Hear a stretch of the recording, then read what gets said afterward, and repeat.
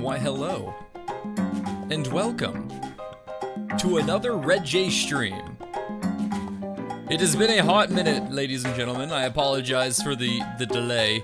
I have been quite a busy bird.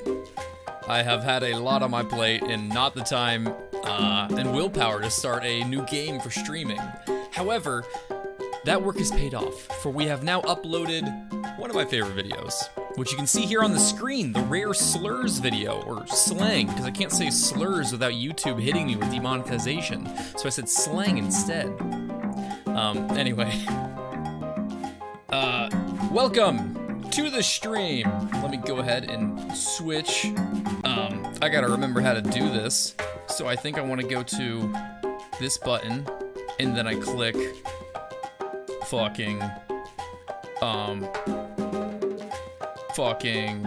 oh, I know what to do. I do this. That's right.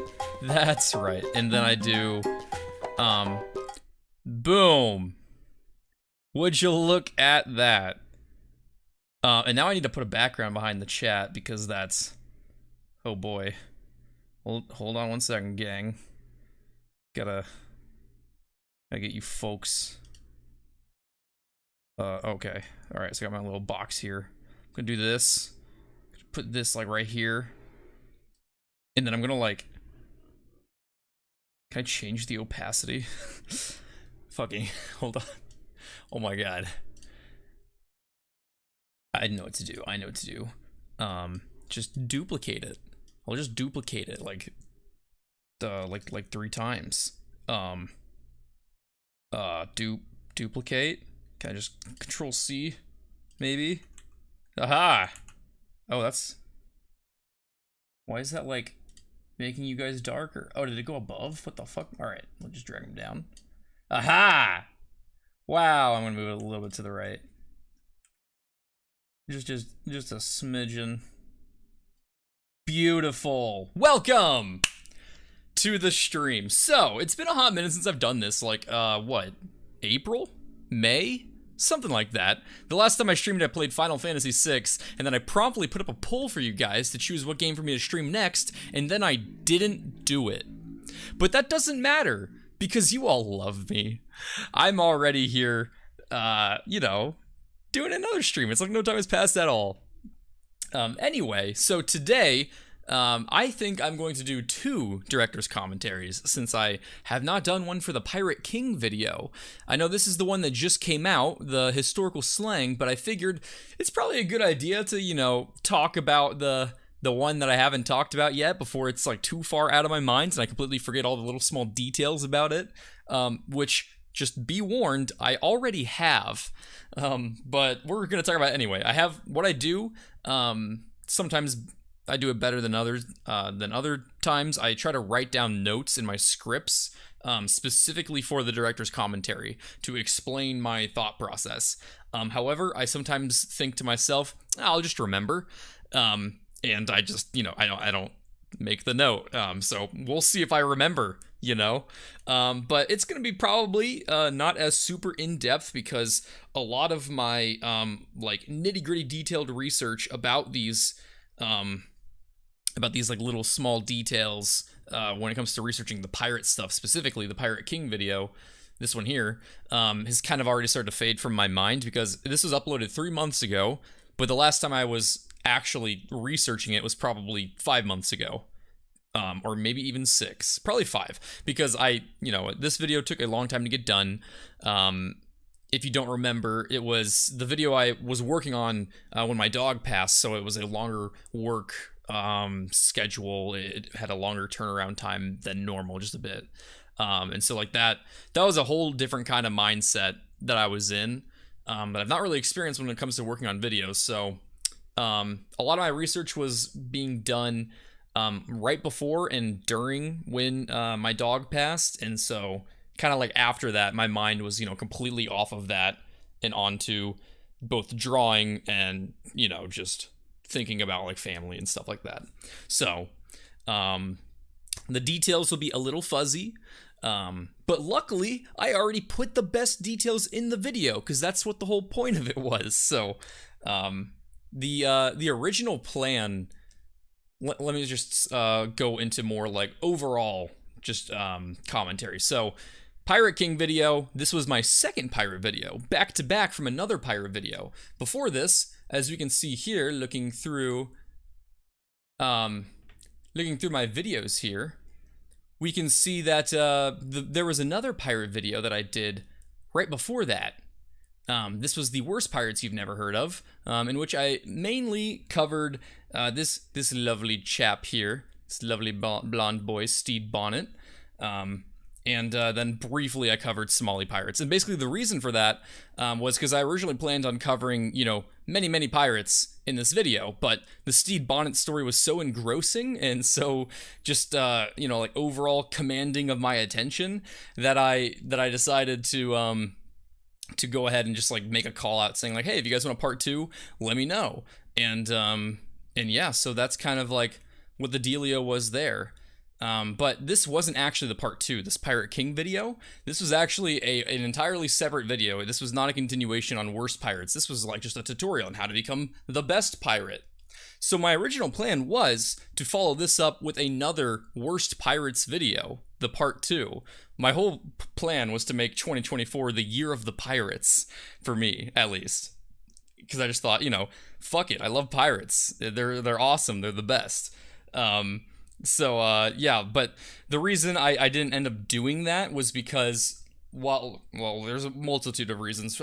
First and foremost, the worst pirates video, it performed really well, but it didn't perform like outstandingly well. I'm really happy with its performance, but it didn't perform as well as the Cold War video did, and it didn't perform as well as the Dumbest War Nobody Talks About video did. Even though, like, if you look at the views, like, they're pretty much all around the same, right? But I'm looking at it at like the way YouTube shows analytics. It's at that point in time. So like if I'm looking at the analytics right now, would be 6 months after posting. How many views does this video have compared to this video or this video? And this video would be like 4th place or so, like 3rd or 4th or 4th place. So that's good because that's my like 4th best performing video of all time, right? But then I followed up with another video, another pirate video. And this one actually performed a little bit below expectations. Actually, it's a little bit below average. If you looked now, it'd probably be performing 8th place out of my last 10 videos. So not that great. Usually I'd be at, I don't know, like over 1 million views at 3 months or so. But I mean, like, I'm not complaining about 800,000 views, right? What is that bot? Hey, if I have any like mods in the, thank you, Nate. I appreciate that. So it like I said, I'm not complaining about 800,000 views. That's like, I'm totally blessed to have even 3. But I did take it as kind of a sign that maybe I need to try a different topic than another pirate video. Plus, while I was working on this video, like I've already said, my dog, who is now my co-streamer, as you can see here in the bottom, who I can often throw into gamer mode, ba-bam, with the nice gamer sunglasses, she passed away while I was making this video, so it just kind of like made me feel like I needed to switch it up with what I was doing. And so that's why after this video, I just kind of like went off of pure just gut instinct, something that grabbed my attention, that inspired me, which happened to be slurs. More specifically, I can get into more specifics about like my mindset when it came to this absurd historical slang that needs to come back video, but right now we're talking about the Pirate King video. So I think overall how I felt about this video, I wasn't fully happy with it. I had to take a little different of an approach when it came to writing this video and organizing it, just because of, you know, life events that were happening at the time. Because I felt less creatively there and motivated, I had to make it a more structured process for me. I used my notebook that I had gotten, a really nice notebook. My girlfriend had given me this amazing gift that was this leather, custom leather notebook that had Blue Jay's blueprints engraved on it. And I've been using that for like all my note taking and everything. And actually, if any of you guys like follow my social medias or anything like that, I've been doing my Inktober drawings in that. So yeah, that's the notebook. But basically, I did a lot of structured planning for the Pirate King video in that notebook. I basically just kind of like, I had, you know, my entire my intro, my setup, and then like the different steps were listed. So like going through the video, the overall structure was, the setup was the proper motivation. Who/why do people want to become pirates, right? You gotta check that off before you go to your first step, joining a crew. And then from there, like, how does one go about becoming a pirate when you want to be one? So like, then I had to like do sub notes, or I'm talking about like the various steps, right? And then like the third overall step would be to rise the ranks and build a reputation. That's all about like branding, like how to plunder, how to be successful, how did other people brand themselves and be successful and make a name for themselves. And then after that, I had expand. So now that you wanted to become a pirate, you joined a crew, you built a reputation and rose up through the ranks of that crew. Now you need to expand, grow your presence, you know, be a true like Jeff Bezos taking over the country, Amazon style expansion. So you want to build yourself a fleet. You want to build yourself an overwhelming reputation on the high seas that is expanded by multiple vessels and crews. And then you want to leave a legacy, leave an impact so that you're remembered for people like me hundreds of years later to talk about you in a stupid YouTube video. And that's how you become a pirate king. So a lot of structure, a lot of notes, a lot of sub notes, and a lot less of my normal routine when it came to video making, which was actually just kind of like following my gut and like my inner author. Because like I kind of like, I've explained it before in a lot of my director's commentaries. I have this rhythm that I follow when I'm writing a video, where it kind of feels like a song to me, if that makes sense. Basically, when I'm writing, I can feel a flow of the words, and if I do something that isn't written all that well, it feels like I'm off beat. So then I go back and I adjust, and I just kind of go with the flow until I finish the narrative. I mean, of course, I add like the notes of things I want to talk about, but you know, it's less of a like really structured approach, and more of a creative flow approach. But this video was different, where I did a lot more structure than normal. And thank you for the hydrate, Nate. Sorry if I missed anything else. I've been kind of yapping instead of reading chat. And I'm also stalling a little bit in case we get any more people on here that want to watch the stream. I don't even know how many viewers we have right now. I know there's a lot of people that look forward to these, so I kind of want to give everyone a good amount of time to get in here and, you know, and have a, holy fuck, am I in the 50s? Jesus Christ. Where were all you guys when I was doing my Final Fantasy streams? Jeez. Well, you're telling me you don't like games from the 80s or 90s or whatever the fuck? 26 on Twitch? God damn. Alright, I don't need to stall anymore. Cool. So, with that going, now is the time to go ahead and jump into the Pirates King video. And here we are. Tell me what the volume levels are. Actually, I want to make sure. That's loud for me. Is that loud for you guys? Just want to make sure. Can't hear it. Oh no. Wait, let me just play that again and see. Ah, you know why? You know why. Desktop audio is disabled. Why is it not going through these audio cables? That's weird. Let me see if I can go ahead and change that real quick. Give me 1 second, gamers. I think if I go to properties here, it's weird. That should be. I'm just gonna change it to this, and I'll actually let me change it to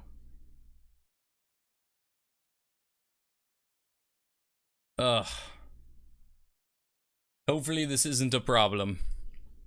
I'm gonna make it that. So you should hear it now. War Thunder. Meet Benjamin Horner. I think that's kind of loud. I'm gonna turn it down on my end. Let me try that again. Gold, a man who this video is sponsored by War Thunder. Meet Benjamin Hornigold, a man who I can only assume really enjoyed his gold. Riding the final wave of the golden age of piracy, Hornigold's brief career left a dazzling legacy filled with everything. Is that too quiet or too loud? Nate, I've been recording, you motherfucker. God, I know how to do my job. Turn it up. All right.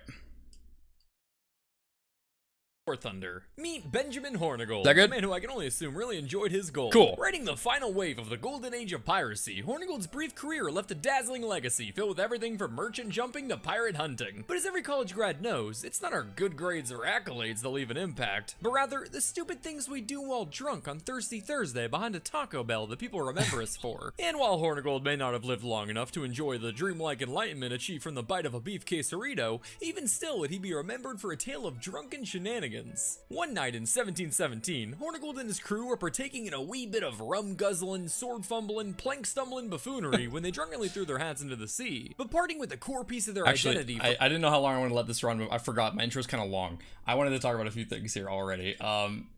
Just off the bat, I wanted to make sure that this intro was as fun as possible. I really wanted to hook people in with this video. First and foremost, the bird for this video is, I think, my favorite bird to date. I already loved the pirate hat bird that I got for my last pirate video, but I don't think anything beats the pirate bandana with the crown, which is done by the lovely Cass, which if we go through my description here, I always put down her website here. So if you ever want to look at her stuff, look at her work, look at whatever she's selling and merchandise, she's the best artist I've ever known in my life. I love all the work that she does. It's my favorite part when it comes to making a new video. So I love this crown. She put a ton of work into this one. It's really great. But yeah, her website is just it's this here. I'll throw it in chat because it's kind of small to see. It's in the description of all my videos, so you can always check it out there. But yeah, check her out. She's got a lot of stuff. She's got a lot of like things you can look at, and various merchandise stores that I'm not gonna. Oh yeah, there's like a store tab. Yeah, really great. But yes, so there's that, and I like to have like the little surfing Benjamin Hornigold here too. But yeah, so and then after that, this scene, this was such a fun scene. So I don't know, I was just trying to think of like, what's this? When I was in college, I did a lot of, fun nights out. And we had a Taco Bell around like where a lot of our bars and clubs were, and that was kind of like the place to go every time at like 2 a.m. after we were like completely fucked up. And then just you make life terrible for the people working there because it was just all the most drunk people, coming in and like doing all these various shenanigans, and they had to deal with it and like make sure people weren't taking the wrong order. There was like numerous times where I've seen like the employees come in, or like when people like come up to grab an order, and like an employee would be like walk out from around the counter and then like grab it out of their hands, be like, no, not yours, and just pull them back to the counter and like shove a different bag in their hand because everyone's too drunk to know what bag is whose. It's so funny. But anyway, yeah, so a lot of memories going to Taco Bell all fucked up. And so I just like, the first thing that came to mind was like, I don't know, what if you're like dueling a rat with a burrito and Yu-Gi-Oh behind a Taco Bell? And so that's just kind of where this idea came from. And then also, this is actually like the first time I conquered one of the biggest challenges I had when it came to like texturing with my art style. I hate doing brick walls. Brick walls are so annoying because I don't know what to do other than to just draw every individual fucking brick. And that takes a lot of time. And if you guys remember, I've talked about how in my art style, I have one of my like key pillars, one of my tenets when it comes to doing my style is I never use line tools. Not only does it make everything significantly harder and take a longer time to do because every single straight line that you can see here on screen is done by hand, but because I'm not using a line tool, I think it just adds a little bit of a character to it, right? Like these lines are not perfect, they're not perfectly straight, they're not all of perfect thickness, but because they're all done by hand, I think it adds a nice like cartoony feel to it that just feels more like cozy in a way. So I can't use a line tool to quickly make a bunch of brick lines in perfect perspective. So what I did was I looked at a other channels that did like cartoony styles, and I remember seeing in like one of these like this like 11-year-old Cyanide and Happiness video, they did like a brick wall where it was like all red, except they had like a couple of horizontal lines and like vertical lines every once in a while. It's like a segment of bricks, so it like is enough to give your brain the idea this is a brick wall without drawing every fucking brick and making it distracting. And once I saw that, I was like, that's genius. This is what I'm going to do. So that's how I've been doing brick walls ever since. And I've done it in this video. I've done it in my most recent video, which we'll get to in a second. But this is how I learned how to do good brick texturing, was with this wall here. And then also this character here, which is like a lot more ornamented than all the other characters. This is actually one of my Patreon supporters. So one of the things I'm working on for my top tier patrons is drawing them all unique custom characters. And I specifically said that I would be showing them at the end of my videos, like in the credits here where I like say my top tier Patreon supporters names. But once I draw everyone's character, I'm going to be showing all of their names and their characters like raining down the screen with their names attached to them. But because I don't have them all done yet, I haven't done that in a video. But yeah, this is one of my Patreon supporters. So he got to be the first Patreon supporter to be placed in a RedJay video, which I thought was really fun. I also did another Patreon supporter in my historical slang video. So we'll get to that one in a second. But yeah, that's just a little bit of backstory on this idea here, or this scene. Thursday behind a Taco Bell that people remember us for. Oh, and next to the hydrate. Hornigold may not have lived long enough to enjoy the dreamlike enlightenment achieved from the bite of a beef quesarito. Best Taco Bell item. Even still, would he be remembered for a tale of drunken shenanigans? One night in 1717, Hornigold and his crew were partaking in a wee bit of rum guzzling, sword fumbling, plank stumbling. I wanted to have a pirate when duck so bad. I love ducks. But parting with a core piece of their identity for a quick laugh was posture check. Thank you. Regret. This was a disaster, a tragedy. Pirate problems in only 2 days. So what will all the other crews say? But luckily, as the sun came up the following morning, they spotted a merchant ship off the coast of Honduras and brewed up a plan. Yar! Turn off the light, would you? The sun. Whatever, just hand over your hats or plank the walk. Did you say hats? Can a beaver hold its breath for 15 minutes? Yes, the answer is yes. I just don't know that much about beavers. Forget it, it doesn't matter, just cuff up the hats, sailor boy. And like, that's it? Yeah, I mean, yeah. Unless you got, like, White Castle or something? I don't know what that is. Me neither, it just sounds really good. As the terrified merchants prepared... I really like that skit a lot. I don't know, just kind of like doing like a frat boy voice for Hornigold, who's just like really fucked up. Like asking for hats the next day. Audio's delayed, you're saying? Hold on one second, let me see something. They spotted a merchant ship off that's delayed. the coast of Honduras and brewed up a plan. Yar! Turn off the light, would you? I don't... I mean, I can try this real quick. Tell me if this is delayed. They'd quickly regret. This was a disaster, a tragedy. Pirate problems in only 2 days. What will all the other crews say? But luckily, as the sun came up the following morning, they spotted a merchant ship off the coast of Honduras and brewed up a plan. Good. All right. Yar! Turn off the light, would you? Yeah. So I don't know. This is just like this is kind of like somewhat Archer inspired. This is around the time that I was rewatching Archer again. Not really. It just was like the funny like bantery dialogue. I love stuff like this, but there was almost a different version of the skit where like he would have climbed up the ladder, which is done with little if you couldn't tell, the Minecraft ladder sound effects. He would have like been like just the hat and then starts like vomiting profusely and comically and like puts up a finger, just like hold on, like while he's vomiting for like 15 seconds, like just a stupid amount of time before just going, just the hats, please. So that was like an alternate version that I could have done, but I don't know, I decided to do like a dialogue comedic skit instead, Which I think that's a lot funnier. I like this version a lot. You got like White Castle or something?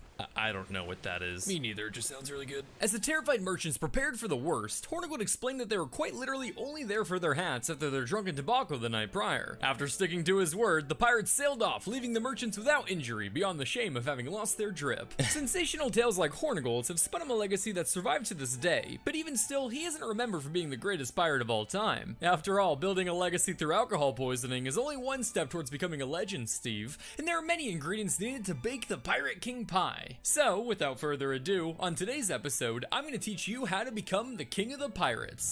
If you can't tell, this is the same like font. So, without further ado, on today's episode, I'm going to teach you how to become the This is like the same font and like text style and like images that I had used on my like the wackiest pirates video. In that intro, I had like the same thing, but I changed it to how to become the king of the pirates with like a sword piercing through the word king. So yeah, as you can see here, some people thought that this might have been Stede Bonnet, but because the hair is so similar, this is actually Steve.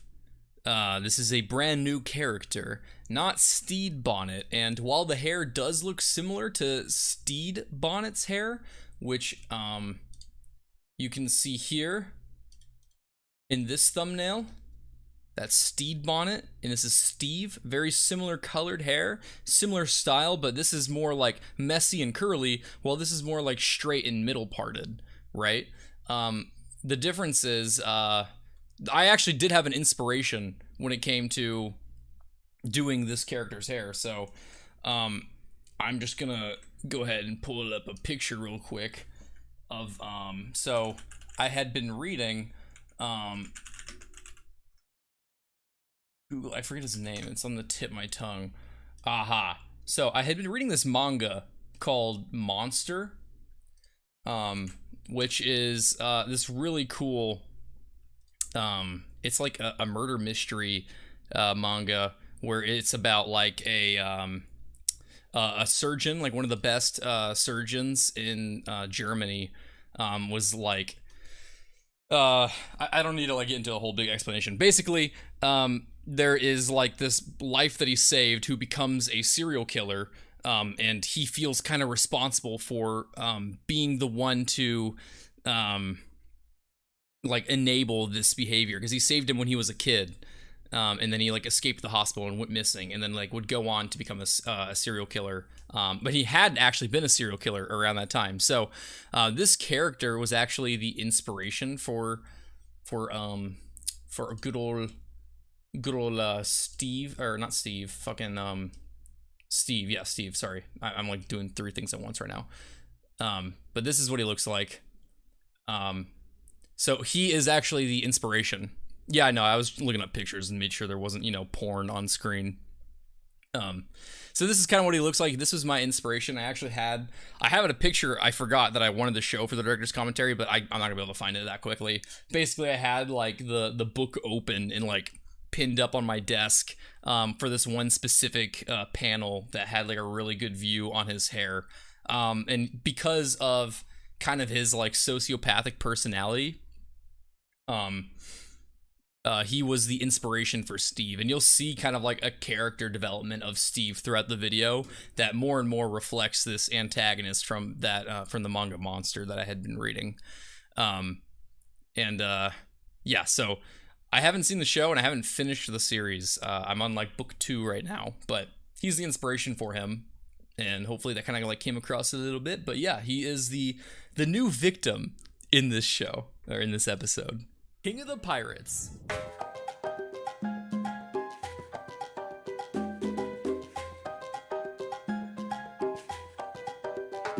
So yes, this video is dedicated to Mango. The wind's blowing by, so let's make you do a proper pirate to make your flag fly. Oh, but first, make sure to suck on a few limes before we go. As my grandmother always said, oh my god, dear lord, everything is pain, I can't stop bleeding. She had scurvy.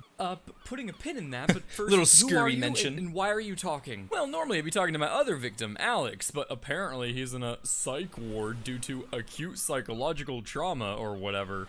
So one thing that I'm glad, I don't think anyone pointed it out. Psych. but I was afraid someone would. This is two, what would that be? Left hands. Like I didn't like draw another version where the hand is like the thumb is on the other side. I just like use the same image. And I'm like, there's gonna be some fuckers that are like, why do you have two left hands? There should be one with the thumb on the other side. But no one did. At least I don't remember seeing any comments like that. But yeah, like, that's like one of the biggest challenges I have with this PNG character for myself.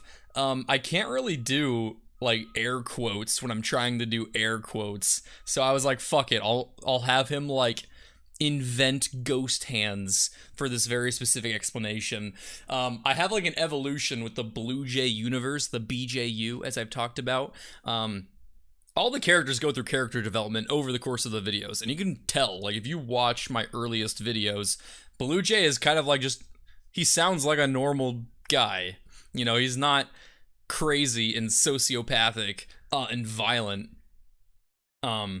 He's just like a dude talking about history, right?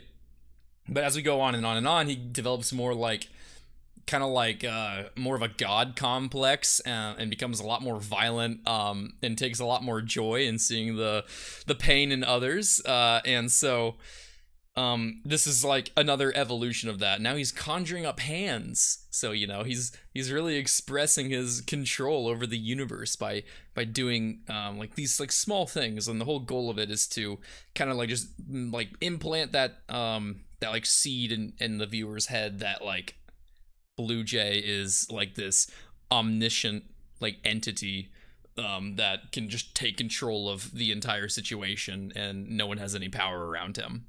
But anyway, and then yeah, I thought it'd be funny to have like a little character evolution where Alex, who I had normally kidnapped and taken back in time to all these videos, now he's just like, he's been having a bad time. If you don't remember, the last time we saw him was in the Cold War video, and in that video there was 3 separate times that he got splattered with blood from people being executed.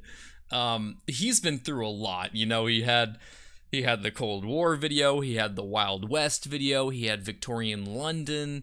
He's been going back in time and experiencing some of the worst things and almost dying multiple times. So he's not doing good mentally. So he's taking a break on the channel. He is going through therapy and trying to recuperate himself and just find humanity again. So RedJay has now taken another victim, Steve. And Steve is different from RedJay, or Steve is different from not RedJay, Alex. And we'll see that as the video continues. And then we'll also see why Steve has not returned yet and hasn't been in the next video where there's a different person. And this is Burb lore, yes. By the way, I don't 100% explain everything. I don't think lore and all that should be completely up to the author. You know what I mean? Like, I like it when a universe's lore is also left up to the interpretation. If I told you everything and every like correct meaning behind an artistic choice that I might make, that kind of detracts from the point of art, which is to interpret it and come up with your own conclusions. So I'll tell you my mindset behind a lot of my decisions, but I won't like say this is exactly the right answer, if that makes sense.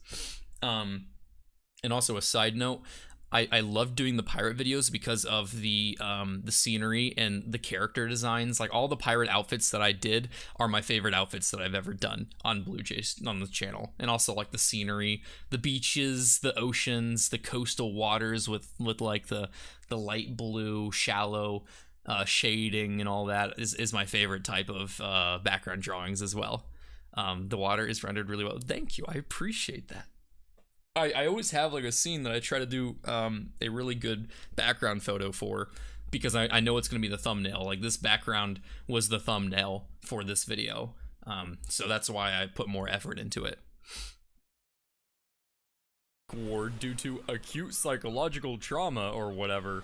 Did you say victim? Step 1 to becoming a pirate is the same as any Sly other Cooper career. mentioned. Motivation. Whether it's engineers and high salaries or Sly Minecraft Cooper. YouTubers and access to miners, every job needs a proper incentive. And while there were many reasons, various scoundrels decided to fly the Jolly Roger, for the maritime pirates of the late 17th, early 18th centuries, they can be narrowed down to primarily 3 motivations. Let's say you get kidnapped.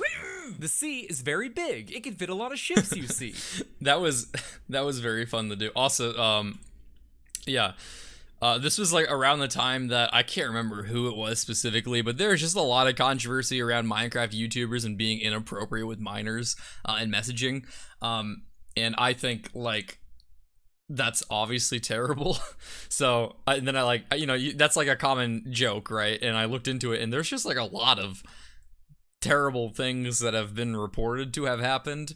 I don't even remember much about this guy. I had asked like some friends like if they knew of like Minecraft YouTubers. When everyone talked about these Minecraft YouTubers doing terrible things, like who are they talking about? This is like apparently the biggest offender.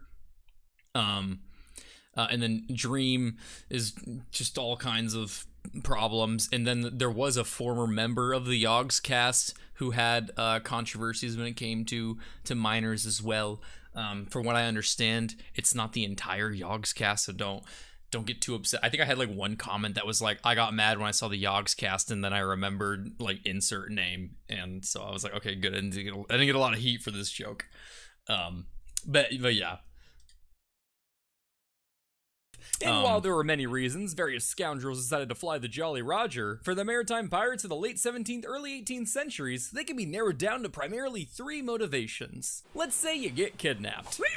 I loved animating that too. It can fit a lot of ships you see. These ships need hands to do the things on the ship to keep the ship being a ship on the sea, for all to see. But sometimes these hands don't want to be on the ship on the sea, for they see the degree to which they won't be free. Therefore, with glee, both pirates and navies agree, the key, regardless of plea, is a kidnapping spree. Pirates are good for many things. Loading cannon holes, digging treasure holes, making new holes, you name it. But what if they receive holes themselves? They can't fix it with yet another hole. They tried. So pirates would often find themselves in need of specialists like doctors and carpenters to perform the more expert work aboard a ship.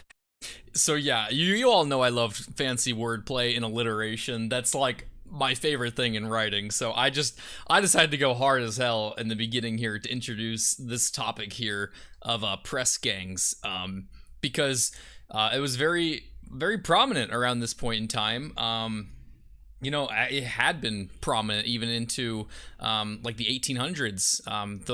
The War of 1812 was actually started because of the pressing of American sailors into British Navy service. So it's the practice of forcing people into the service of not necessarily exclusively a navy. It could be any military position. That's technically what pressing is. Press gangs could do, you know, not just. Ooh, thank you for the bits, Nico. Love your content, humor on point, cool, interesting facts. What more could you ask for? I appreciate that. That means a lot. Thank you for the support.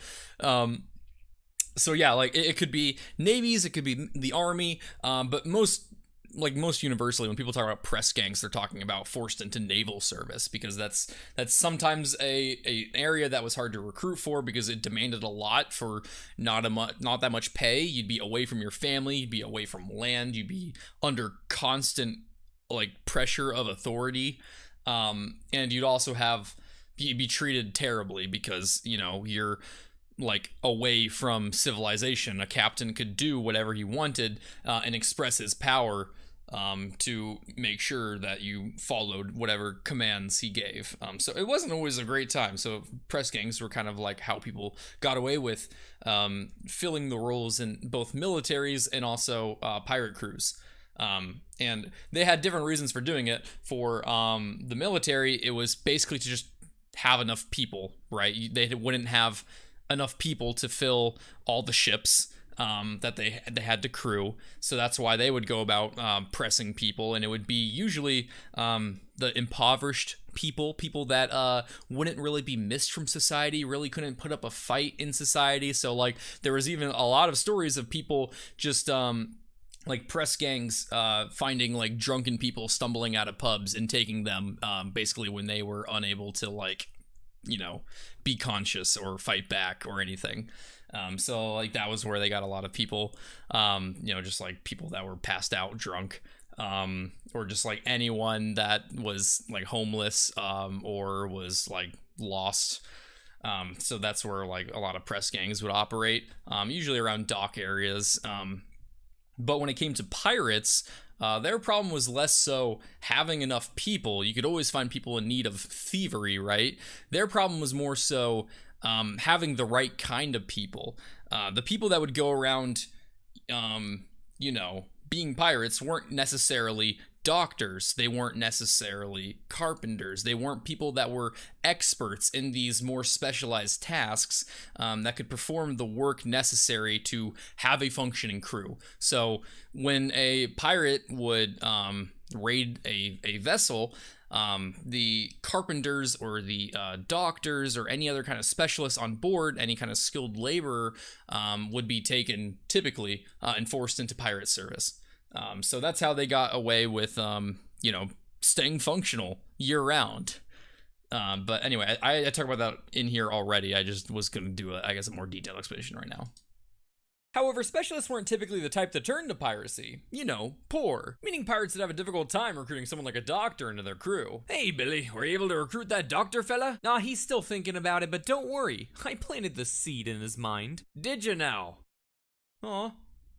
Well, if he was a good doctor, you could have just taken it out. Well, recruiting stupid ass joke, but I love it. Luckily, there was a plethora of capable seamen out there. Thank you for the hydrate. Just begging to be kidnapped. And as it turns out, recruiting new crewmen was much easier once you limited their options to either practice medicine as a pirate or practice medicine without thumbs. Okay, so yeah, of course the criminals do the crime things, but surely the Navy doesn't go around kidnapping people. Oh yes, Steve. Your government loves you so very much. Especially when you listen. Impressment was the practice of forcing men via coercion, extortion, or various torsions into primarily the service of a navy. Carrying out this practice were the dreaded press gangs, groups of men who often frolic. Oh yeah, I did have, there was someone that said they thought, like, this guy was spearing him. To be clear, he is like twisting his arm. That's supposed to be his arm that he's got like behind his back and he's twisting, or as the caption says, a various torsion.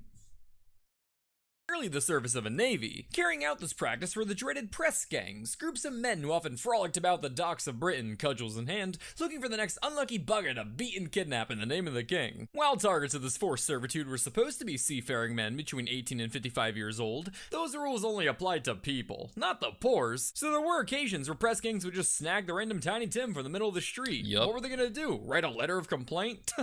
They can't read. But with drastic tactics come drastic results, and many of these press sailors would end up mutinying or deserting their posts, thus turning to a life of piracy. But for you, we can rule out kidnapping, seeing as you live far from the ocean in this disgusting place I can't even pronounce. Kentucky? Bless you.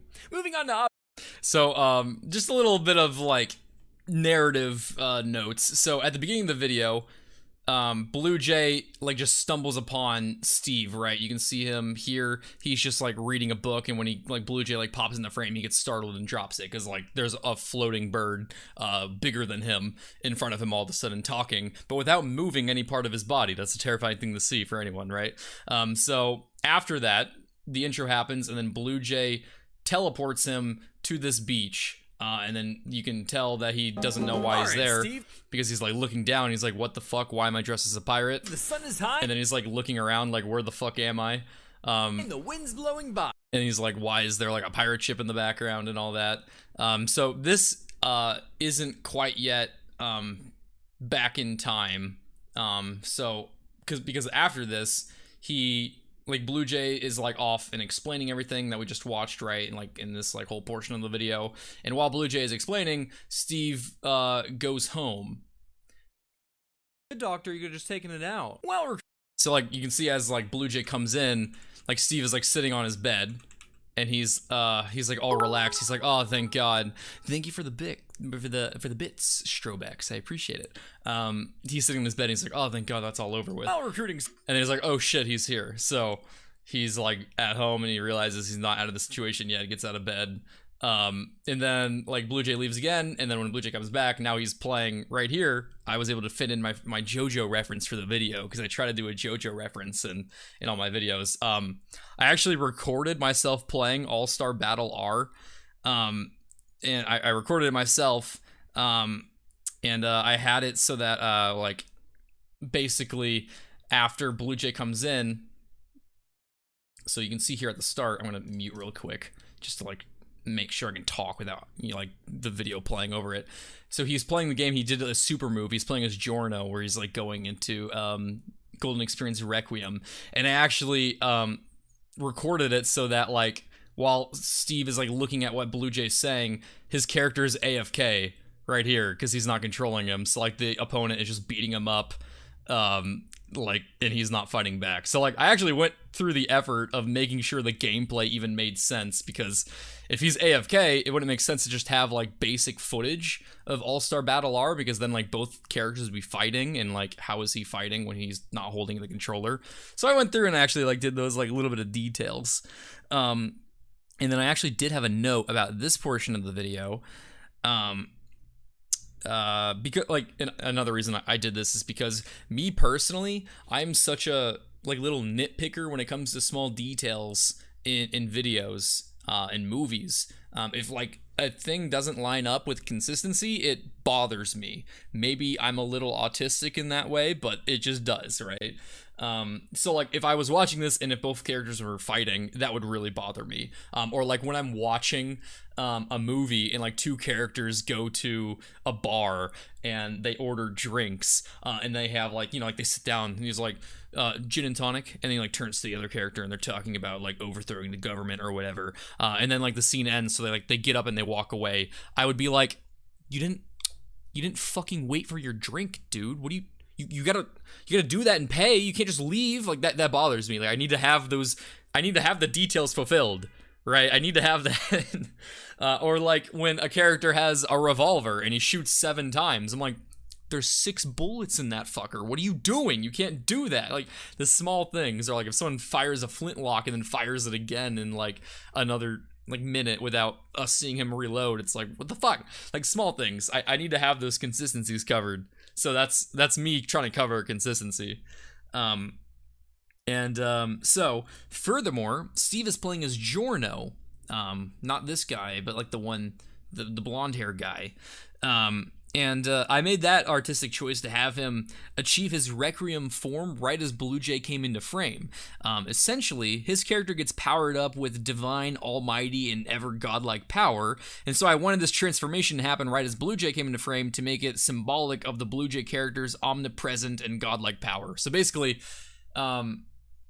in JoJo's Bizarre Adventure, there are these things called stand arrows, and if you like stab your stand arrow into your stand, which is like this, it's a manifestation of like your psychic energy, right? These beings that like fight for you. Like that's what this little guy is here. And a stand arrow basically like just is an insane power up, and he becomes like the most overpowered thing ever. So I thought it would be kind of like a neat like little artistic choice to have him transform into his Requiem form when BlueJay comes on the screen, to symbolize the fact that BlueJay, similar to Giorno when he achieves Requiem, is God.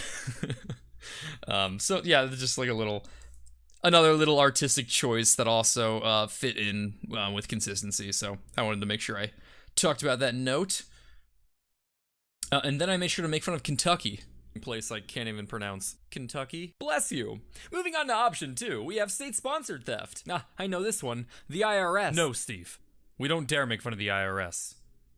I'm talking about privateering. Put simply, a privateer. I'll answer all questions at the end, by the way. By a government to have a grand old time nabbing and stabbing foreign merchants. Any private citizen itching for the pirate life but without the balls to fully give the government the finger could acquire this permission via a letter of marque. A piece of paper that stated the little rascals currently assaulting and robbing you were doing so with the blessing of the king. Permission from the king, huh?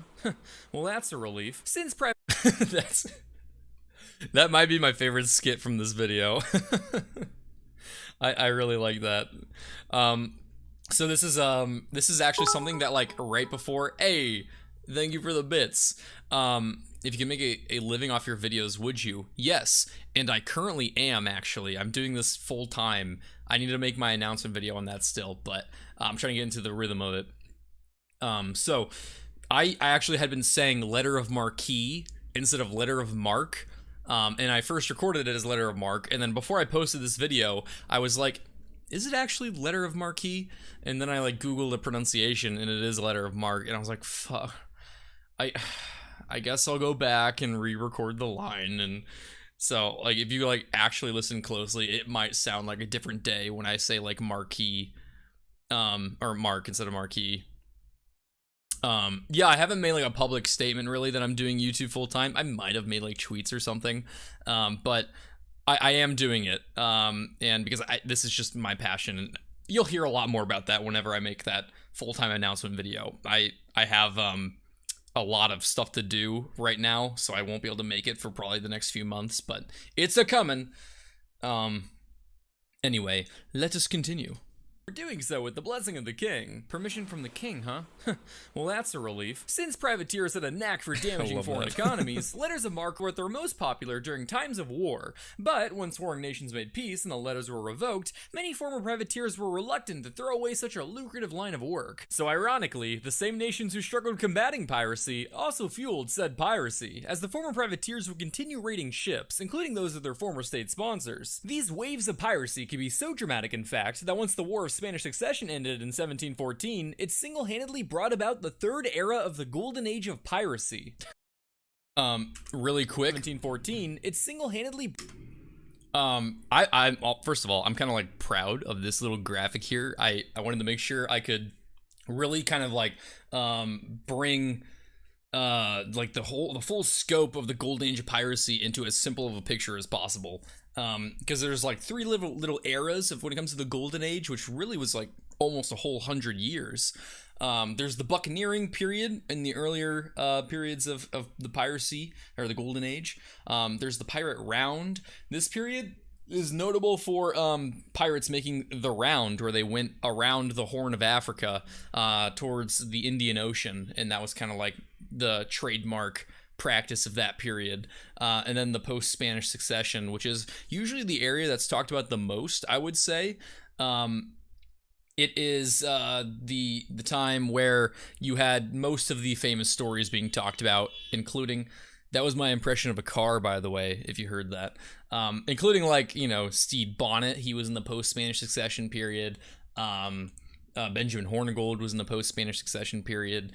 Basically, all of the famous pirates you hear about usually are talked about from this period. Not all of them, but a good amount of them. And so, yeah, I look at this graphic. I just wanted to, like, do some little scribbly lines here so you can see. I, like, did my best to eyeball, like, the dates. Like, obviously it's not to scale. Like, this is the smallest period, but also the most famous one, probably. So yeah, that's like the timeline there. Oh, what was that? Oh, hey, thank you for subscribing to my Patreon. I forgot I set up that alert. Oh, I missed the name there. Hold on, let me pull it up. Who is that? That was oh, it's not showing it.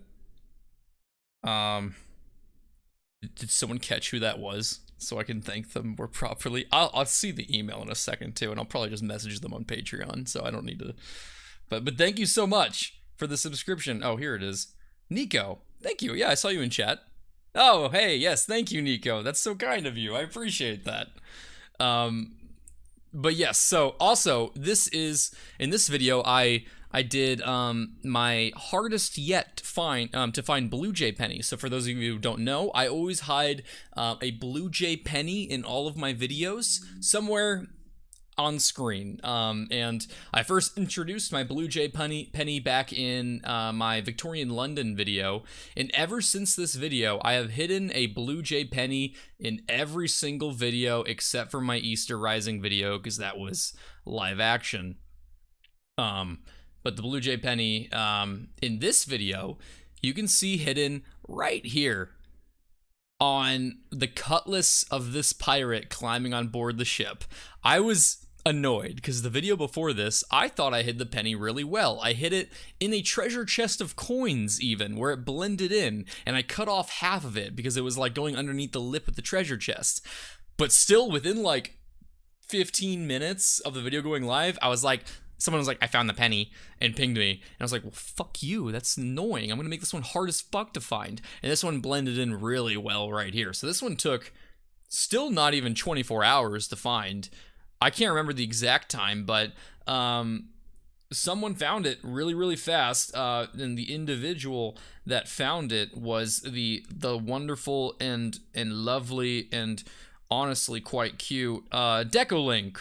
He found the penny.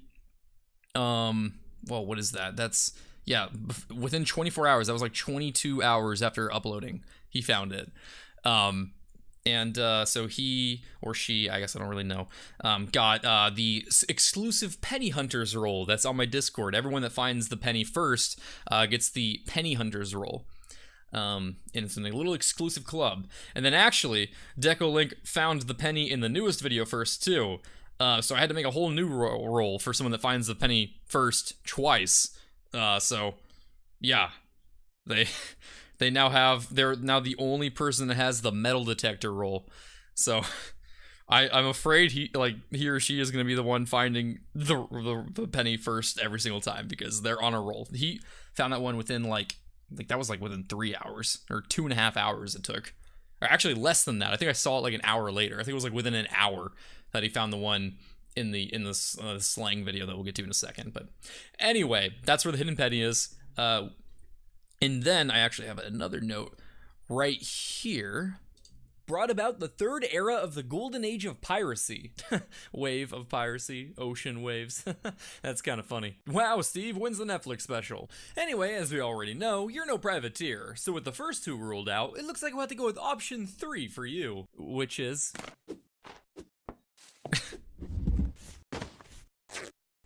poverty. For the world's poor and disadvantaged. So this scene is actually really crucial. If you didn't notice, this is the first time, 14, it single-handedly brought about the third era of the golden age of piracy. This is the first time a scene transition is initiated by a character other than RedJay. Steve here pulled the screen away and back to his room to make a comment on what RedJay was talking about. This annoys the RedJay character, who up until now has enjoyed unparalleled levels of control and power in all of his videos. So then after he says this, wave of piracy, ocean waves, that's kind of funny. Wow, Steve wins the Netflix special. Anyway, he stifles his annoyance as best as he can, and then just makes a backhanded joke at the expense of Steve.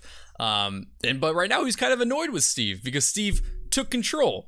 That's something RedJay's not used to. He's used to everyone being afraid and going wah, I'm scared, and that makes RedJay happy. But this guy, he made a joke. He's only 6 minutes into this video. He is experiencing, what should be a terrifying experience for anyone. A god bird is now doing all this random commentary to you that should be scary. You should be thinking that you're high or you're fucked in the head, but nope, he's making jokes, and that is kind of making RedJay uncomfortable. So he makes a backhanded joke at him, and then steals all his shit.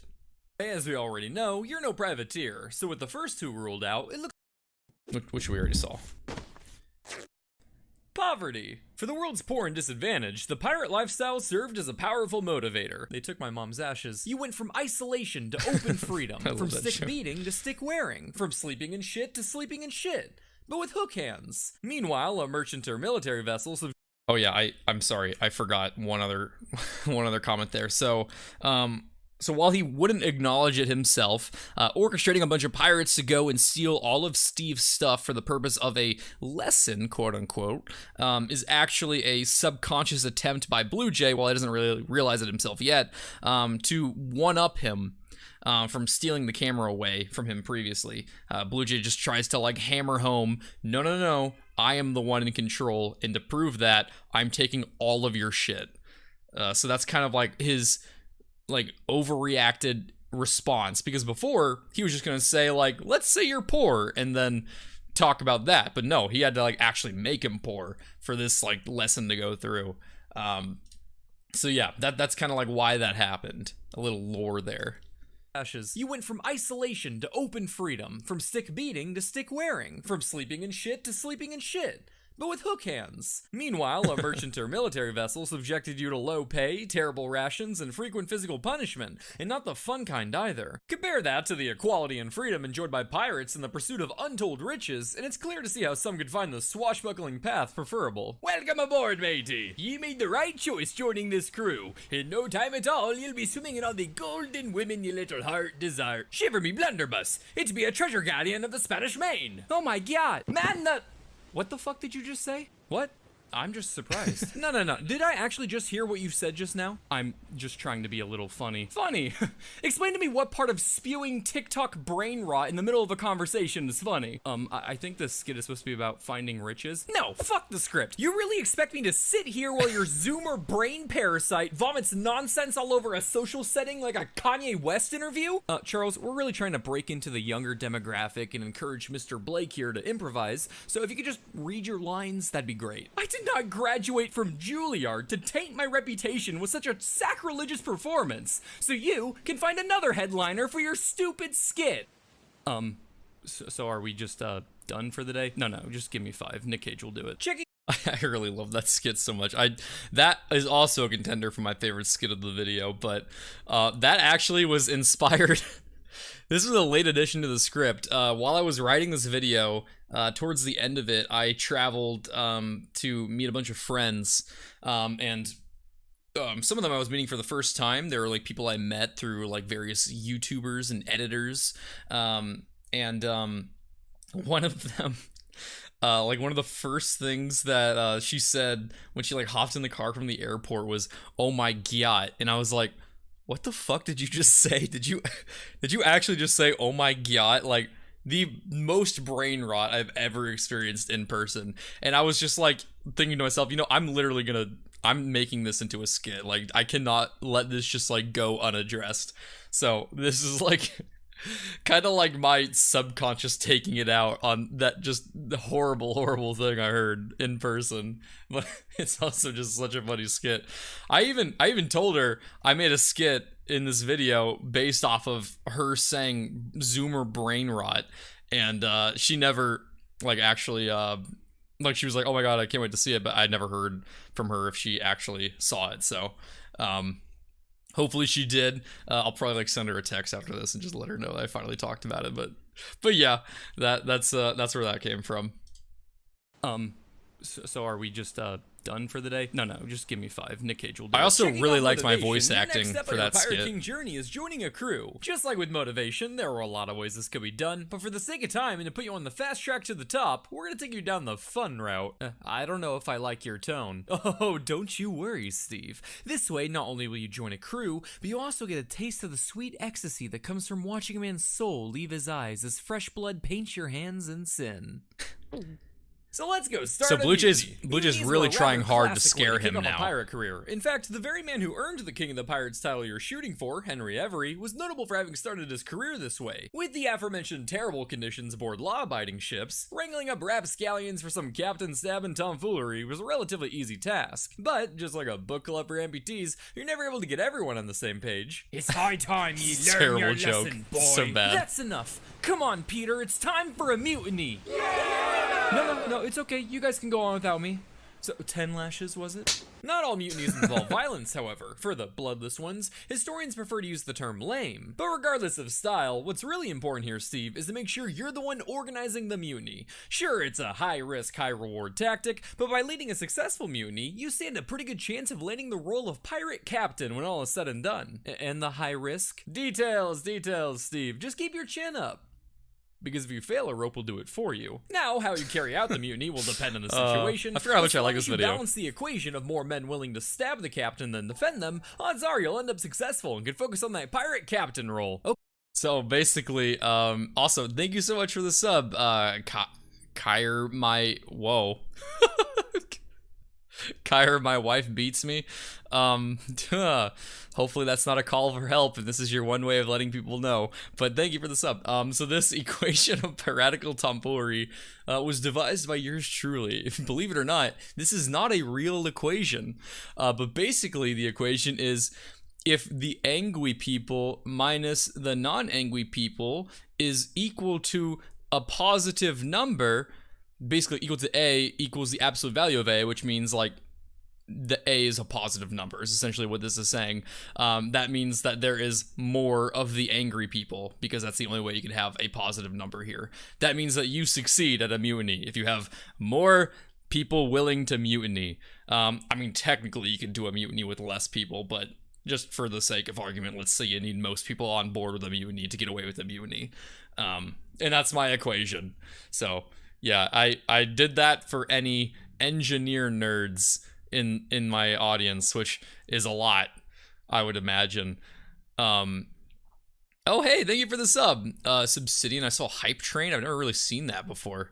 Futurama writer up in here. It's funny you say that, because I had heard, and I don't know if this is true because I haven't fact checked it myself, but a ton of the writers for Futurama were like people with PhDs because of the futuristic setting of, hey, thank you for the 100 bits, Strobex Gaming, Hype Train.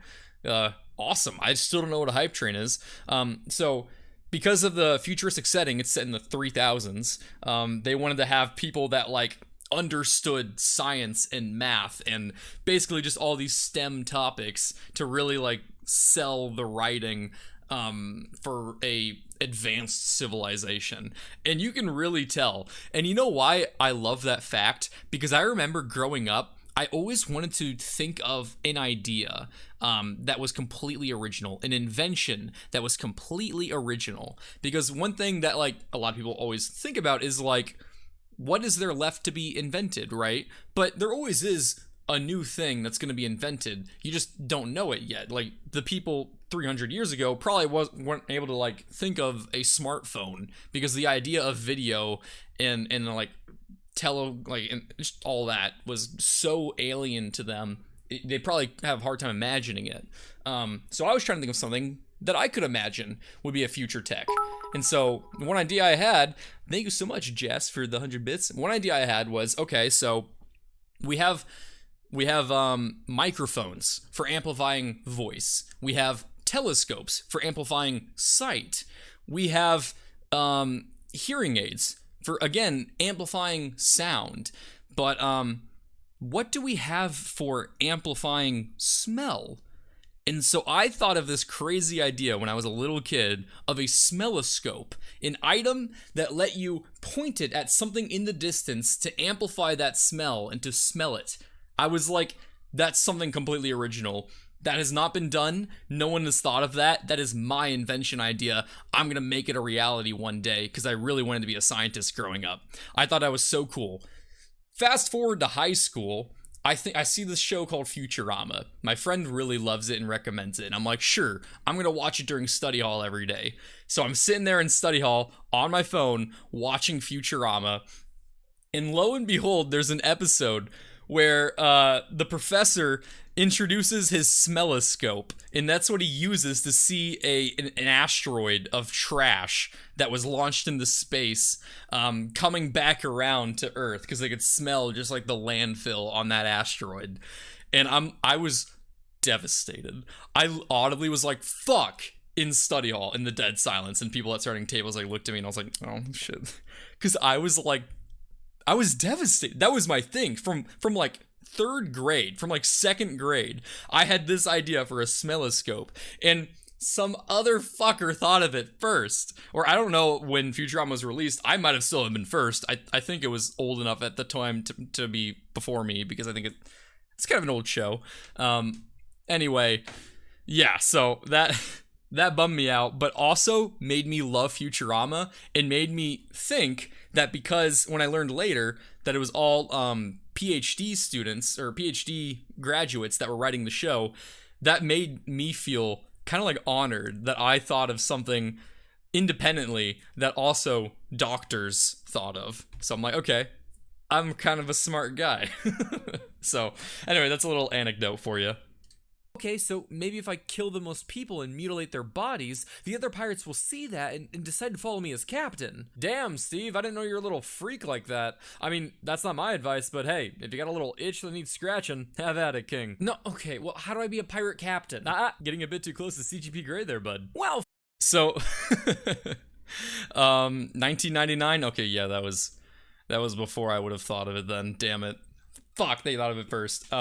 Anyway, so that is one of the first examples there of Steve showing that he is quite different from Alex. Not only is he not getting scared and overwhelmed, but he is coming up with shit that is on the level of fucked up and maybe even more fucked up than RedJay. And so, hey, thank you for the sub, San Jose. So that kind of surprised him. That made him go like, damn, Steve, like, didn't know you're a little freak like that. He's just kind of like, who am I dealing with here? This isn't what I'm used to. Everyone I kidnap gets all scared and they shit their pants and cry. This guy's like on board and trying to figure out how to become a pirate captain. They're not supposed to actually figure out how to live in this era. They're supposed to be scared and want to go back home and play their video games. So, RedJay is just kind of like, again, taking this in and internalizing it. Fear can be a powerful motivator. Pirate captains could be voted into and also out of the role at— Oh, and I forgot to say, I did say like getting a bit too close to CGP Grey there, bud. He has a video that's called How to Become a Pirate Captain. That's like what he said, like, okay, so then how do I be a pirate captain? And I'm like, I'm getting a bit too close to CGP Grey there, bud. Because I'm trying to be, this is not a CGP Grey video, this is how to become the pirate king, not captain, specifically. Any time by the crew, making the use of it a losing strategy for them. So ironically, the gangs of violent criminals elected their leaders based more off respect rather than fear. So RedJay, don't do crazy murder stuff. No, you can desecrate as many corpses as your little heart desires, Steve. All I'm saying is to make sure that when you're serving up severed toes to your victims like pigs in a blanket, make sure your fellow men know that they're in a safe space for them. So that scene was extra fucked up. Because RedJay, again, is trying to kind of one-up Steve. Steve was like, okay, so if I kill enough people and mutilate their bodies, everyone will follow me as captain. RedJay's like, damn, Steve, what the fuck? And so he's like, okay, now I gotta go a step further. So he says, when you're serving up severed toes to your victims like pigs in a blanket, make sure everyone's on board with chowing down a little bit. He's like, I'm more fucked up than you, okay? Hop off my dick. This is my video. You're gonna be a victim to me. I'm not the victim here. That's kind of like what's going on below the surface. Now, if you just follow this advice, Steve, the mutiny and subsequent captainship should come to you quite smoothly. Barring some rare hiccups, of course. Rare hiccups? Oh, it's nothing. It's just, you know, being on a wooden sailboat and all, a mutiny can get rather messy if someone drops a torch, lights a fuse, or if there's a British Spitfire Mark 9 in the area.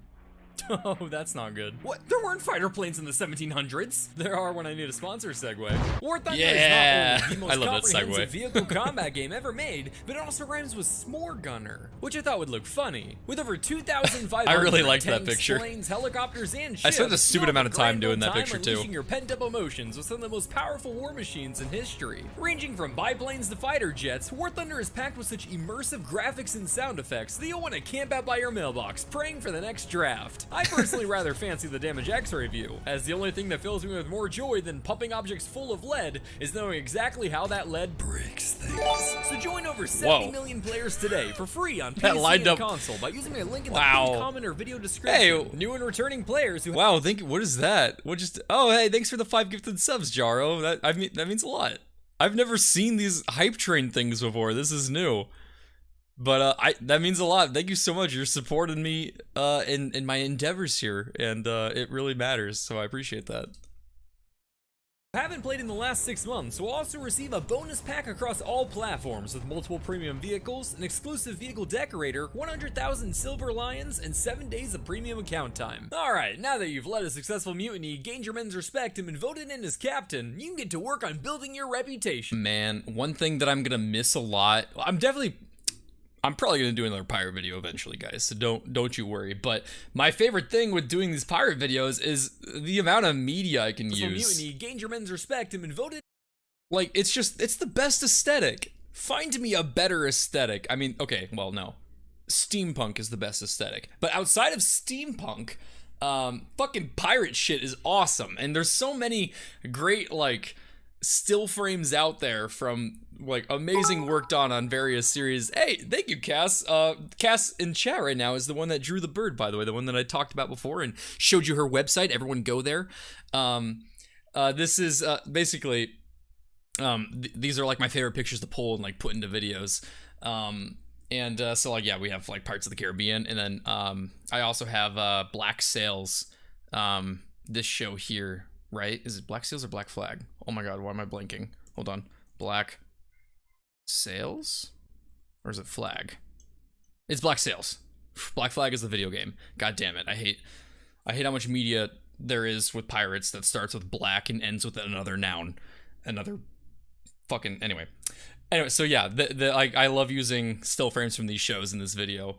Yeah, the aesthetic is great. I'm gonna miss it. Steampunk is very piratey too. Yes, we actually have a pirate steampunk movie called Treasure Planet. I think that's kind of steampunk. It's been like probably 20 years since I've seen it, so I don't know. And as captain, you can get to work on building your reputation. These days, something like that's pretty easy. All you have to do is throw a few flags in your bio and make fun of Drake. But back in the day, you really had to work hard to build your rep.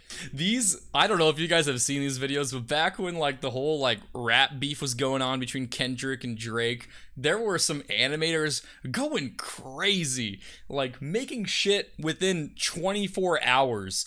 Avocado Animations on Twitter made this insane video that was an entire edit of like Drake and Kendrick Lamar in that one scene from Saving Private Ryan where the German and American soldiers are fighting with knives.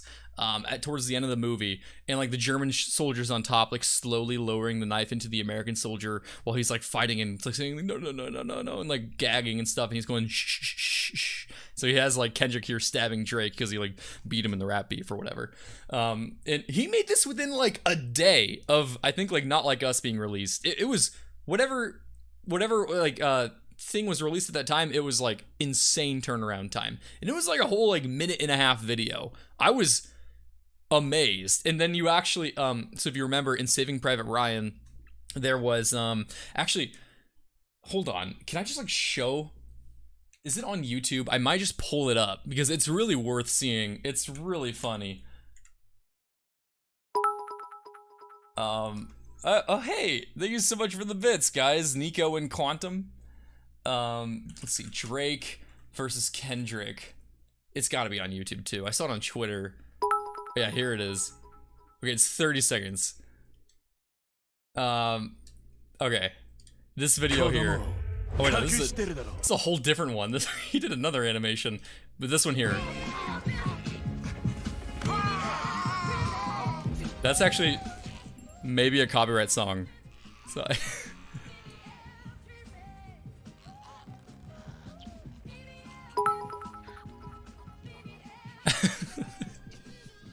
it's so funny.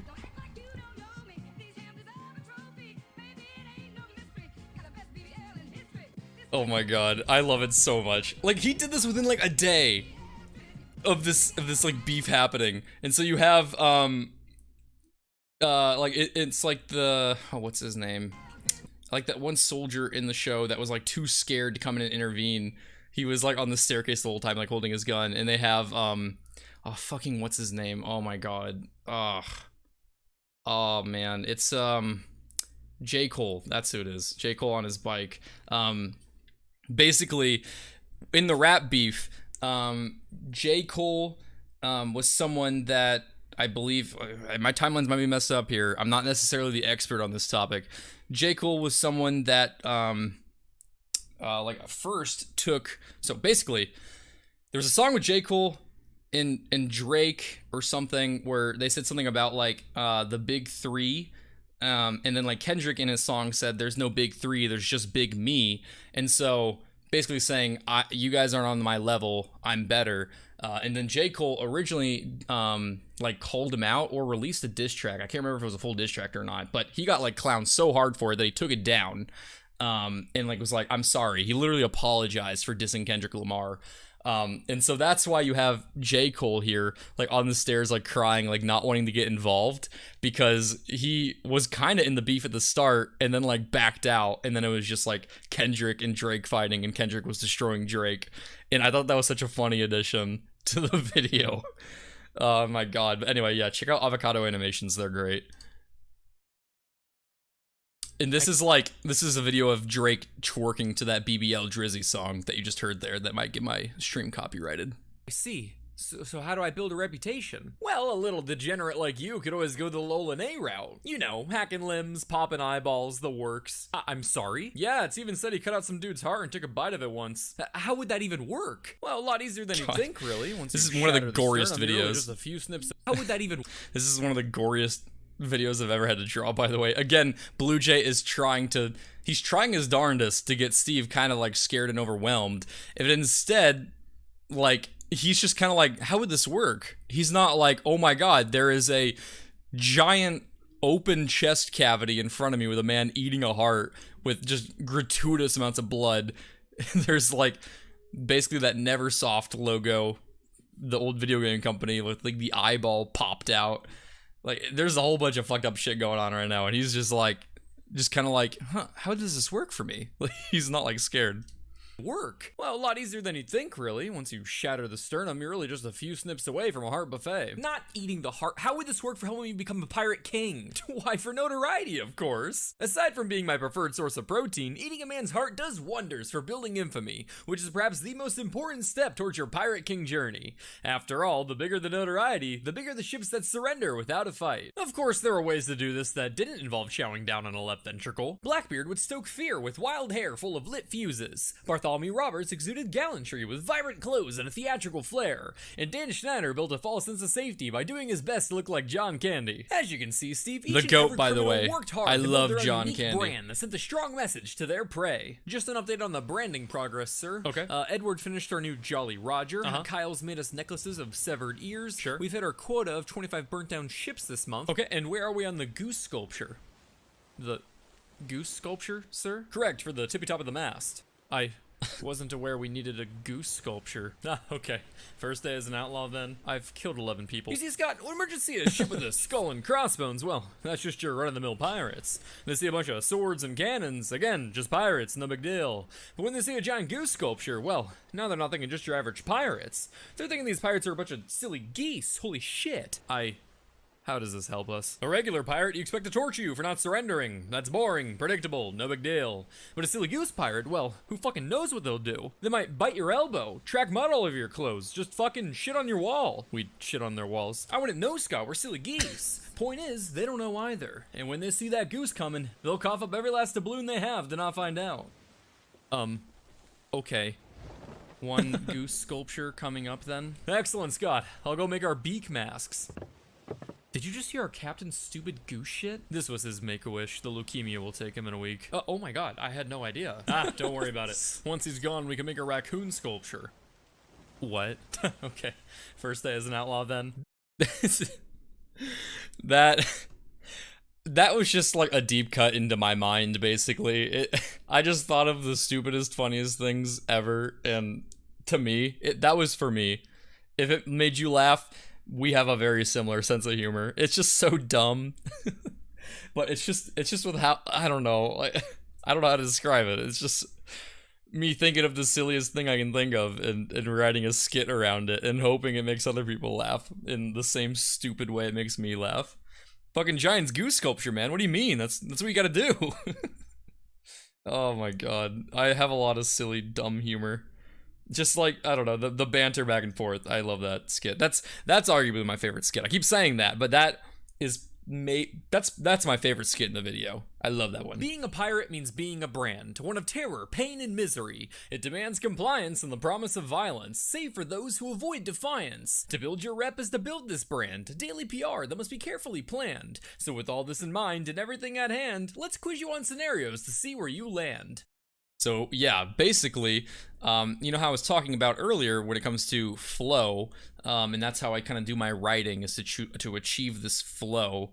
and following the rhythm and making sure I don't go off beat. That was really heavily manifested here, not only with that segment, and I'm really proud of that segment and like all the rhyme and how I was able to like put it all together, basically talking about like what it means to be a pirate, but it was also from a macro scale, a good like chaser to the like over the top silliness of that skit. I went from like very dumb, very silly to now very serious rhyming and explaining like in a more serious tone what it means to be a pirate and like what is the message that pirates are trying to build and send on the high seas. It means being someone who can invoke fear upon everyone that you come across. It's someone who you can raise a single flag and from a mile away people will know exactly what that means. It's all about a brand. It's about building a very strong brand that's instantly recognizable and transcends both language and culture. So it's like a really serious topic, really. At the end of the day, we're laughing about it and it's really silly, but it's a serious thing. It's a very real period of time that caused a lot of terror and pain for a plethora of people on the high seas. So this was kind of like a little chaser to the goofiness, and also a good segue. So I like that section particularly in this video. I think that was an example. I've always found that little snippet right there to be some of my best writing so far on the RedJay channel, that paragraph. However, I don't necessarily think this video overall is my best written video. I think like there are times where I thought it kind of came across a little flat or simplistic and I was just trying to get it done. But I liked that part a lot. You chased down a Spanish galleon that refused to surrender. After some back and forth cannon volleys, you boarded their ship and fought them into submission. Both sides have lost some good men, but you came out on top with a huge haul of barrels of wine and brandy. What do?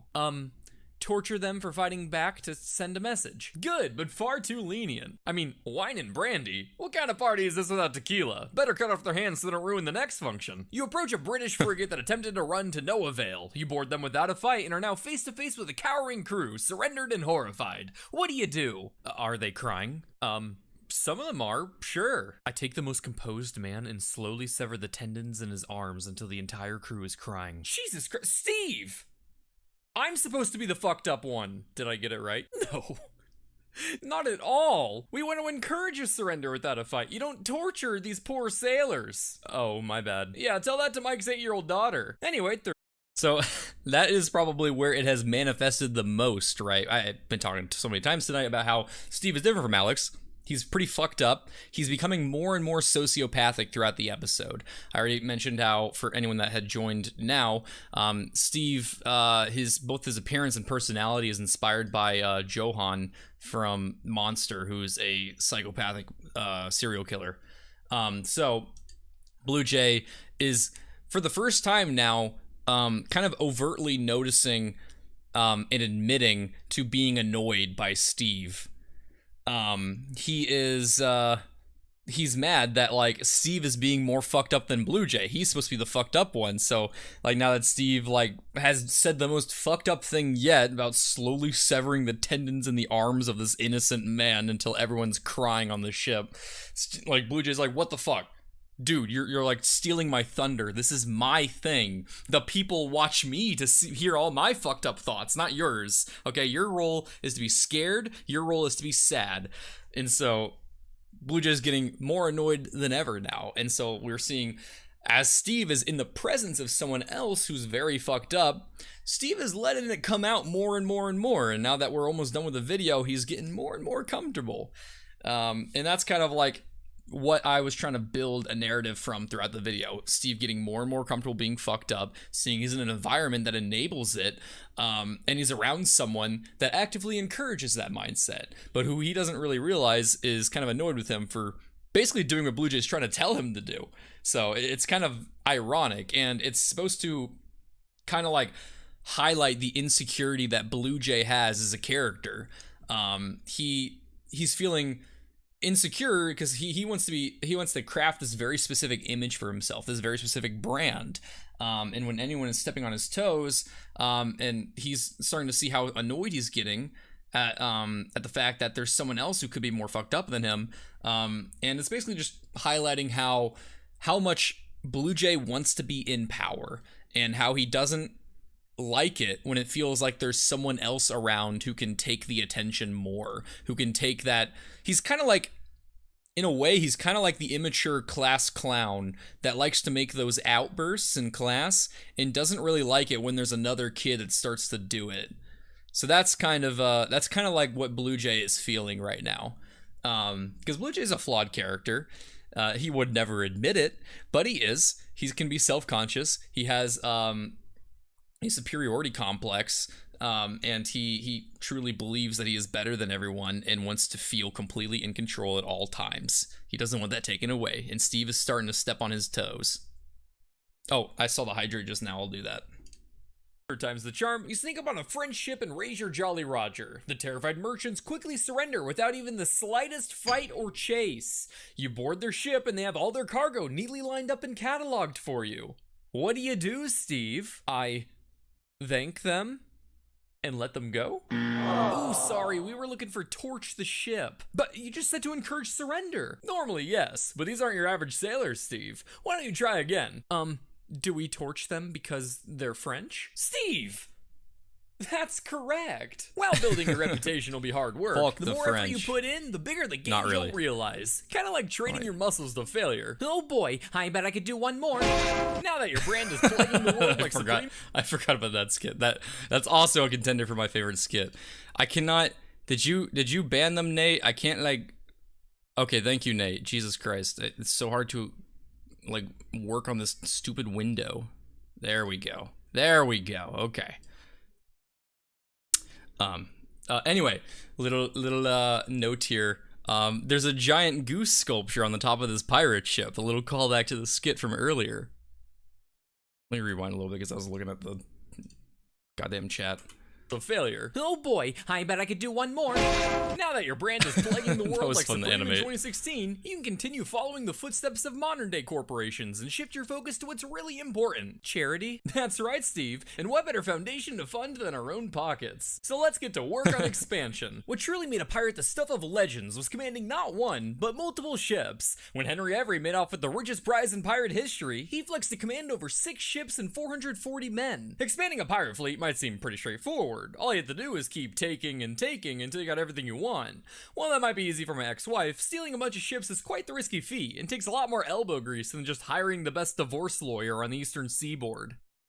Do you need to talk about... Nevertheless, this was the strategy pirates like Blackbeard would end up pursuing, while others, like Henry Every, put together their fleet more politically through mutual agreements with other pirate captains. But regardless of the growth strategy, what's really important is Timmy to make sure appearance you in whip this up video. a pirate code. A pirate code was essentially a code of conduct with a sexier name. They detailed things like various rules, divisions of loot, and even injury compensation, all of which helped keep the savage sailors docile, like giving a preteen a prime. Alright, gentlemen, our new pirate code is finished, so I need you all to listen up to the following articles. Number 1. No man shall settle their quarrel with their fellow man via shooting or fisting of any kind. Number 2. No man shall partake in gooning or munting. I'm not quite sure what this is. It's important, keep it in. Right. Number 3. All dining utensils shall be cleaned after use, and the big purple bendy straw shall be reserved for Captain Rogers only. Oh. Hey, that's the rule. That's the rule. Sure, you're able to wing it. I really love that skit too, dear lord. I forgot how many skits are in this video that I really liked. There was a few things I forgot to mention. First of all, oh yeah, like this this image didn't age all that well. Da Rules. This is like a little callback to the Fairly Odd Parents. Like the it's been a long time, but like the King Fairy or like the fairy leader had like a book like called Da Rules. He had to follow Da Rules, and it was spelled like that. And this slap here, I wanted to like figure out how to animate I couldn't like animate a slap that looked satisfying, so I looked up it was the like that famous like meme image of Batman slapping Robin. I used that as like a reference for like how to draw a good like comic slap. I actually did this again in my last video, the historical slang one, but that's kind of like where I got like this little slap drawing from. So I really liked how this looked. But yeah, this skit, I really liked this skit a lot. Just, I don't know, like, he wanted to have the purple bendy straw for himself, man.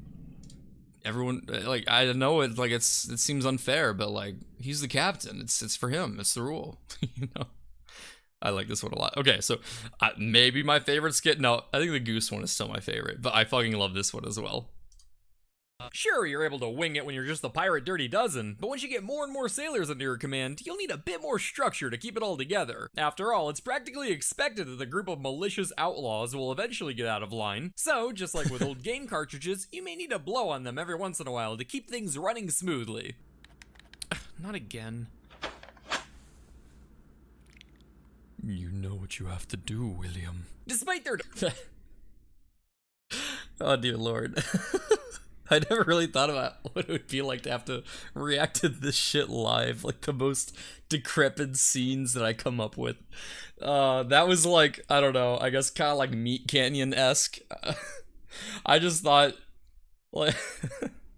like, the idea of, like, blowing on a game cartridge and the game cartridge, like, is sentient. I don't know why I thought of that, but... yeah, I don't know what else to say about that. Fucking weird, but... I thought it was really fun to animate and kind of a challenge because I had never done like a full like eye-opening animation before. So like you can go through frame by frame and see how I did it. I kind of like tried to make it like feel sticky in a way when it opens. Not only with the sound effect used, but like with how the eyelid opens, it's like bent down like as if it's like coming off and like fighting like some like stickiness or whatever.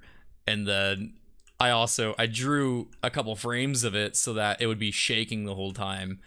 Because I see a lot of, I don't know what you really call that style, but like the shaky line art style that you'll see a lot in things like Salad Fingers or like certain animators like to do that like on the internet a lot. I just thought what you have to do, William. It really added to like the eeriness of the scene. Also, I had talked about this before, but this thing is kind of like somewhat a reference to like the Lobster War video, because that's the same lobster drawing that I had used in that video. But also in all my videos, I like to try to do some kind of like unique transition effect for RedJay, and I do it right here. Malicious outlaws will eventually get out of line, so that I think some people said it looked like a glitch on their screen, but it's like I took this like I forget what the name of the effect is. It's like this like highly saturized pixelation effect, and I just like dialed it up to max and then dialed it into 0 for his like transition into screen, just like a god forming from mist. But yeah, that's where that effect came from. And then let me just go ahead and go past that little skit. You know what you have to do, William. Oh yeah, it's also my first time lip syncing on this channel. I drew mouths for every syllable. I used like a lip sync guide to draw those mouths. Despite their depraved image, some captains would go as far as banning certain vices in their pirate codes to try to maintain a sense of order and composure amongst the crew. Bartholomew. Oh, I also forgot.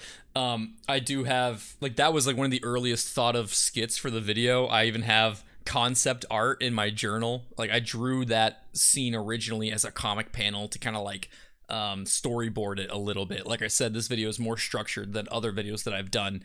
And that was kind of funny because I was in a coffee shop drawing that, and there were people next to me, and I'm just curious if any of them looked at it and was like, the fuck is this guy doing over here? Just like everyone else is around me like working on like college assignments or whatnot, various like real people work, and I'm like, funny N64 cartridge cartoon about blowing on it. Like, I feel like I have a very unserious life sometimes. Roberts, for example, restricted his crew's gambling, drinking, and womanizing to make sure they stayed on top of their game. A set of morals that surely filled the pompous pirate with pride for living such a noble life, which ended in battle surrounded by his drunk crew. And now, Steve, we find ourselves... He died in battle. He got hit by, I think it was a grape shot. Like I said, it's been a long time since I researched this, but the story goes that his crew were hungover from a lot of drinking, or drunk, and so like they were unprepared for a battle, and he was killed by cannon fire during a battle. So it's just kind of like, it's a little ironic because he was kind of like really strict on like vices, and yet it was somewhat of a contributing factor to his demise. This is the final stop of your Pirate King Odyssey. Legacy. For legendary figures, the only thing more valuable than being successful is being remembered. Forgot I included Who is him. Tom Brady without Super Bowls, Adolf Hitler without invading polls, or Rick Astley without Rick rolls? All these men, for better or for worse, will be remembered for generations for things like their massive impact on internet culture or mouth-kissing their sons. I had a lot of people, not a lot, I want to say like 4 or 5, like be like, what is wrong with Tom Brady kissing his son? Like they got like really mad at me. I mean, there's not, to be clear. I don't really think it's bad or anything. I just think it's just a weird thing to have filmed and put out on TV, mostly. Just like him getting massaged and his son coming in and kissing him. Like it's not like he's weird. To be clear, I do not think Tom Brady did anything wrong. I just think from an optics standpoint, in a PR standpoint, it's weird. That's really it. It's a weird thing. We can all agree it's weird, right? I don't know, it's weird.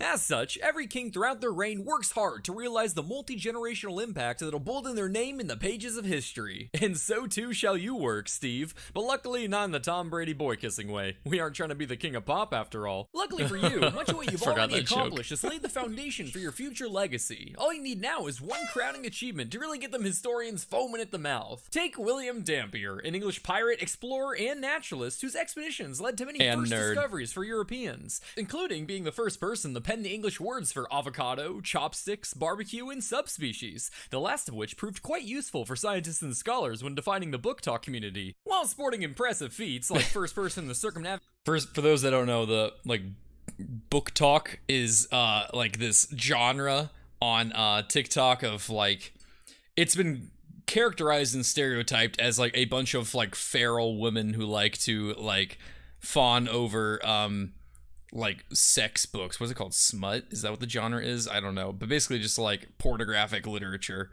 And they're feral about it. Like that's kind of like their reputation. So that's like the reference there about them being like a subspecies of person. They're insane. By the way, you save all these questions for the end, guys. I'm gonna try to like get through it so the people that are wanting to hear my commentary can get it before I'll answer questions. But I will answer all of them after this video. And scholars when defining the book talk community, while sporting impressive feats like first person to circumnavigate the world 3 times and first Englishman to explore Australia. He was a very accomplished scientist. Most notable for being quite the foodie. Our little William loved to eat. So much so that over 100 food-related words are credited to him in the Oxford English Dictionary, many of which are rather whimsical combinations of adjectives and nouns, like whistling duck or sucking fish. I had a lot of fun drawing this video. At this point in time, I was towards the end of it. This was kind of therapeutic. It was really helping me get over the loss of Mango. And like drawing all these like really goofy, stupid drawings that just made me laugh. It really helped. And like looking back on it, it's kind of like filling me with this somewhat sad but like sense of joy. Because I know it helped me feel better. And also a key thing to note here, a lot of sources will state incorrectly that William Dampier invented all of these words. That's not necessarily true. These are, like as I noted here, to be clear, words in which he was the first known written source for, not necessarily the one who originated these words. So that could mean some of these words had been in use orally for some time, and he was just the first person to write them down.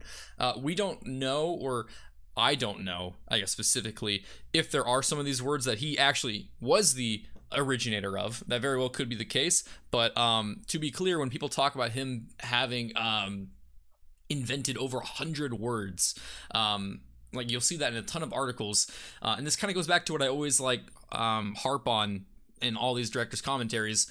Be thorough when it comes to researching things, because you'll have a lot of sources talk with a lot of confidence about something that's usually a small detail, but also kind of a crucial detail, because there are a lot of sources out there that'll say William Dampier invented over 100 English words. that is not necessarily true. He is the original written source, because what they'll do is they'll go on the Oxford English Dictionary, they'll filter for William Dampier, and like check the like first or like the original author box, and it'll show 132 results, like you can see here. I did the exact same thing, but that's just him being the first written source. That does not mean he invented those words, to be clear. So just be careful with your research. It's always good to, before you make any bold claims, to make sure said claims are actually accurate and not exaggerations. It is the bane of my existence being an obscure history YouTuber, because I will inevitably make mistakes. But I try harder every time to learn from those mistakes. But yeah, just a small little note there. Oh yeah, well, that's funny. Holy shit, I have a giant note here specifically about this that I think I just, like I said, you remember me at the beginning of the stream? I said I'll try to remember my notes, but I don't necessarily write them all down. I remembered to talk about this, even though I did write it down, but I didn't read what I wrote here. Let me see. I wrote down rant about how inaccurate and lazy journalists can be, and how you grow up with this preconceived notion that everything they write is well-researched, fact-checked, and reliable, but in reality, they make many small mistakes that mislead the reader into believing a more hyperbolic narrative. For example, a National Geographic article claimed William Dampier was such a foodie that, quote, over 1,000 entries in the Oxford English Dictionary are attributed to Dampier. This isn't the case. If you look into the Oxford English Dictionary, you will find that yes, over 1,000 words do contain William Dampier's writings as an example of a recorded use. However, he was not the original written source for over 1,000 words, as this article would make you believe. When you filter the dictionary in terms of first recorded use, you find the list is only 132 words. So that's even like a bigger egregious violation, in my opinion. You'll see, like, because they know that he did, that he was the original author of a lot of words. They'll just look at how many words are attributed to him, and you'll see over 1,000 results. You will see that, but if you filter it for first recorded use, it'll only be 132. And even still, those aren't necessarily words that he invented. Those are just words that historians found first in his writings, and there very well could be writing somewhere out there that is yet to be discovered that has barbecue written before 1697. So yeah, there's that's just a little rant. Or rather, whimsical combinations of adjectives and nouns, like whistling duck or sucking fish. Being a naturalist, Dampier was captivated by wildlife and would write their descriptions with such exquisite and colorful detail New York that City. it inspired future generations What a lovely of biome. scientists and explorers. And then he inspired all these people. Wow, what a vivid shade of red you have, Mr. Birdie. Must be some kind of heron-like waterfowl. Such beauty. What a plump little lad you are. I'd say you're no bigger than a duck, huh? Well, what do we have here? Throughout Dampier's expeditions, he would partake in the flesh of basically any animal he came across, and the cuter they were, the more eager he was. He ate manatees, Galapagos penguins, flamingo tongues, spin a wheel of Disney characters, and he's thrown that critter on the Barbie. After finishing a 3-course meal of sin, he'd review his experience in a journal one could mistake for a kitchen nightmare script. Just really quick, so Flamingo's tongue, he was like, oh, I muted it. Whoops. Flamingo tongue, he was. He ate manatees, Galapagos penguins, flamingo. Those gross looking things, he decided to eat it, and that was something that he actually really loved. He raved about flamingo tongue. It was one of his favorite dishes. He said it was fit for a prince, I believe, if I'm remembering correctly. It was supposed to be like a delicacy. Like, he really love flamingo tongue. Of course, I don't know of any cultures today that still eat flamingo tongues. I don't know if they still do. Or if that ever really became a widespread thing after his like writings, but that was like apparently the shit. Like, he fucking loved flamingo tongue. Spin a wheel of Disney characters, and he's thrown that critter on the Barbie. After finishing a 3-course meal of sin, he'd review his experience in a journal one could mistake for a kitchen nightmare script. Hey, what are you doing my stuff? I'd just be skimming a little journal here. That's private. Nonsense. This accent. They be your food reviews, no? I be only curious. Let's see, we got wallaby, shark, sea turtle. Say, what be this section on eating ass? You wrote about that? I'm a scientist, Jeremy. Dampier was such an iconic dumb explorer skit. that his seminal I love that one observations too. in the fields of zoology, navigation, and meteorology would go on to influence the likes of James Cook and Charles Darwin, proving, along with Mia Khalifa, that all it takes to go down in history is putting enough weird things in your mouth. Other pirates weren't scientists, however, and they had to make their name through other top achievements. Henry Every captured the Grand Mughal fleet in the most profitable act in pirate history until Johnny Depp stole the world's libido in 2003. Zheng Yatso amassed the world's largest pirate fleet of 60,000 men, which is still less than half as many diabolical fiends in one place as a BTS concert. I wanted to make sure I talked about Zheng Yatso, and I very well could be butchering that pronunciation. I've heard it being said so many different ways, and she also has like a million different names.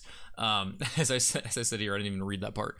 I wanted to make sure I mentioned her because she is often cited as the most successful pirate of all time, because not only did she amass the biggest pirate fleet ever, over 60,000 pirates, and just dominate the like seas around China for a long time.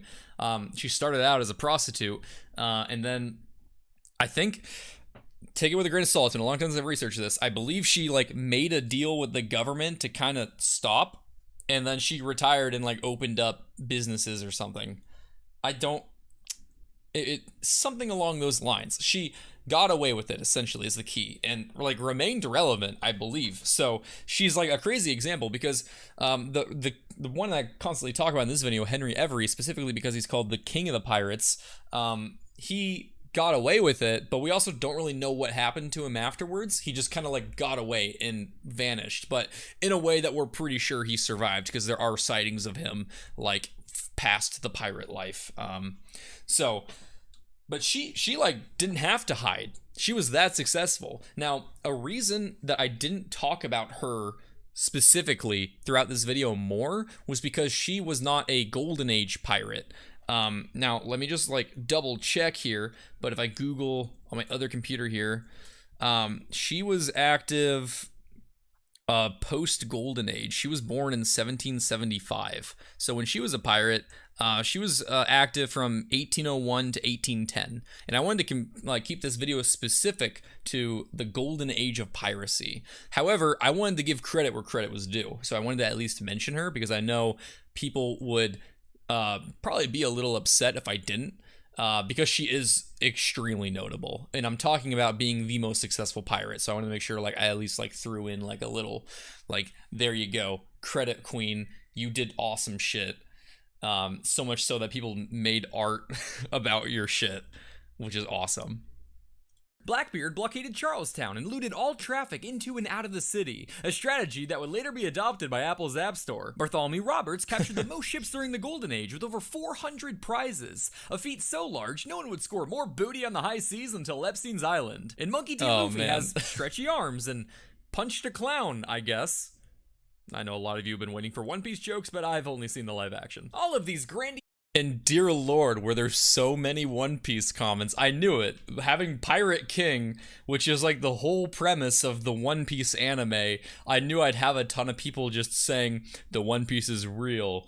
And like, how to be Pirate King? Just watch One Piece. Like, that was so many comments, and I still get those comments to this day. So I had to make sure I said something, and I wanted to make it clear the reason I didn't make more One Piece references is because I don't fucking know One Piece. I've only seen that live action Netflix show where there's only one season. But yeah, he's a Pirate King, I guess. Acts were just the right flavor of notoriety to forever stencil their names into the books of history.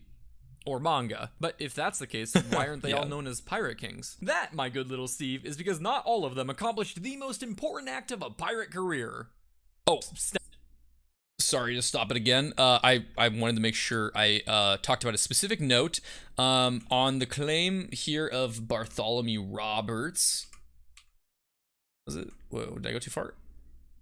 1,000 men, which is still down and looted all as many diabolical fiends in one place as a BTS concert. Blackbeard blockaded Charlestown and Bartholomew Roberts captured the most ships during the Golden Age with over... Oh yeah. I made it on screen. Okay, yeah. A lot of these were small fishing vessels, so it's not like he was some like insane guy going around raiding like massive military vessels and got 400 of them. I think like over 200 of these were tiny fishing boats. Still a ship captured, points on the board, but just asterisks there. Epstein's Island. And Monkey D. Luffy has stretchy arms and punched a clown, I guess. I know a lot of you have been waiting for One Piece jokes, but I've only seen the live action. All of these grandiose acts were just the right flavor of notoriety to forever stencil their names into the books of history.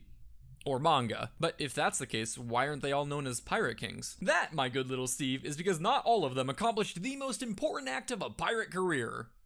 Staying alive. Most pirates could find action. Many could find riches. Yup. But what really made someone like Henry Every the king of the pirates was fighting a way out of it all, loaded and unscathed. With the vast majority of notable pirates ending up in either Davy Jones' locker or swinging like a knocker, this was a monumental feat only a few could boast to have achieved. The pirate life was a risky one after all, and the longer you stayed in it, the greater your odds of suffering a horrible fate. For comparison, today we refer to this kind of risk as living in Florida. So sure, you could keep a low profile, stab a couple Spaniards, and leave slightly richer, but mama didn't raise no bitch, Steve, and the only way to earn that king title is to make it big and make it out quick. So, how about it, Steve? Feel ready to chase that pirate crown? I think so. So do I just head on over to the Bahamas then? Oh, no.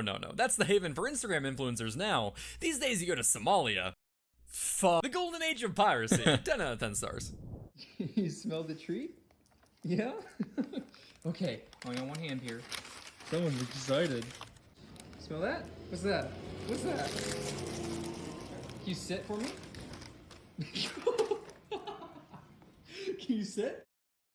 Again, big thanks to War Thunder for sponsoring this video. Make sure to check it out for free on PC, Xbox, or PlayStation using my link in the description. New and returning players who haven't played in 6 months will receive a big old bonus pack of fun new toys War across Thunder all reminder. platforms. But just like your time on Earth, it's available for a limited time only, so check it out quick. So yeah, I wanted to. I spent a long time looking at a lot of my. So after Mango died, so it was April 10th that it was the week. April 10th and like the week before that, I was visiting my parents' home because she's my family dog. And I got to see her, and you know, it's always like a few months when I come home and visit, like between visits, and I get to do all my favorite things, like take her on a walk, I play with her, I get to like hang out with her outside. I got to do all my favorite things with Mango. And I'm just really, really happy because when she passed, it wasn't expected that night, the night of April 10th, she had lost control of her back legs, like she was collapsing, and she couldn't really control her like her bowels and stuff, so she had been pooping a lot in bed and all that. But yeah, she really wasn't able to walk or anything, and so it was just like a very big, like her legs had been very stiff for a while, especially her back legs, but this was kind of like she couldn't stand, like they had given out. And so I didn't know, like when I left, that like she would be dying the next day. And I'm glad, I think that I didn't know, but I'm just so happy that I visited her when I did, because it had been since like December that I had last been home to see her. So it'd been a few months, and then I came home, I got to see her, and I have like the vivid memory of like petting her and saying I love you and goodbye and taking a picture of her as I pet her and then go to the airport. And it felt like almost poetic that like almost like she was waiting to see me one more time before letting go, because she was old at this point. She was almost 15 years old. And so she was like, we all knew it would be happening sometime, but I thought she was doing so good that like it could have been like another few years even, because like all things considered, she would still run and everything. Her back legs were really stiff and it was hard for her to like use the restroom and stuff, but she would still run every once in a while. So after she passed, that entire day, like I woke up to the text that she had been put down. It happened like early in the morning, because like they went to the vet as soon as they possibly could, and they had to come in early. And they decided then and there that like what they could have done, because she was having basically what they think it was nerve damage in her lower spine that was preventing her back legs from working. So there was the choice of either putting a steroid shot in her back to hopefully see if she can regain control, or deciding that it wasn't really worth it. And I think it was the right choice, because at that point it's like you're just prolonging life for the sake of prolonging it, and it'd be a gamble, and it wouldn't really be the best quality of life. So but yeah, like the whole next day I just went through every single picture I ever had, and there were so many. I spent so long trying to decide which ones I wanted to honor her, and I have a good mix here. I took this photo, like the full photo of this I really love. It was my background photo on my computer like throughout all of high school, but it was like an action shot I took with like a nice like DSLR Canon camera that my dad had from work. We took her to this place for a hike, and she was like running around like crazy. She was like, I'm not even shitting you when I say she was the fastest dog ever. Like every time we took her to any dog park, no dog could ever keep up with her. And this is her like running around in a creek, and I got this like really crazy action shot of her like doing this like turn towards me. So I used that one because it's one of my favorite photos I've ever taken of her. And then this is one from her at a outdoor music festival, and she just looks so happy in this photo. I really love it. She's like posing and everything. She's got like the nice like golden light going on. So it was really good. And then this is one of my favorite videos. This is, I think, from 2019. No. It might have been in the 2020s, but she's like a little older in this video. But yeah, this is just like I went out and got her like a cupcake for her birthday. And I was like a little embarrassed using this because you can hear me talking in like my dog voice, you know? Only on one hand here. Someone's excited. Like, So that? What's that? but I didn't care. I loved her, so I was like, I want to use this video. I love it, even though I'm like a little embarrassed, and I'm like, you want a tweet, girl? You want a tweet? But anyway, it's not that deep. I'm sure no one is like, huh, he sounds awkward. Anyway, I just loved her, like sticking her head in the bag. There's so many other pictures of her that I love.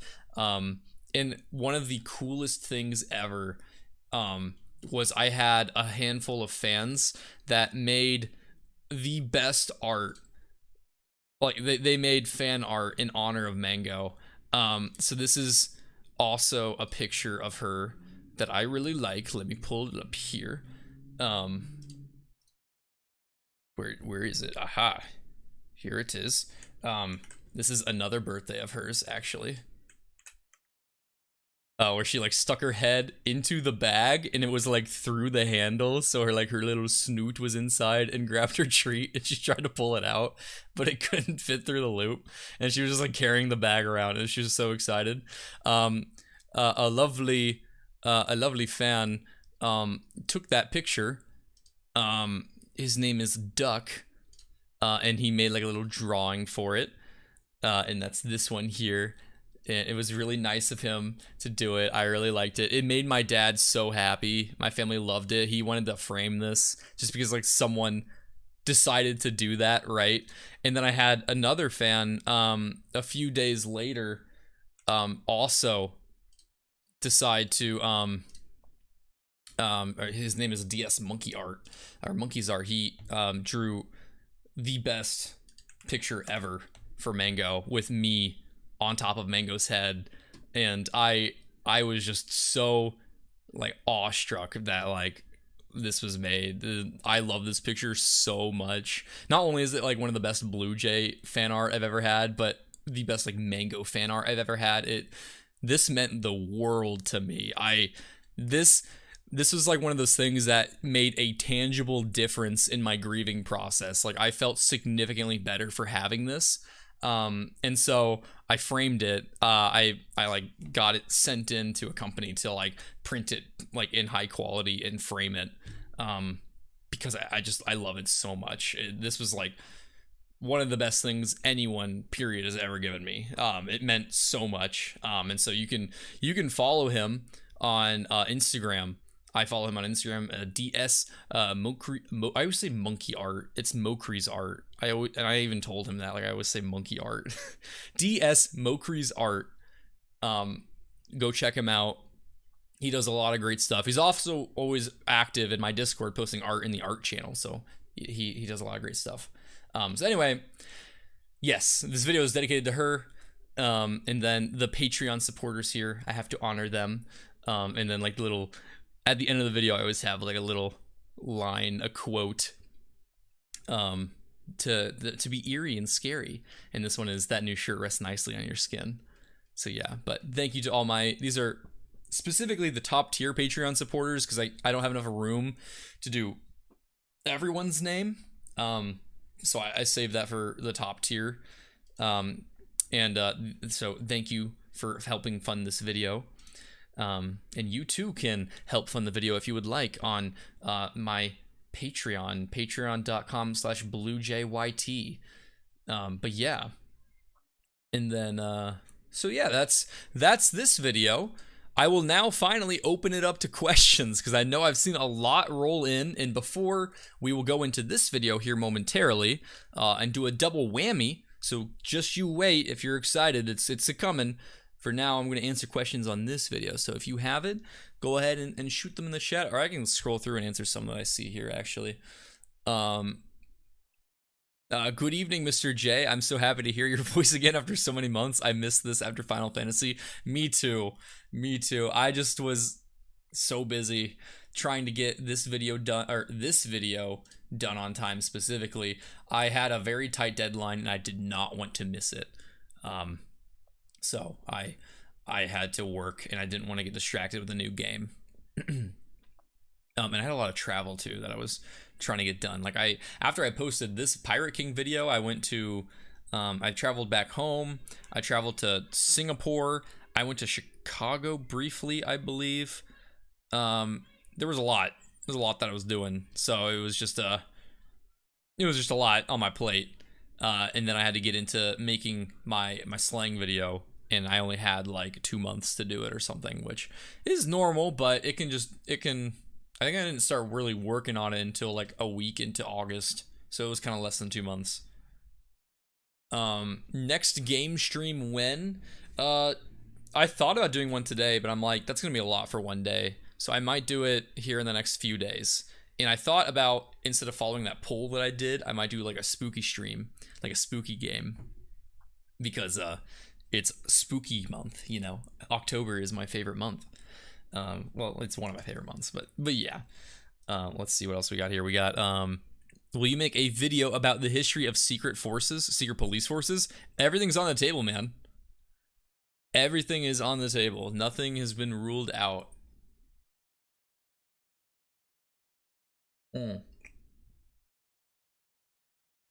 This next video will not be that. The next video's topic has already been decided. I will say that.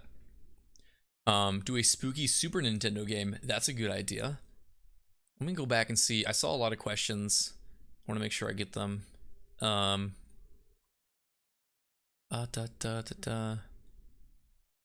gotta scroll through like 2 separate chats.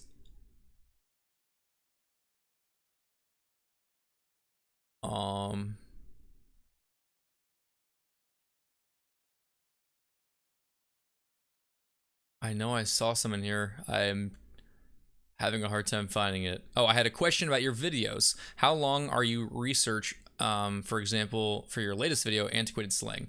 That one, I actually have, I believe, a timeline for my research. So usually research and writing is the longest chunk of the pie. Let me just reach for my journal here real quick.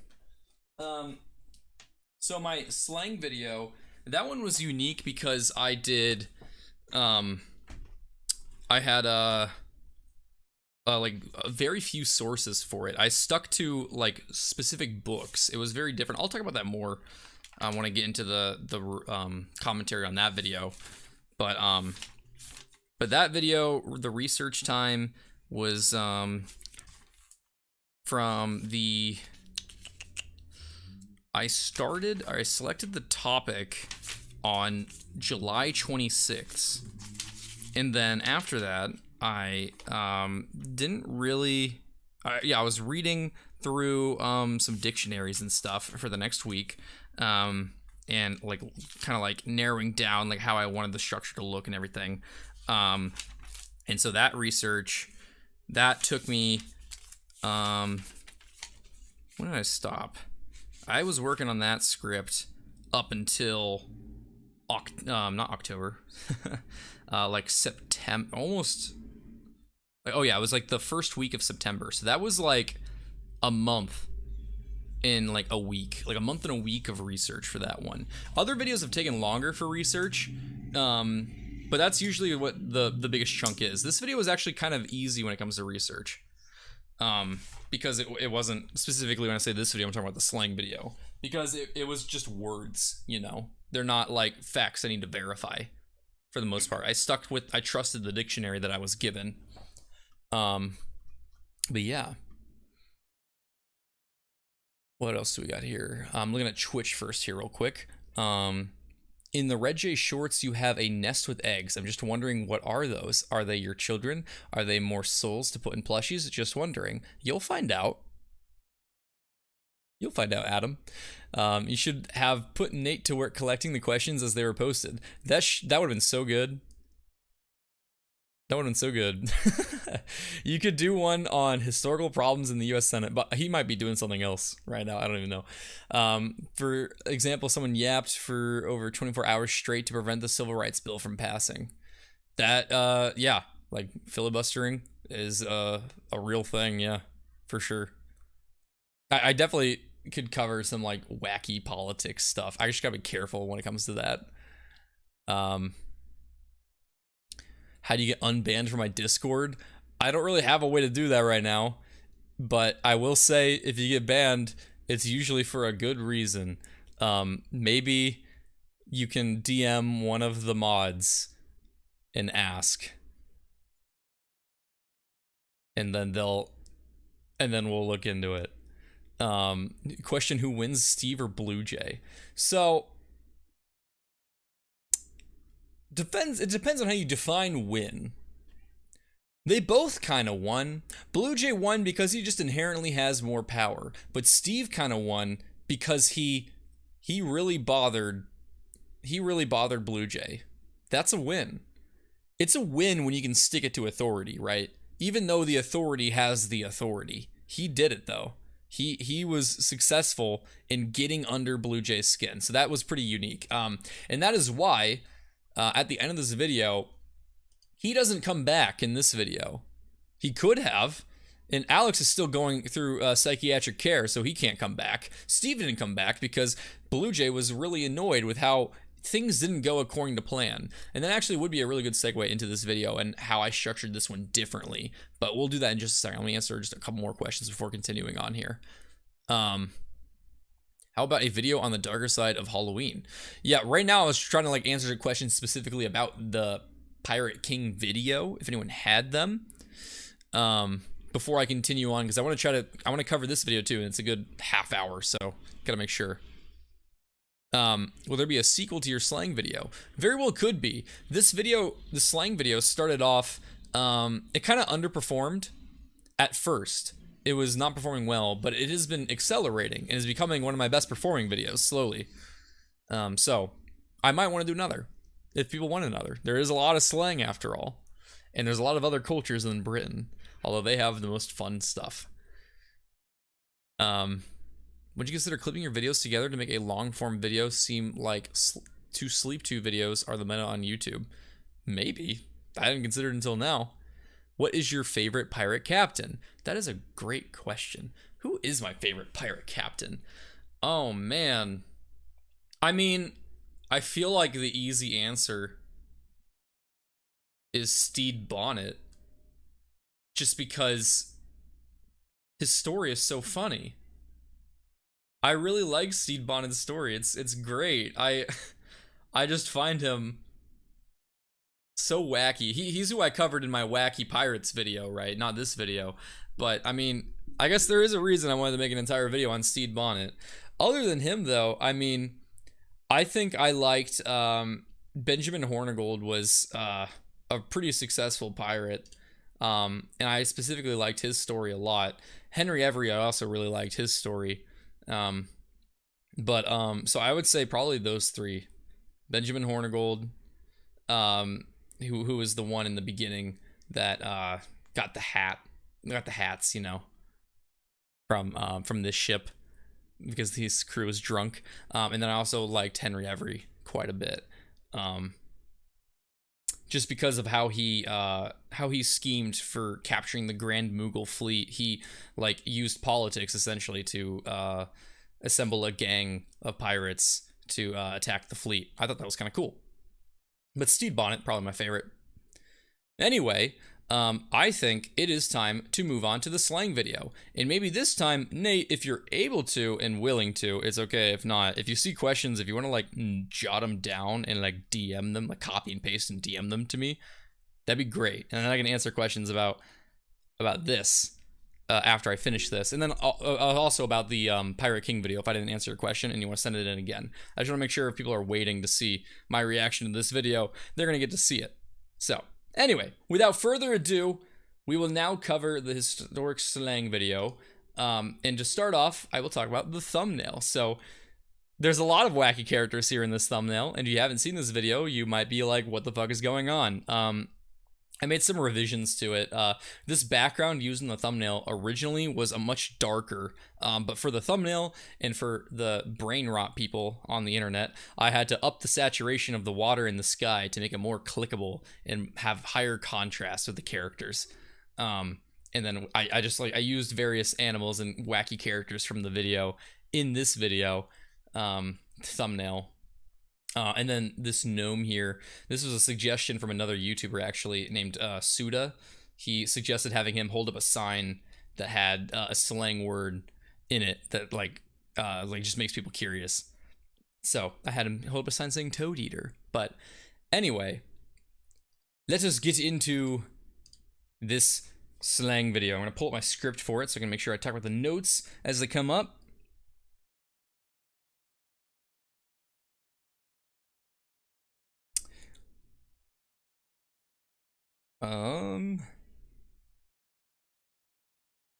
And here we are. Let us begin. Slang, idioms, jargon. The words we choose to hurl at each other's faces are just as much of a cultural fingerprint as the clothes we wear, the games we play. This one's my favorite. We've all had that one friend who orders at Mexican restaurants like, yes, I'll have the enchilada y burrito con pollo, por favor. So you call them a Kirby sucking Club Penguin iPad kid. Or something along those lines. But what if you're growing tired of the same old curses, slurs, and TikTok brain rot and crave a more refined lexicon to voraciously vivify vexatiously vulgar tongues? Well, worry not, my chitty-faced chuckaboos, for in today's Circumbendibus, I'm gonna fill that knowledge box with enough slang, slurs, and silly syllables to spifflicate and higgledy-piggledy clapperclaw some bottle-headed addlepates. Wow, a lot to talk about there, huh? Okay, so going back to the beginning of that, slang, idioms, jargon. The words we choose to hurl at each other was like the little idiom that I wanted to draw here, and I just thought it'd be funny to have like a pea pod like try to like hold his like intestines as they're falling out of him, just with horror on his face. And then I also, like I talked about in the last video, I try to throw in my JoJo references wherever I can. So for fashion, I showed Jotaro from Part 4 in probably my favorite outfit that he has for a staple of good fashion. And then this year for sports is Caitlin Clark, who I think is really good. So yeah, I threw him in there. And then, okay, so after that, this part, that was fun to animate. I did a different technique when it came to animating this a little bit. I tried something new. So yeah, like the joke here is basically this is like the sport that Blue Jay likes to watch. And he's like, this one's my favorite. This is something that he throws in his free time. Between videos, this is his like hobby. Having chained up people fight to the death. Oh my god, I'm trying to, oh, did it just go there? Wait. Wait a second.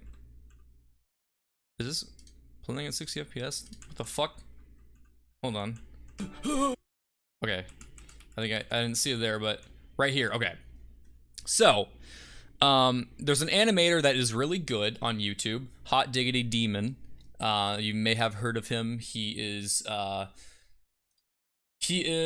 Hot Diggity Demon. He had some videos that were really popular like a decade ago. And he has now like moved on to a lot of streaming and stuff. But he's really talented.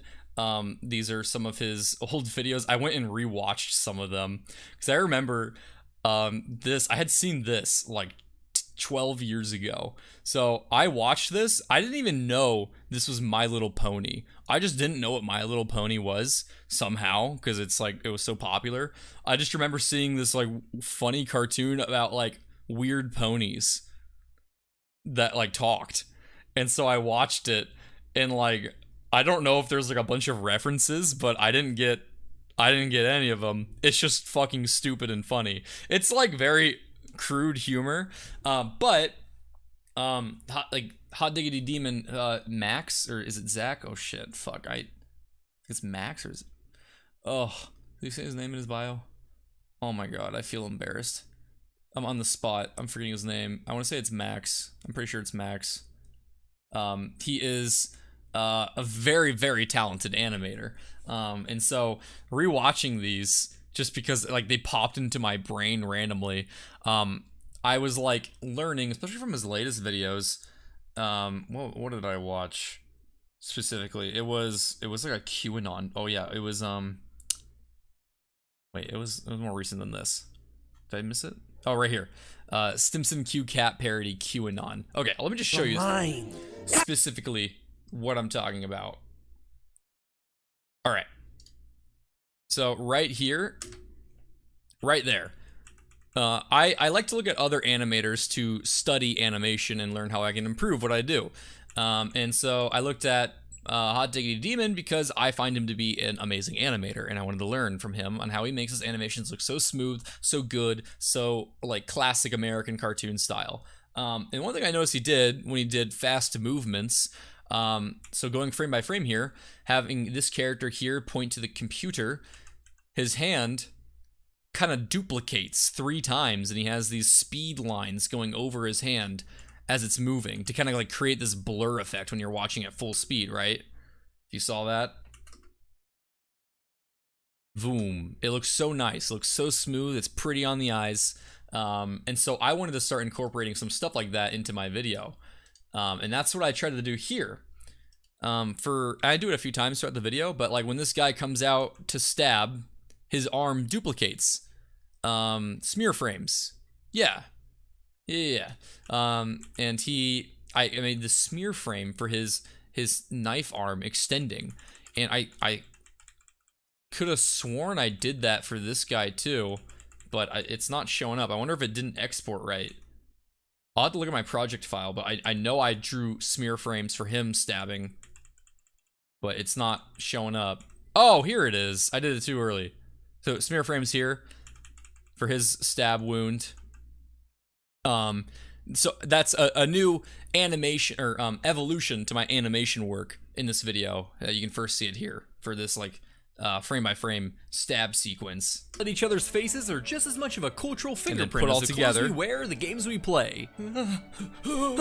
This one's my favorite. We've all had that one Yeah. friend who orders at So, Mexican restaurants. Like, This scene here, to be clear, I had a few people call out or like not like get mad at me, but like kind of get annoyed, like saying like, yeah, of course I order in Spanish for like the Spanish menu items. To be clear, I'm not making fun of people that speak Spanish. It's like I tried to make it clear in my voice acting, and I think most people got it. Listen to him. Like, yes, I'll have the enchilada y burrito con pollo, por favor. look at his smug little bitch face. He thinks he's being hot shit. He's looking at this waitress like, I'm going to impress her.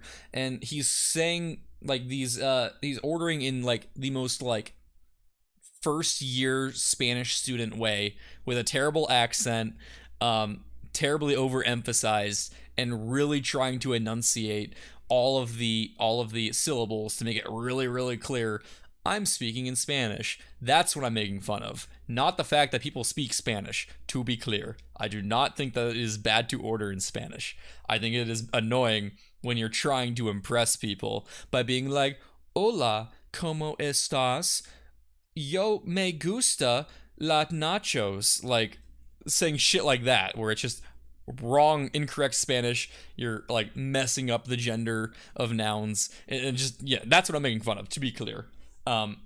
And then I also had people complain saying that I'm, like the sensor noises were too loud. And to those people I say, fuck you. It's loud and funny, so fuck you. It reminds me of the people that complain that I use a white background. And they're like, can you stop flashbanging me? Why are you afraid of white? It's just light.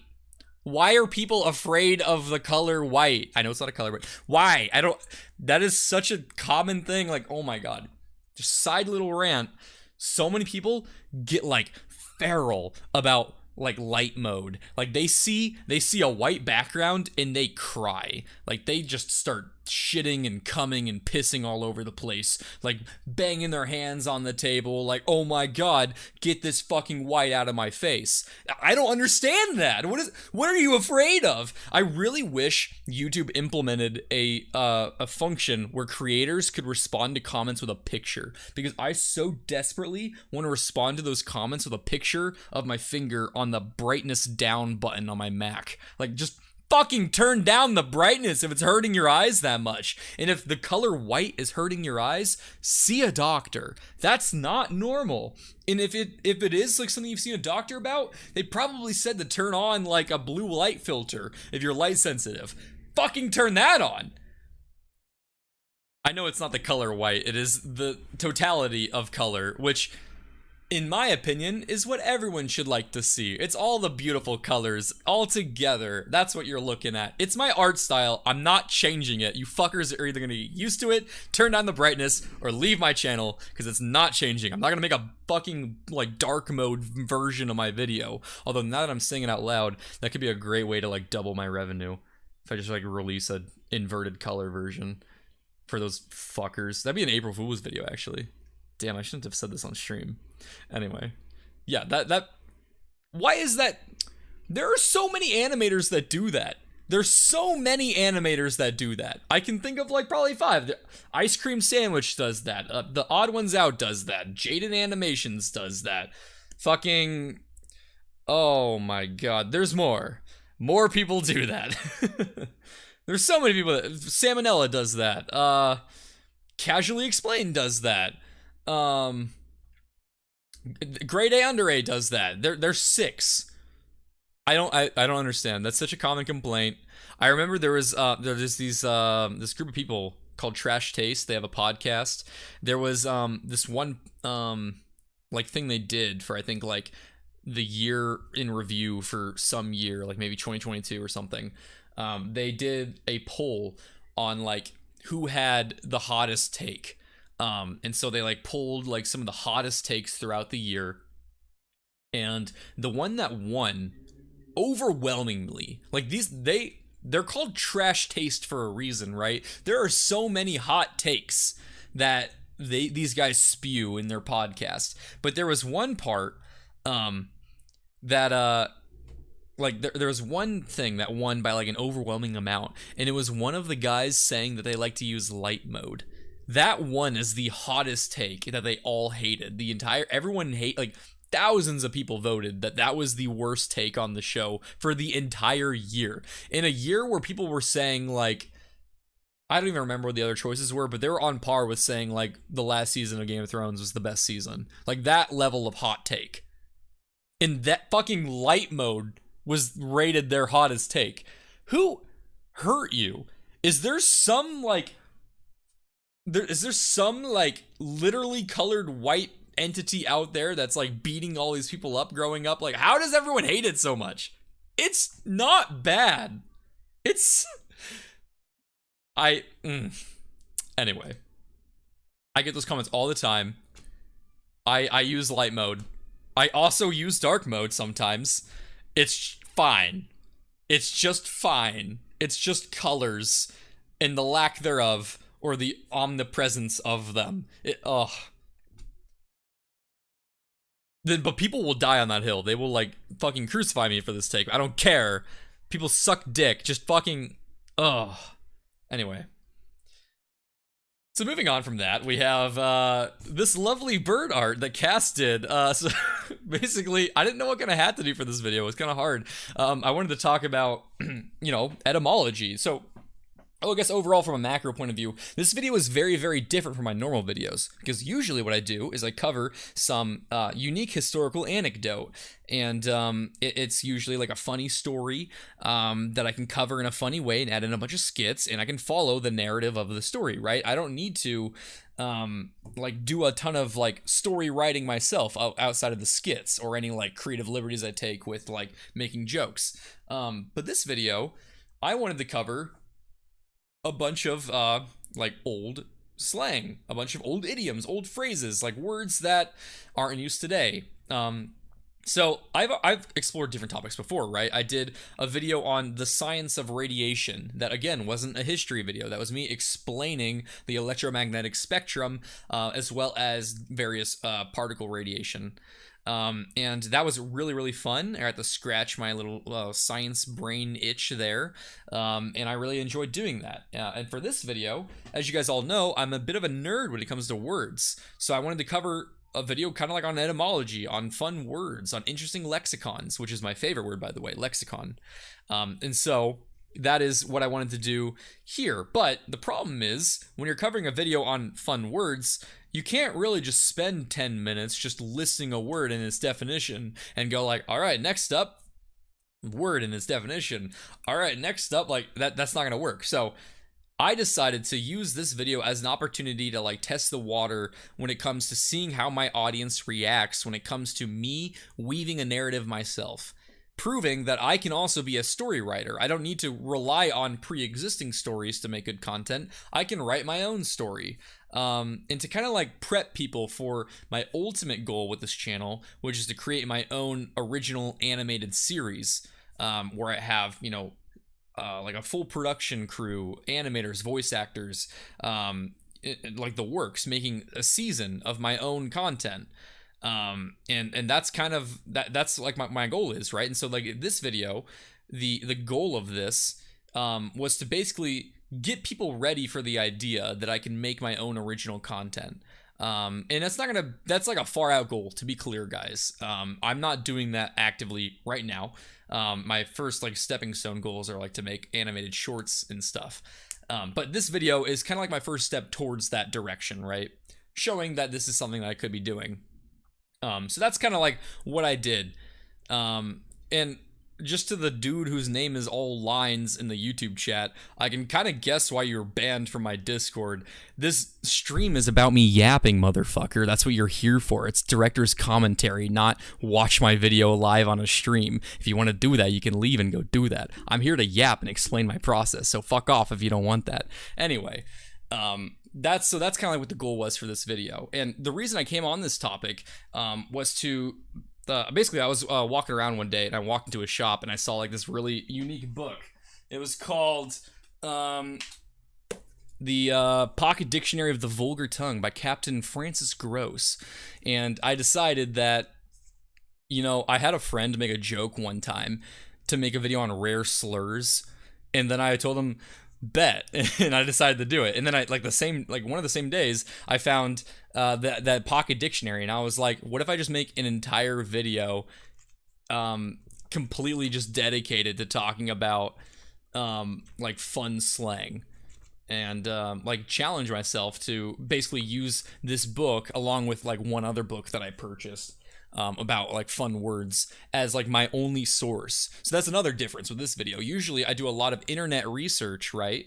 But in this video, I decided to do, I think like 99% of my research was just reading these books. I didn't do any hardly any internet research, only to like verify certain historical aspects. Like when it came to talking about like the pub and like what pub culture was like and understanding the aesthetic of things, that was all active research. But like you can see, I have my sources in the description here. A Classical Dictionary of the Vulgar Tongue by Francis Gross. I also used briefly The Curious Compendium of Wonderful Words by Aaron McCarthy. It was a Mental Floss published book. I used that as well. And then this old book that was about English inns, past and present, a review of the history and social life, which was what I used for all my pub research. So a lot of book research went into this video, which was kind of unique. But last thing I'll say before continuing right now is this. So yeah, like because I didn't have a history topic, I was like, let me do like a press hat for like my hat for this video because I'm covering words and that's what journalists do. And for like the little like piece of paper that usually says press in press hat, I had Cass put the word God. Just to really emphasize, Blue Jay wants people to know after the embarrassment of that last video, that Blue Jay's God, Blue Jay's in control. This is Blue Jay's show. Steve doesn't get to take that from him. And it's funny because like whenever I like flip the screen, growing tired of the same old curses, slurs, and TikTok brain rot and crave. It says dog, and my like little head canon was that like this is saying he's the dog. So like instead of like having it fixed where it says God on the other way, I just wanted to say dog and just like keep it that way. But yeah, so that's kind of where the hat came from. And again, for those that didn't see it before, I have her linked in all my descriptions. If you ever want to check her out, you can go to CassWomack. Do I say that right? Is it Womack or Womack? Or Womack? Womack? Womack? I've never actually said it out loud on stream, I don't think. Anyway, you can go to her website, check out her work, check out her portfolio. She's amazing. She's got a store link. And you can find all of her social medias on here too.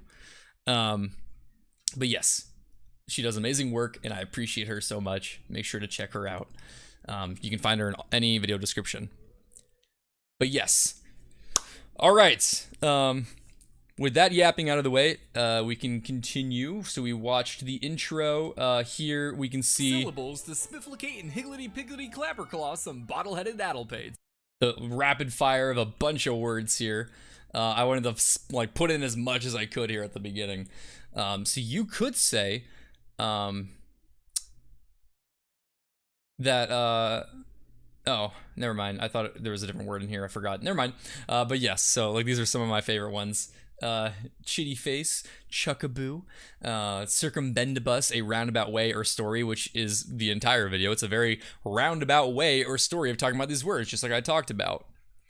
Like I love higgledy-piggledy, which is actually still in use. Clapperclaw is also in use, but it kind of means something different. Clapperclaw, when I looked it up, is like when you slap someone, but your like nails like cut them, I'm pretty sure. But back in time, it meant like to scold or abuse. Very similar. Bottle-headed, you can kind of guess what that means. And then addlepate is a very popular one from this book. I like that one a lot. Just an inconsiderate, foolish fellow, which you could say is that one dude whose name is Lines in my YouTube chat right now. Anyway. Continuing.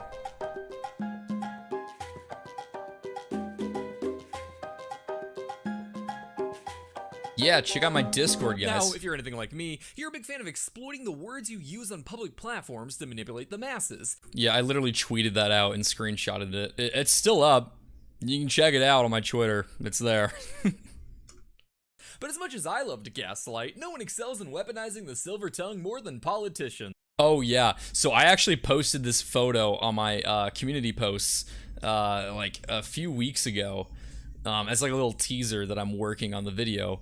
And like some people pointed out that like I think one of the top comments was like, that's a lot of red lines in the script for like incorrect spelling. Well, now you know why. All of these words that you're seeing with red underlines, those are slang words that like Google doesn't consider to be real words most of the time. So that's why those are all underlined red here in the background.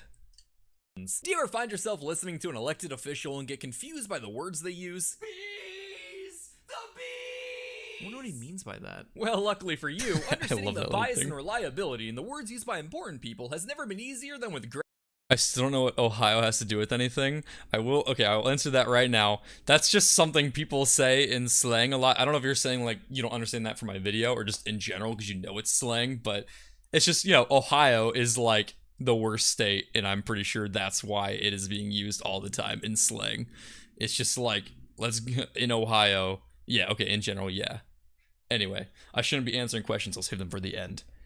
Ground News is a sponsor. Ground News is a website and app designed to give you an easier way to read the news. Yes. You gather related articles from around the world in one place, and every story comes with a visual breakdown of the political bias, factuality, and ownership to show how different outlets cover the same story, all with ratings backed by 3 independent organizations. For example, take the recent FBI report that showed violent crime has dropped in the United States. Ground News found 160 sources covering the story, mostly from the center. Scrolling through the articles, we can see how the left-leaning sources highlight the drop in crime crime despite rhetoric from Republicans. Meanwhile, right-leaning sources tend to downplay the findings by shifting the focus and distracting from the overall national trend. Ground News also has a...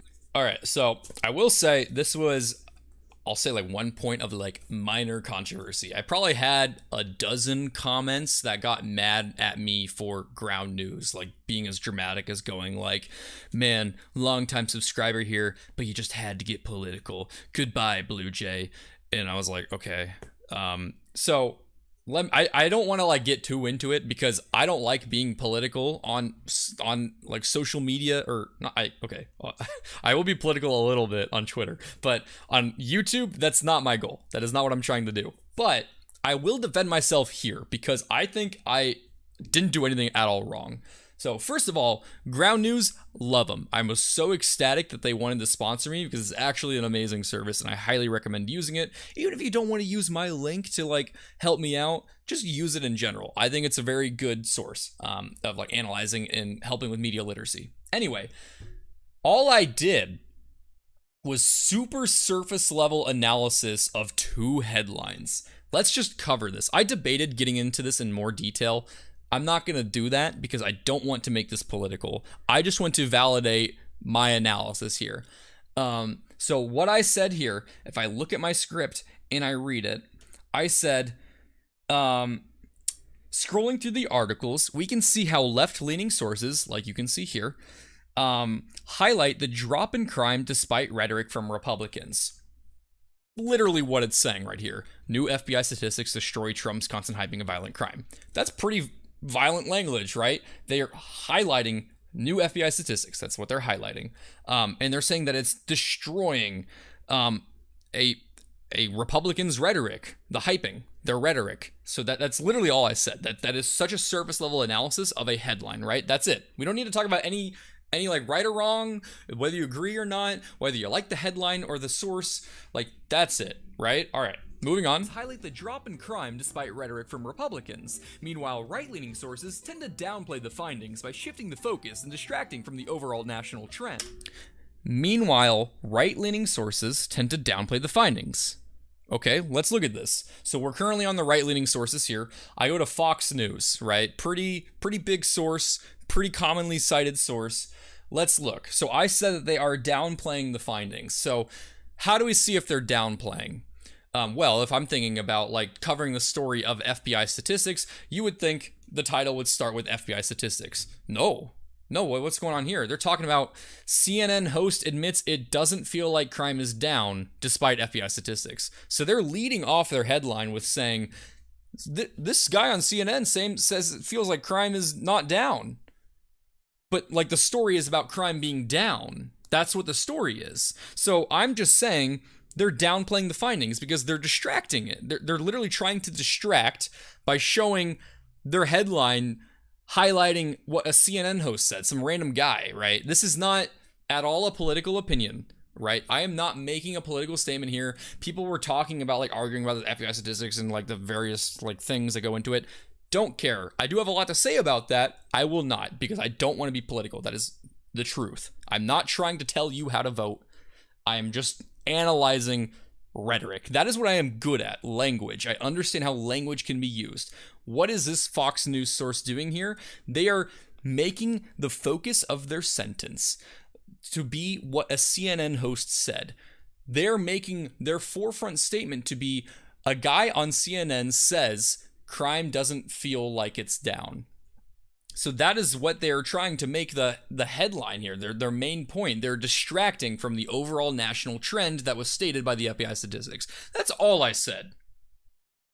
That's literally all I said. I think that is a very fair, nonpartisan analysis of two headlines. So I think the people that got mad at me just wanted to argue. And I really don't think most people like were mad. I highly doubt that. There was just like I said, like a dozen people. I'm sure if I go under the comments of my pinned tweet, there'd be a lot more. But anyway, so just to be clear, not making a political statement, analyzing two headlines. That's all I was doing. Both used language to spin a certain narrative. Like the left-leaning side said, destroys Trump's constant hyping. So that's very targeted. Fox News says this is what the CNN guy says. Distracting. That's it. Anyway, all I have to say about that. Hopefully that makes sense to you guys. I hope it does. If you think I'm making a political statement, I'm not.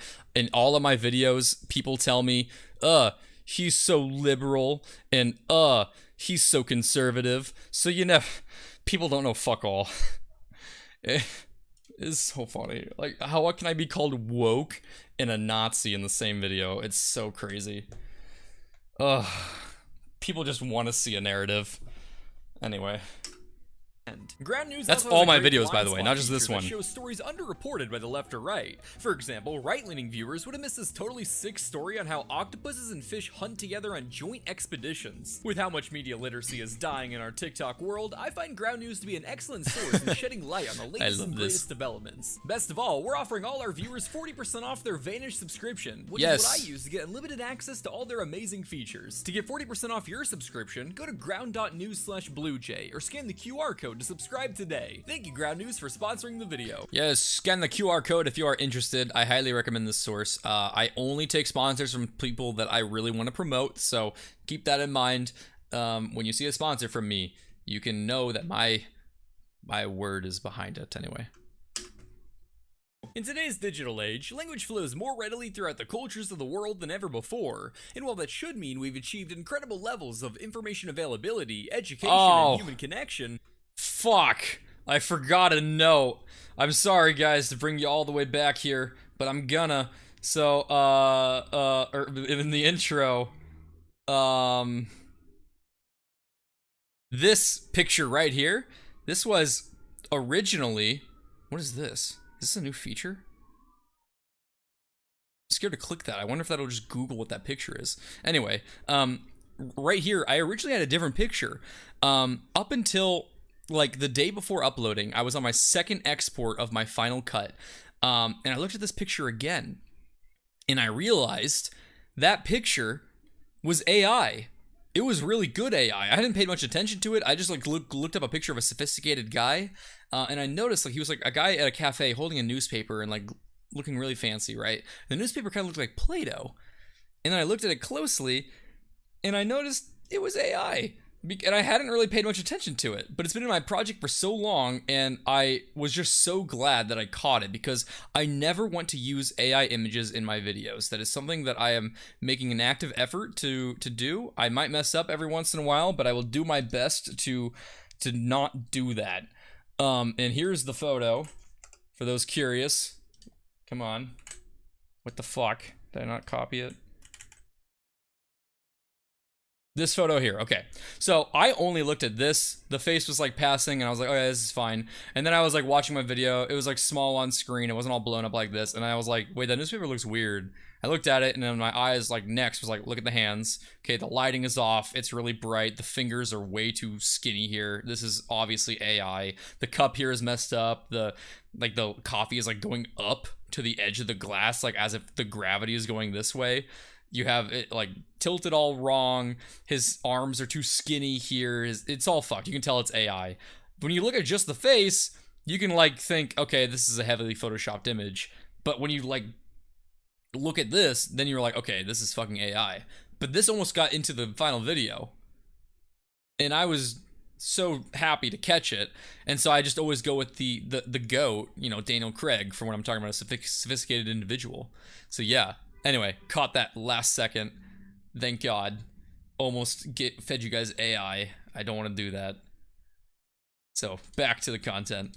In today's digital age, language flows more readily throughout the cultures of the world than ever before, and while that should mean we've achieved incredible levels of information availability, education, and human connection, what it really means is that there's just that many more people you need to shit-talk in in-game lobbies. With the cover of anonymity granted to us by our favorite little TikTok bricks, comment sections and Sorry, I had to get the pause button. Thank you so much, GT, for the $5. I'm sorry it didn't pop up. I don't know why. We'll look into fixing that, but thank you for the donation. I appreciate it.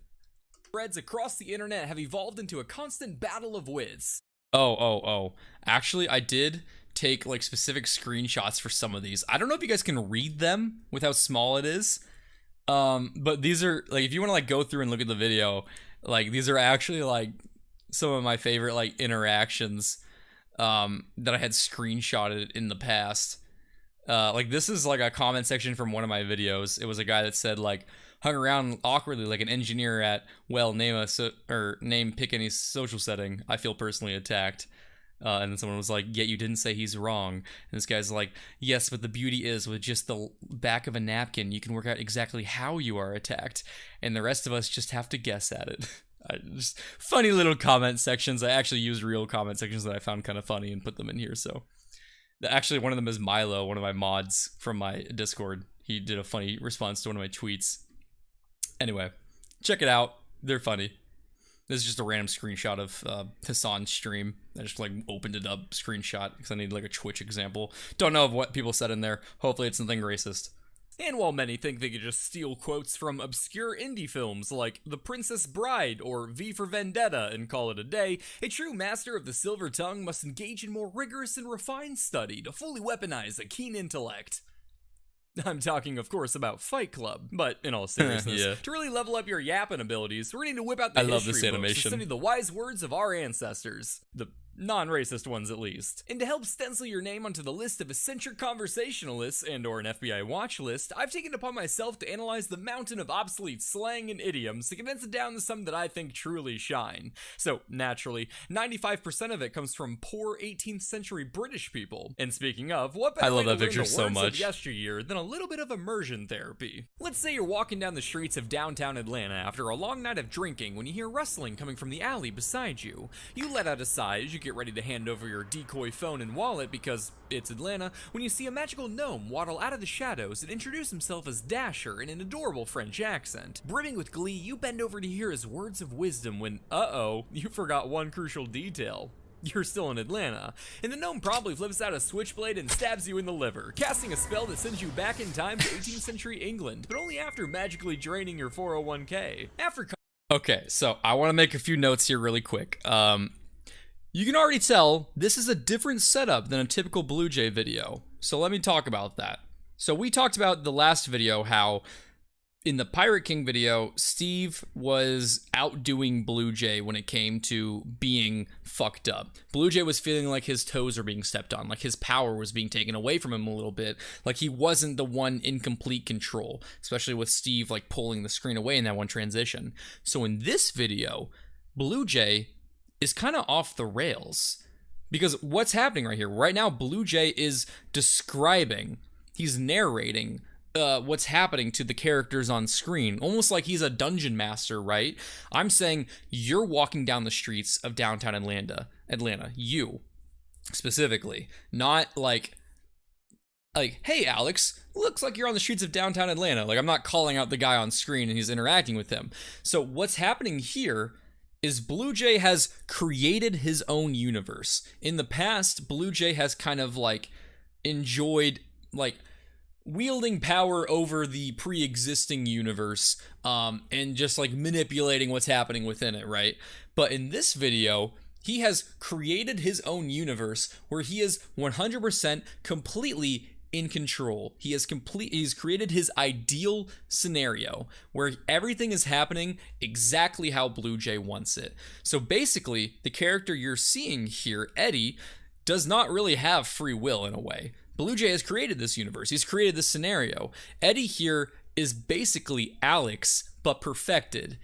He acts very similar to Alex. You'll see that throughout the video. The way he acts, I basically wrote him like he was Alex, but he made Alex but more perfect because Alex, he had this unfortunate side effect. He got traumatized. He got too scared to continue doing content. That's not good. We want our victims to stay victims and to forever be terrified and not to like resort to coping mechanisms to protect them from trauma. We want them to stay scared forever, not to resort to like, changing their personality to, cope with the stress of the world. So that's why Eddie here is being used. Eddie is a creation from RedJay. The other characters we've seen, Alex and Steve, are not creations from RedJay. So I tried to make that clear with like RedJay talking like he was a DM in D&D. Like he is creating this world, he's describing what's happening, he's describing not only the thoughts of Eddie, saying like, you figure like you need to pull out your decoy phone and wallet because it's Atlanta.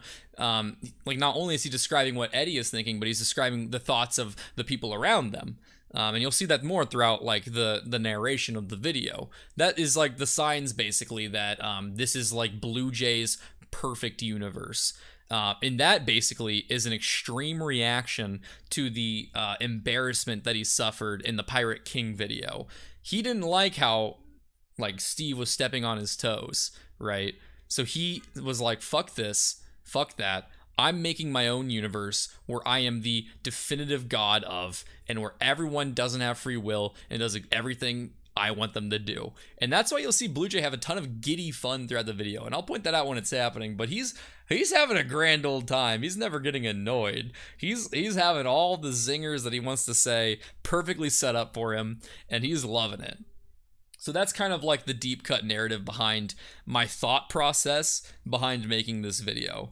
But yeah, and that'll explain the ending, which we'll get to when that happens. Hand over your decoy phone and wallet because in an adorable French accent. Brimming with glee, you bend over to hear his words of wisdom. And then, you forgot one crucial detail. You're still in Atlanta. And the gnome probably... And I also did the smear frames here.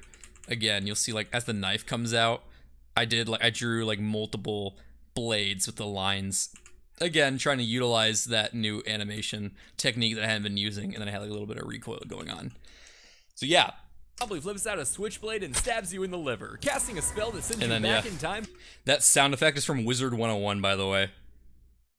And I also try to, like, mask out the light to make it seem like there's, like, a nice shadow behind him and stuff. And yeah, to 18th century England, but only after magically draining your 401k. After coming to, you find yourself lying in the dirt of a London dockyard, bleeding profusely from the gut. Oh. But hey, you're in Georgian London now. Having an open wound is pretty much par for the course here. Luckily for you.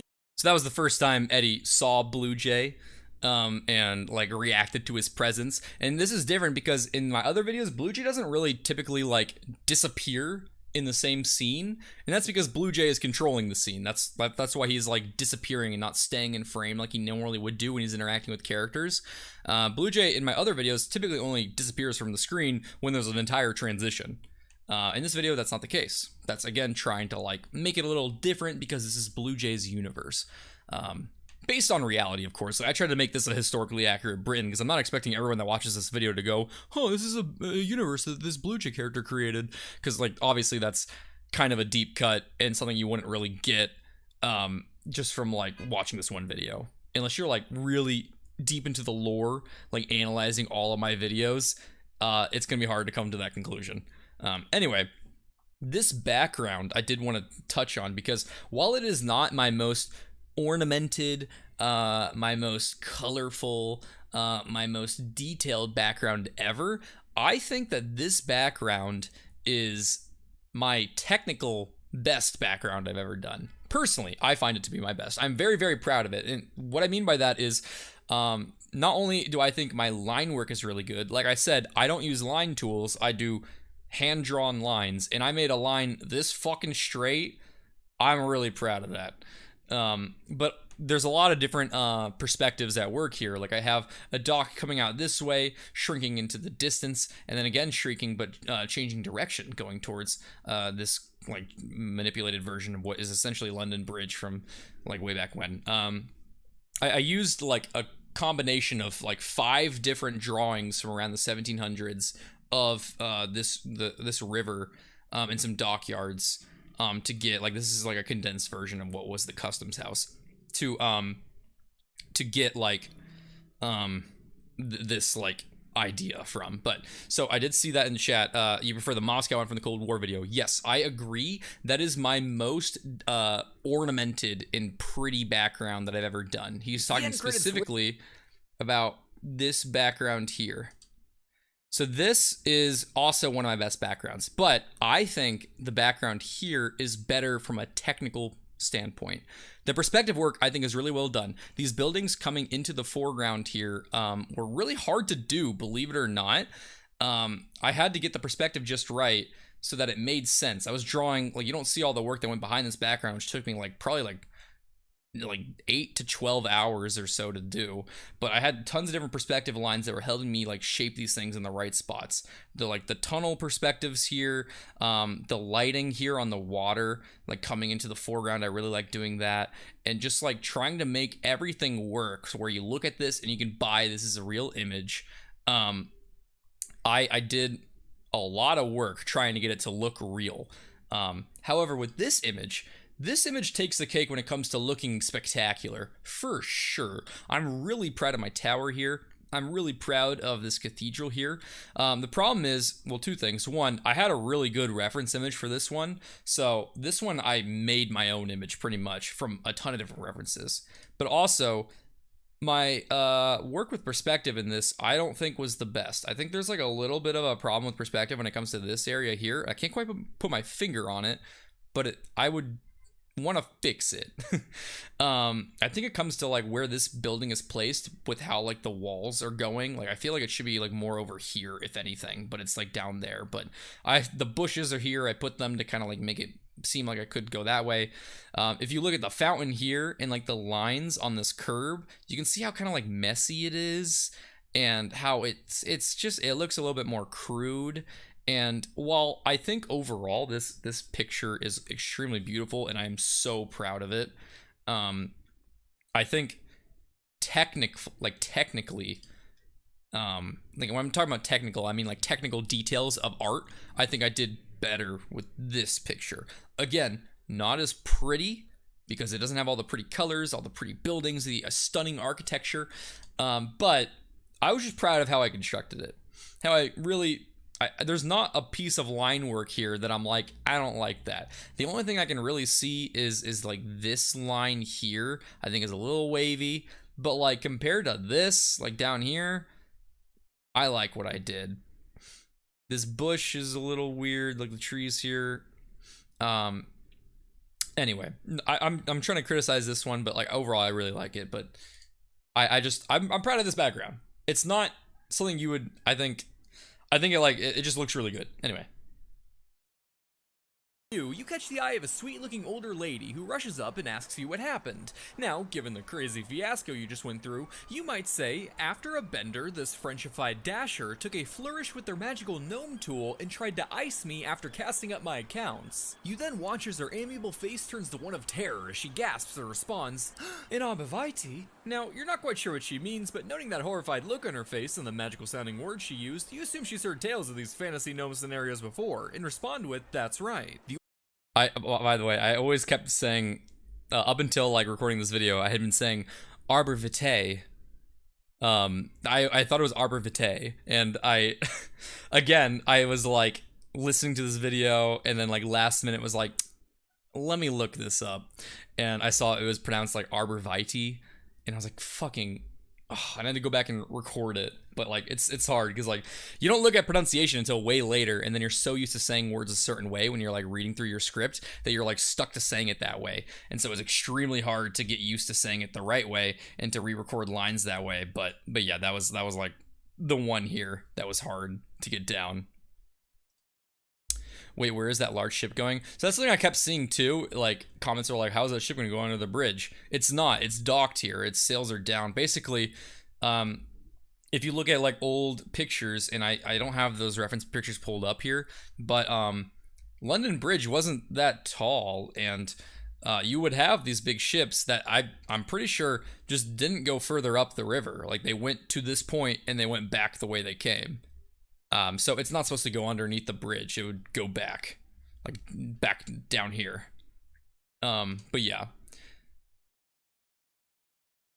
The old lady's eyes then widen even more before she quickly scurries off, leading you to believe that she's finding you some help. Now that you're waiting here wondering just how many pints of blood the human body has and whether or not you actually saw a gnome or just Danny DeVito, it's the perfect time to let you know that the lingo of the past doesn't perfectly align with the definitions of today. So even though you thought you were able to convey the mythical quackery you just experienced, what you actually said was you paid a sixpence to a flashy hooker with venereal disease for a quickie who turned out to have magical male genitalia and attempted to fart on you after you vomited.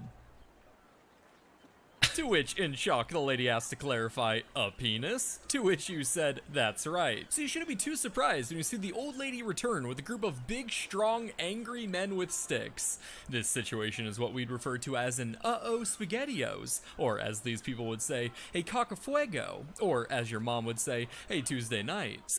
So, the reason this video was so fun to make was because I'm using a giant dictionary and finding all these words and trying to find a way to stitch a narrative where this was kind of hard because you had to find words that would mean one thing today but meant something else in the past. So you're like trying to like work backwards almost. Like you can't start with a sentence and find out if any of it is slang. You have to choose some slang, find out if those slangs could mean anything else today, and then try to make a sentence backwards from that. So it took a lot of work to build this sentence actually.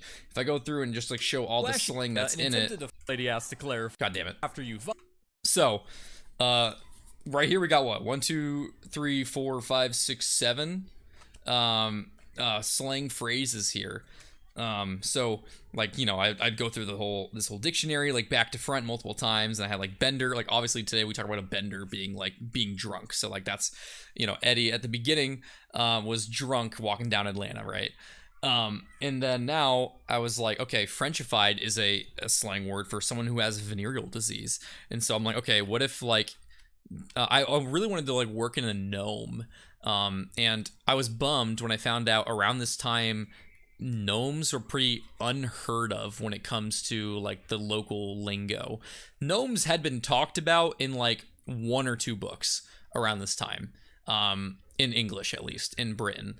And so I couldn't have gnome mean anything, so I would just have to hope that this random sophisticated lady that talked to Eddie would have heard or read this one book that had mentioned gnomes as being these mythical creatures one time. So I had to like look up to make sure gnome was something that could be said around this time and make sense, but I really wanted to have a gnome in this scenario for some reason. I don't know why.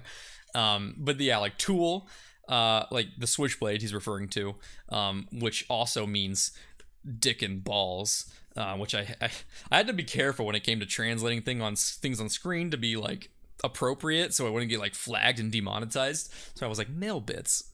Frenchified, I had the gnome be French. His name was, I just made his name Dasher, which is the slang for a flashy prostitute, as you can see here. And then to take a flourish is to like, if I look specifically in my book here, it's like more specific than that. There's more to it, but got a flourish here. Where's L? Oh my god. Flourish. To take a flourish, to enjoy a woman in a hasty manner, or to take a flyer, you could also say. So it's basically to have a quickie. I like try to define it in ways that like it'd be easier to like pick up. Cause like one challenge I also had was like, how can I quickly define everything, but without overwhelming the viewer and taking too much time to define everything? So I did like this method of like just having a line and a definition pop up when I say the word. And I think this is a little overwhelming, but I think if you just listen to me narrate, it makes sense that there's a lot of different slang here. Ice is to fart, but in our modern slang, ice is, you know, like to kill someone. And casting up my accounts, he's referring to casting up his 401k, but casting up one's accounts is slang for vomiting from being drunk and stuff. So anyway, that was hard to craft. I really wanted to open up the video with a really strong slang sentence that was misconstrued in the past and contained slang that mean different things today than the same slang words meant in the past. Anyway, very hard to construct. Really happy with this joke. And then yeah, like Arbor Vitae, she's like, are you talking about a penis? Like this prostitute had a dick? And you're like, yup. And so she comes back, and because, you know, we're talking about 1700s Britain, where homosexuality is not appreciated, and not only that, but you're saying all this crude shit to a nice sophisticated lady. So she brings a gang of men to come beat you up. And then I use like this image again. Uh-oh, SpaghettiOs. This image actually first was used in my video on, god damn it. My internet dead? There we go. Fashion is riddled with rules and Shut laws up. that are Shut the fuck up. Over here, Easter Rising video. I use this image in there. Uh-oh, SpaghettiOs. But anyway, and I was actually kind of worried about using this one image. or as your mom would say, hey, Tuesday night. I blurred this image, this meme of like the girl on the couch behind, literally these guys behind her. Like that was like that porn meme. So I blurred it just out of fear that YouTube would be mad at me. Sobbing more tears than Kanye's PR manager, you skedaddle skedoodle before you're made a fool when you lock eyes onto a tavern and figure, hey, if you're gonna be wounded, might as well self-medicate. But before you could partake in the most classic of British pastimes, you bump into a large mustachioed man. Top of the morning, son. Now, I see what you're off to, but before you go looking for heartsease getting a hickey, how about you reach for me bag o' mystery? What's in there? Oh, I think you know, son. Come now, grab me sausage before you get clammed. Ah! Whoa, calm down there, Eddie. This adorable little Eggman doppelganger isn't soliciting a handy on the threat of death. Clammed is actually slang for starved in these parts. He just doesn't want you to go hungry. So you can see how much Eddie is acting like Alex, right? He's being very scared.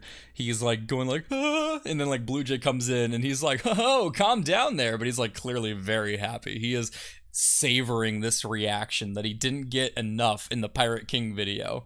So that's just like another way in which this is his perfect scenario. This is exactly where Blue Jay thrives. But heart's ease and getting a hickey? Merely gin and getting tipsy, Eddie. And you better get used to the alcohol slang, as being a Brit in the 1700s, free time activities were pretty much limited to either go drink or go die, with true gamers shooting for a combination of the two. So what this gentleman really said was, before you go get tipsy off some gin, how about you buy a sausage? As a bag o' mystery was a rather whimsical way of pointing out how not even God knows what's stuffed into these intestine-lined sacks of flesh. I really loved making this picture. I almost didn't. It was like a last minute decision. I'm like, let me just make some really fucked up sausage instead of just like saying the line. I also love making pictures like this because it's the perfect like shock value weirdness that like if I were to post on social media before posting the video, you would have no fucking clue what I'm making a video about. So I use this as like marketing material where I posted it on my community tab. I posted it on Twitter and Instagram and whatnot to get people excited about like what the sponsor, or well, I just read chat, not sponsor, what like the video could be about. But yeah, I saw a lot of people say that too, what you're saying. The sausage made me think it was for a sponsorship. I saw that a lot, like as if I was going to do like some kind of like sausage sponsor. But nope. Just talking about bag o' mystery, dude. Good old sausage. Just in its natural state. This is what you're eating. Popularized in the 1850s, which I know we're currently in the 1700s, but this is my video, so you can all go eat a bag of arborvitaes. This is exactly the kind of phrase I'd like to see make a comeback today, regardless of any potential problems it might pose. Oh, no, I know why you thought, because I do make a lot of weird pictures for sponsors and stuff. But yes, so here is like another instance where you can see it's Blue Jay's universe, right? Bag o' mystery, that wasn't said in the 1700s. In a normal Blue Jay video, I would be like, fuck, this wasn't said yet. I can't use it because it breaks continuity. But for this video, yes, I can. Why not? Who cares? This is my universe. If I want it to be set in this time period, it's going to be set in this time period. So I decided to go ahead and throw that in the video anyway to again reinforce Blue Jay like outright saying, this is my video. So you can all go eat a bag of dicks. Arborvitaes. Or arborvitaes. God damn it. See, I said it wrong again. Just tap that card here and your signature. Fortuitous! 2 bags of mystery, my good sirs. Ah, what the? Is this a fucking hypodermic needle? A wizard I may be, but power have I not over the workings of conjuration sausagery. You know, I ought to sue you. Ooh. A mage always prepares runic protections from the mortal arts. What, a waiver? You son of a... Come on, Colin, let's get out of here. Colin. I really liked this skit a lot. This video doesn't have many skits. I have, I think, 4 total throughout the whole video, which this is like almost my longest video. It's short by like 30 seconds or something from the Cold War video, which it's just shocking because usually I have like way more skits than that, right? But for this video, the entire thing pretty much is a skit, right? It's a scenario. I'm constantly showing characters interacting, so I really don't have the opportunity or need to throw in more skits to express my funny thoughts that I have. But I thought this was one skit I thought of that was just like, you just a modern day sausage salesman that's just like, yeah, you could have a fucking hypodermic needle in there. You can have drugs in there. Who knows? It's a bag of mystery.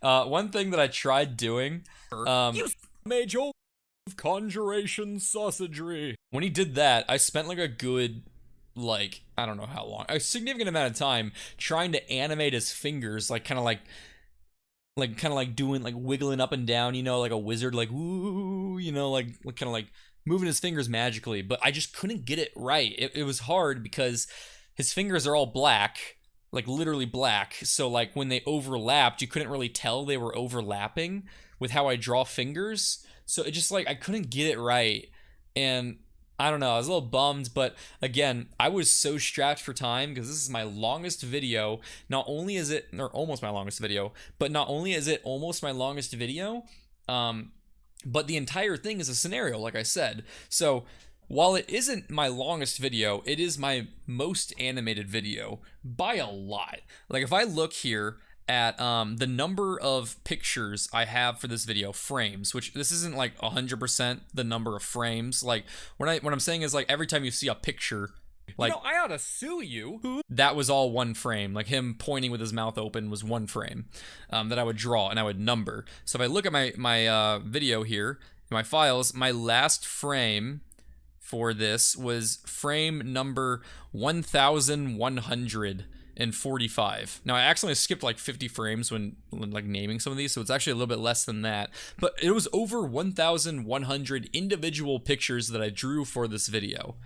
So if I look at my Cold War video, which is my longest video in terms of like time, I drew 1,014 frames for that video. So this video, even though it's shorter than that by like a good, I don't know, like almost a minute maybe, I drew like 100 more frames, 100 more pictures, because there was a lot to do. Plus, I drew a lot more backgrounds, I think. There's a lot of backgrounds in this video for the different perspectives and stuff. So it was a lot of work. And not only that, but I had a very tight turnaround. I started animating this like on September 16th or something. So I finished the animation in like less than 2 weeks. So I was pressed for time. So I didn't want to spend too much time trying to animate the fingers, basically is what I'm saying. A mage always prepares runic protections from the mortal arts. What, a waiver? You son of a... Come on, Colin, let's get out of here.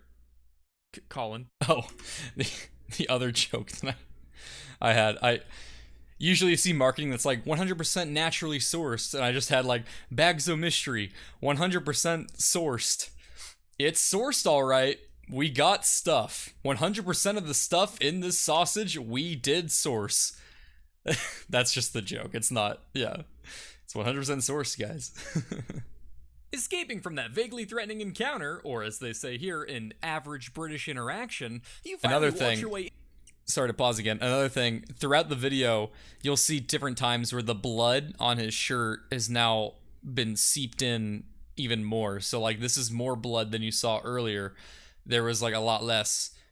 You look here, it's like only up to there. If I go back to where I was, it's 7:37 or so. It's now like down to like the second from bottom button here.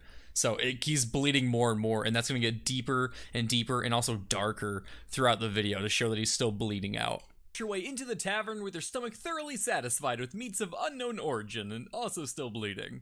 And if you can remember, sorry to pause again, I know, but the building here I talked about in the last video, learning how to do brick texturing. Here you can see me doing it again, where it's just like a couple of horizontal lines and a couple of vertical lines to sell the fact that this is brick.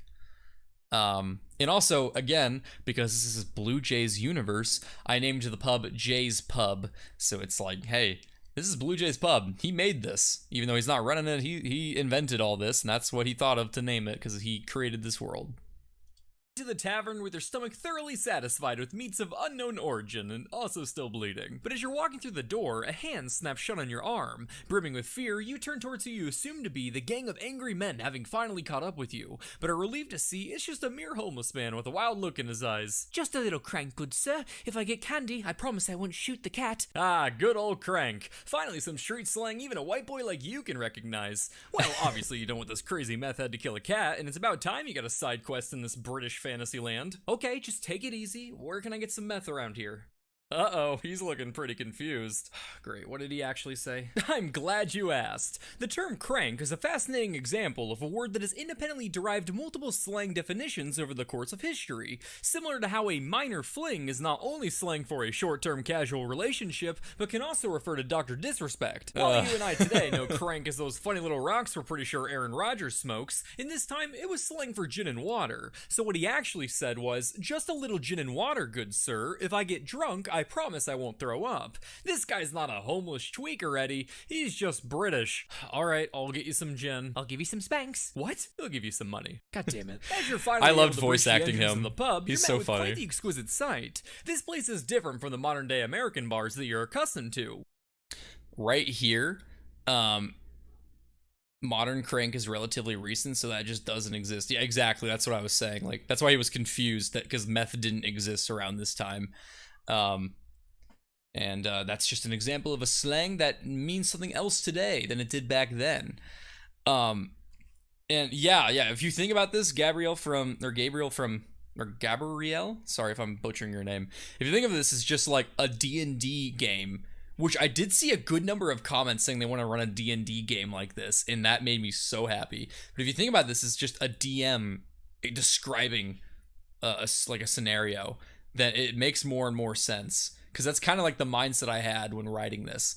And then, like, just like D&D, I switch between narrating what's happening and what is happening to you and what you are thinking, to also interacting and role-playing in the world. When Blue Jay interacts with Eddie, that's him, like, role-playing as the DM.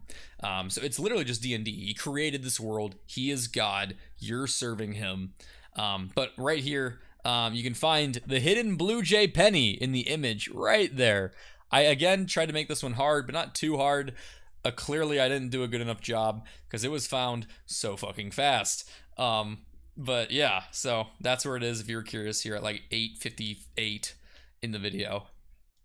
Where you sit down at a sticky table next to that alcoholic that keeps saying, haha, must be a hole at the bottom of my glass, before grabbing his keys and scouring the menu for a drink that doesn't taste like straight piss, but isn't too tasty that your immature friend from high school calls you gay. I had a lot of fun making this fake menu too. Like, so first of all, I hate beer. Beer sucks. If you like beer, you're fake. You pretend to like it. You had to acquire that taste because it was cool to drink beer. So yeah, like for drafts, I was like, beer. It's beer. Still beer. What more do you want from me, man? It all tastes the same. It's just piss. Anyway, brunch cocktails, I was like, okay, White Woman Wonder. It's just a tequila sunrise. Yup, just that, with extra grenadine. Don't you worry, sweetheart. Cocktails, just had some like fun named ones. Jalapeno Business. My girlfriend actually, she made a cocktail and called it Jalapeno Business. So I put this in here as like a tribute to her. And then I was like, the amazing buzz of Gumball and Fast and Furious Under the Influence. And then for non-alcoholic drinks, they got nothing. You're drinking here. Oh, and that Gumball, the amazing buzz of Gumball, is my Gumball reference for the video. As you know, I love to use gumballs as a unit of measurement. For this video, I didn't have any measurements really, so I just had a Gumball reference. While seeing how many alcoholics you can convince or find the drive home for a taste of power, and listening to the bar's playlist of Journey and or the Black Keys and literally nothing else.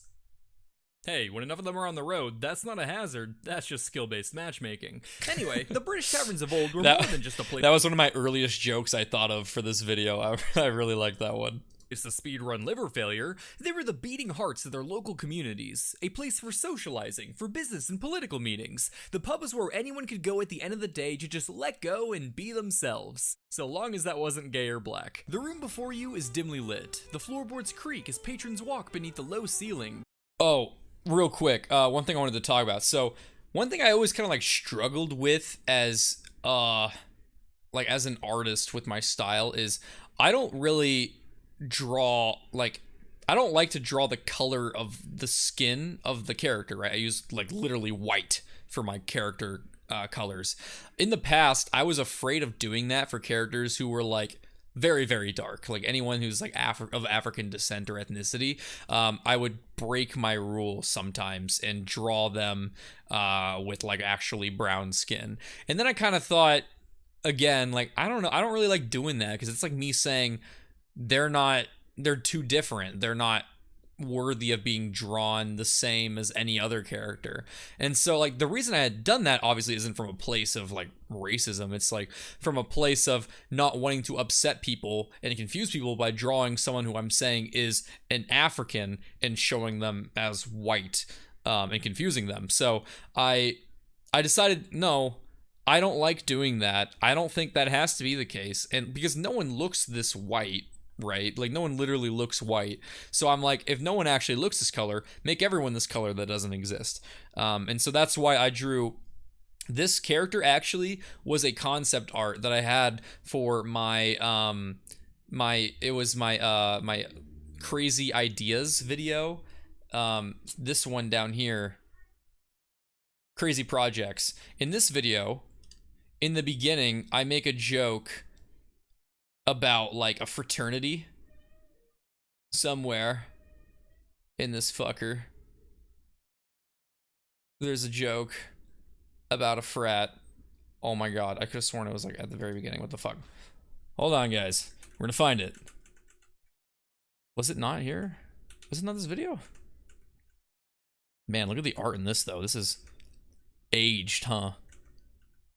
Okay, I could have sworn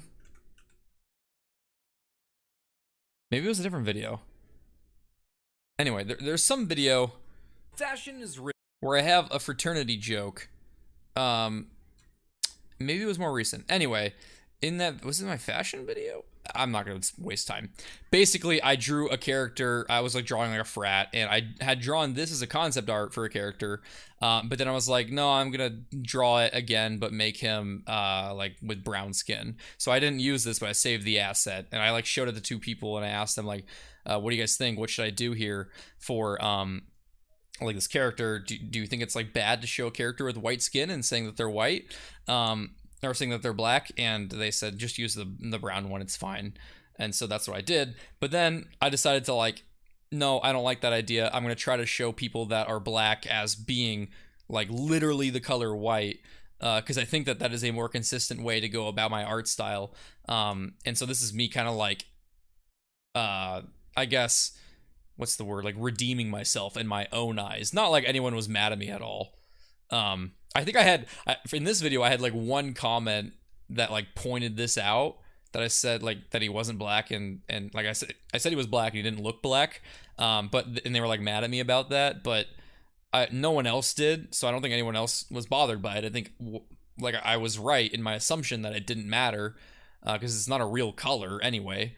So this is how I'm going to try to do it from now on, essentially. When I'm drawing people of different ethnicities, maybe there will be signs that they're that ethnicity, like the curly hair here, but he's not going to have that skin color.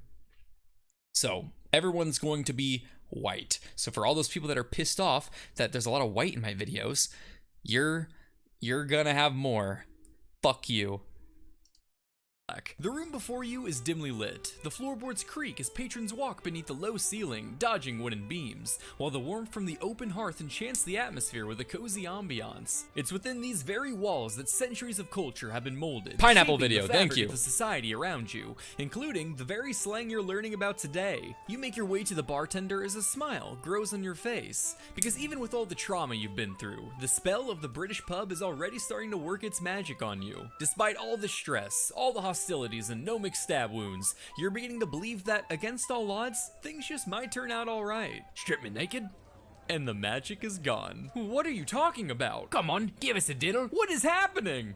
Just two more slang phrases for Jin. Again, I can't stress this enough, there really wasn't much else to do. Oh, right, so, it's around here, when I start introducing the pub, This is where not only do I think the writing in this video becomes some of my best writing, like from here till like around here, I think the writing is spectacular. I'm really proud of it. Personally, I think it's spectacular. You don't have to agree. I think up until here, there was a little bit of roughness. I had a little bit of a hard time getting into the swing of things, but from here on, I really liked the flow of things, and I was really, really proud of it. So here, I'm also really starting to sell the fact that I can write my own stories. I am writing, describing a scenario. This could be a full production. Imagine this panning shot, but even more animated. The characters here are actually talking, fully animated. You have the fire not only flickering like I animated it, but having the shadows flickering as well, which if you can't notice, I did actually draw out the shadows for this.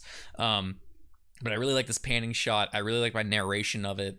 I really wanted to try to encapsulate and capture the attention of my audience and really sell them on this vision of like where they are. I wanted to make them feel like, just like a DM, like I mentioned before, like they are in a pub and feel like you are in this cozy pub environment. So I really liked how I opened this up. I spent a lot of time trying to get this down right. And then to build it up really, really good until the guy goes, "Strip me naked," and you're like, "Oh." And then again, Blue Jay is getting a satisfaction of Eddie here being absolutely mortified. And you can hear the joy in Blue Jay's voice. To believe that against all odds, things just might turn out all right. Strip me naked, and the magic is gone. He has like a shit-eating grin. Like he's like, things just might turn out all right for you, Eddie. And then the magic is gone. Like he's so happy that nope, it won't turn out all right. What are you talking about? Come on, give us a diddle. What is happening? Just 2 more slang phrases for Jin. Again, I can't stress this enough, there really wasn't much else to do. Oh, right, to strip you nakeds? You'll do what to me now? Wrong pronoun, wrong pronoun. Strip me nakeds. To go, please? Sure, coming right up. Oh, and be careful now, you're sitting right next to an admiral of the narrow seas. Oh. Wait, real quick before we keep going, this is really fun. But this is one of my favorite faces in the entire. It still makes me laugh. The face of this guy, like after he goes strip you nakeds, and he's just like, what the fuck did this guy just say? Like he's so fucked up, but even he knows like that's not what that means, man. What the fuck? I worked hard trying to get this face right, and it came out so funny to me. Pronoun, strip me nakeds. To go, please? Sure, coming right up. Oh, and be careful now, you're sitting right next to an admiral of the narrow seas. Oh, thank you for your service.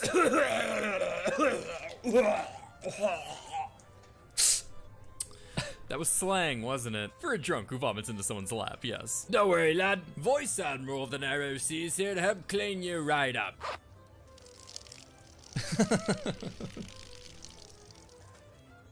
What's so funny? It's just, I'm happy you're learning. I just feel like I'm being tortured. Oh, yes. But anyway, a vice admiral of the narrow seas was slang for a drunken man that pees under the table into his companion's shoes, which apparently was a common enough occurrence to warrant a full phrase. I loved those 2 slangs so much, and this was like, I knew exactly how I was gonna use them. It was such a funny idea. But yeah, like I loved that this was like common enough to warrant a phrase. Someone commented, I really love this comment, that was like, it's something about like, imagine the rear admiral of the narrow seas and like what that would mean. Anyway, this frame right here, I knew it looked bad, and I saw someone on my Reddit. Let me just go to it really quick. Whoops. Someone had posted, which by the way, I have a subreddit. If you're curious, you can check it out. So, oh, I didn't see this. What's this? Made this while watching the Blue Jay commentary. Wait, right now? Are you in here? Sorry, I'm bad at art. Was just doodling, copy pasted the Blue Jay. I love this so much. This is great. What? He's crying. Oh my god, he's got his little sword. You got Steve here. Oh my god, what is that, a nuke? What the fuck? Holy shit, this is crazy. Is Blue Jay's wing piercing through the wall? Oh my god, I would like this if I was signed in, but this is amazing. I love this so much. He's guarding his rum. Anyway, if you're in here, I love this. Fan art of any kind makes me so happy, not because of the quality at all. It's just the fact that someone cared enough to do it, and that brings me so much joy. I love the red in my eyes too. Anyway, this is what I saw. The never pause a Blue Jay video. This like popped off in here. Just people were like, I haven't seen it yet, but I don't want to know what this is. I loved it. Anyway, continuing. For a drunk playing you. What's so funny? It's just, I'm happy you're learning. Blue I just just having feel a like I'm great being time. tortured.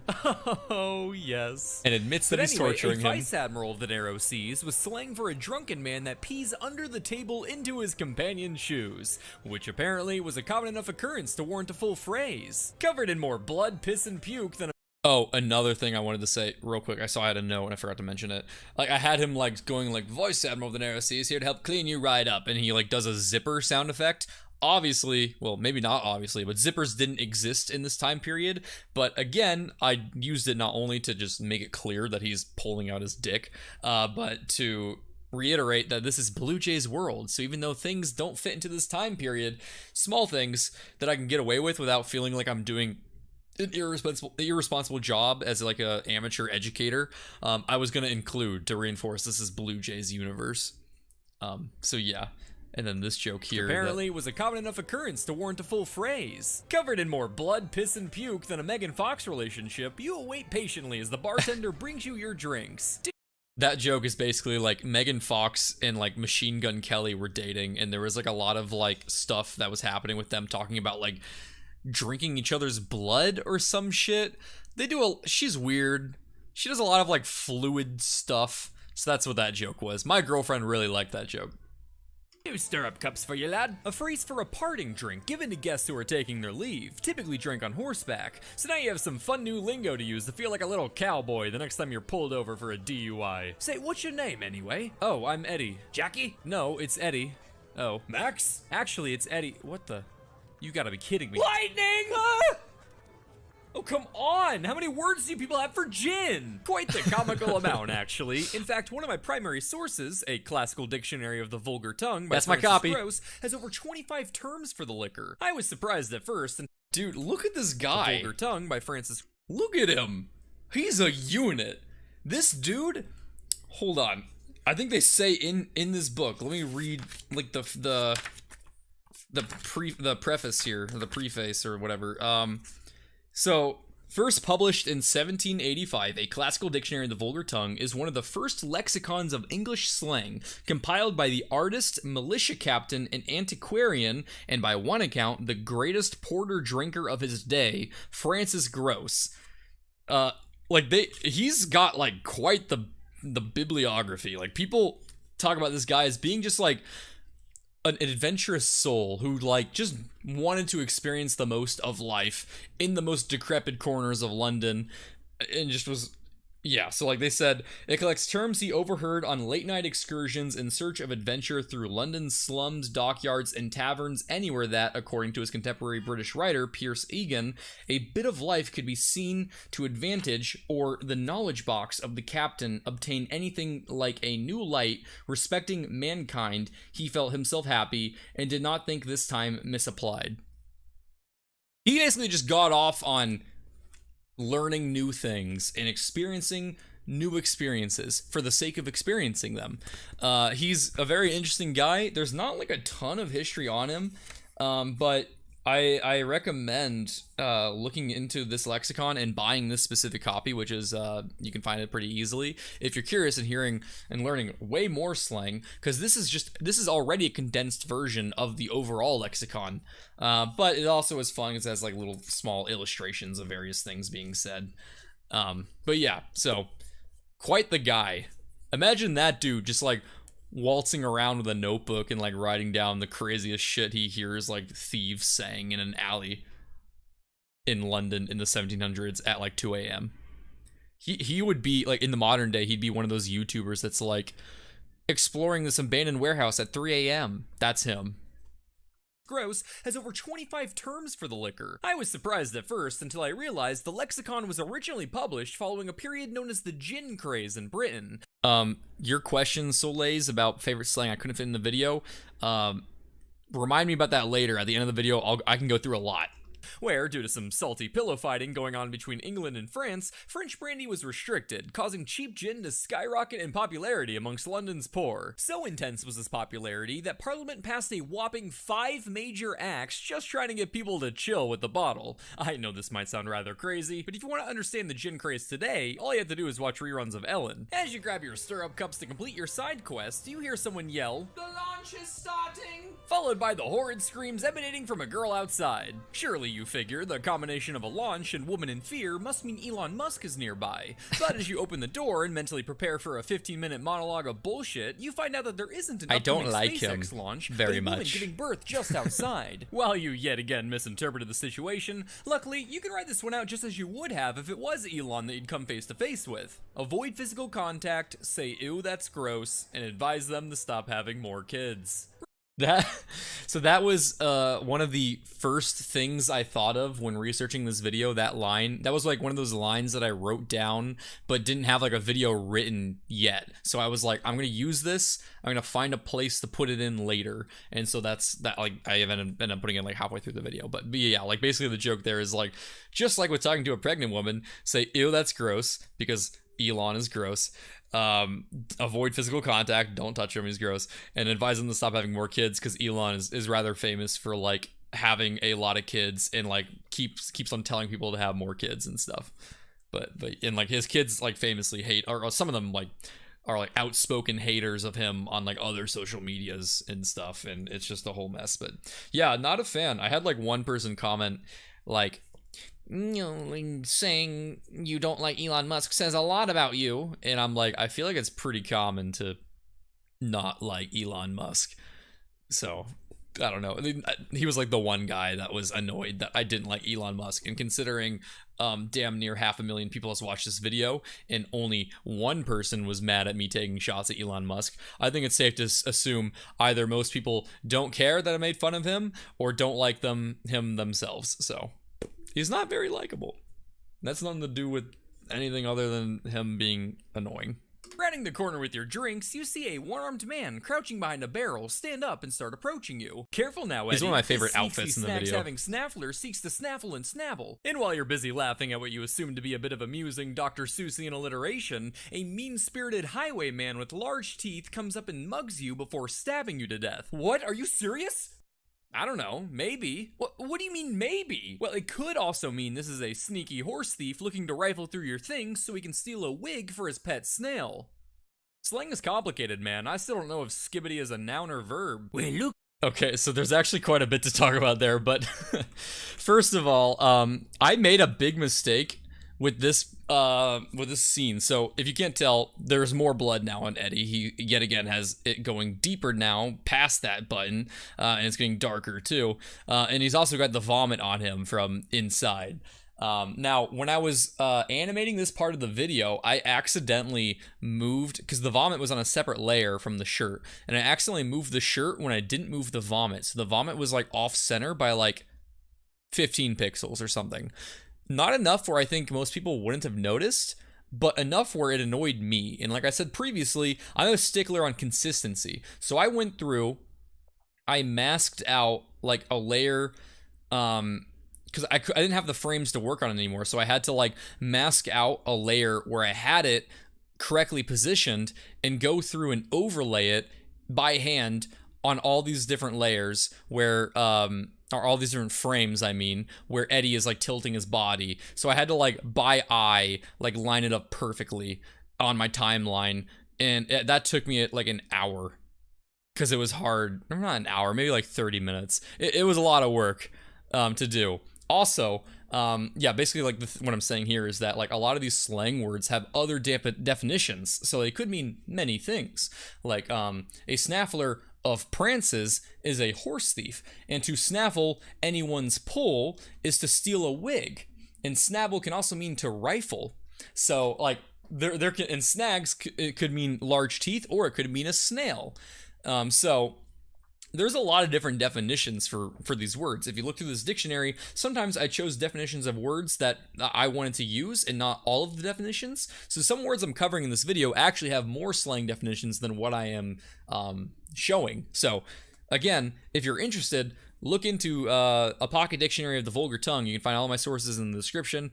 They are very much so fun times reading through them. And then also, yeah, so I still said, I was like, slang is complicated, man. I still don't know if skibbity is a noun or verb. There were so many people in the comments that like time-stamped this and was like confidently saying it's an adjective, or it's a noun, or it's a verb, or it's an adjective and adverb. And I'm like, this is just proving my point. No one fucking knows what skibbity is. It's so funny because like I had all these people trying to correct me, saying with confidence what it is. First of all, on a serious note, I know it can be many things. It's just like the word fuck. It can be an adjective, it can be a noun, it can be a verb depending on the context. Obviously I know it just doesn't make for a funny line in a video, so that's why I just used the line because it was funny, you know. Like I still don't know if skibbity is a noun or verb. Also, side note, you can see that I've had many different backgrounds at this point. Like I've had 3 different sides of this pub here, and a lot of this video doesn't have a white background. It's often in some kind of setting, so that was kind of fun for me. Like I didn't rely heavily on white backgrounds. I had like actual settings that changed position throughout the video, so it was a lot of work getting all this like setting done right. I originally planned on drawing all these alleys in full detail, like having a street, having other side buildings here, but again, to save on time, I chose not to do that, and thank God I did, because I was right up on like the final hour of the last day finishing this video. Snail. Slang is complicated, man. I still don't know if skibbity is a noun or verb. Well, look who we have here. I knew even the slugabeds would be drawn to the commotion. A slugabed was a drone. Now, obviously, he doesn't mean the flying kind we're familiar with today. He means someone who can't wake up. Hey, thank you so much for the $10, Jeremiah. I really appreciate that. Skibbity $10. See, that's an adjective. I appreciate the support, man.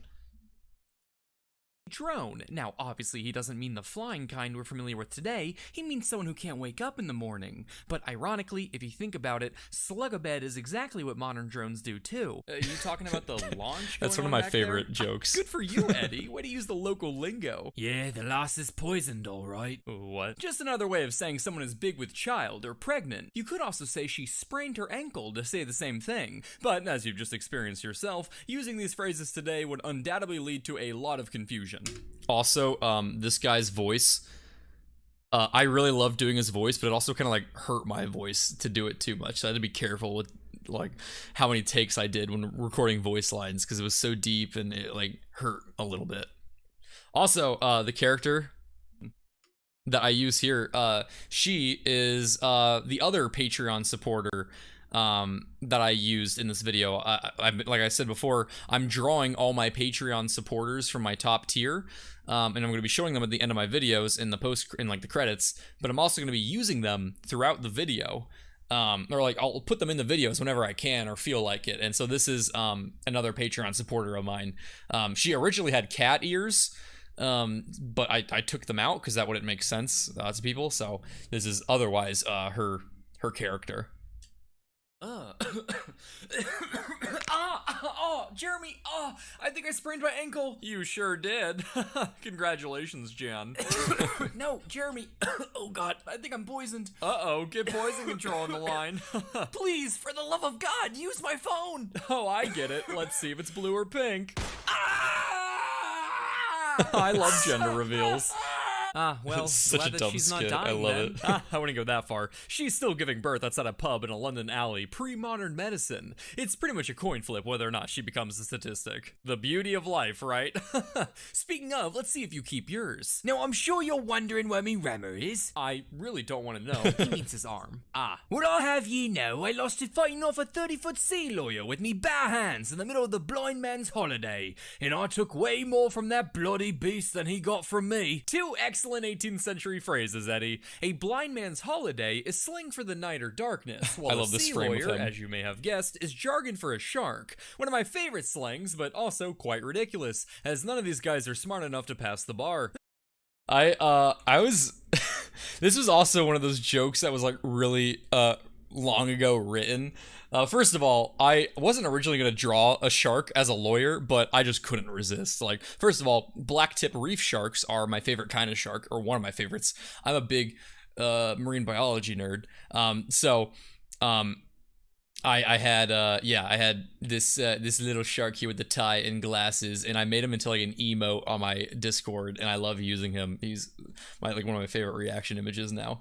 But this whole like sequence with the snaffler is like one of my favorites. I just loved drawing him and acting him, and like this frame of him like looking down at his arm and trying to put out his other arm here was really fun to do.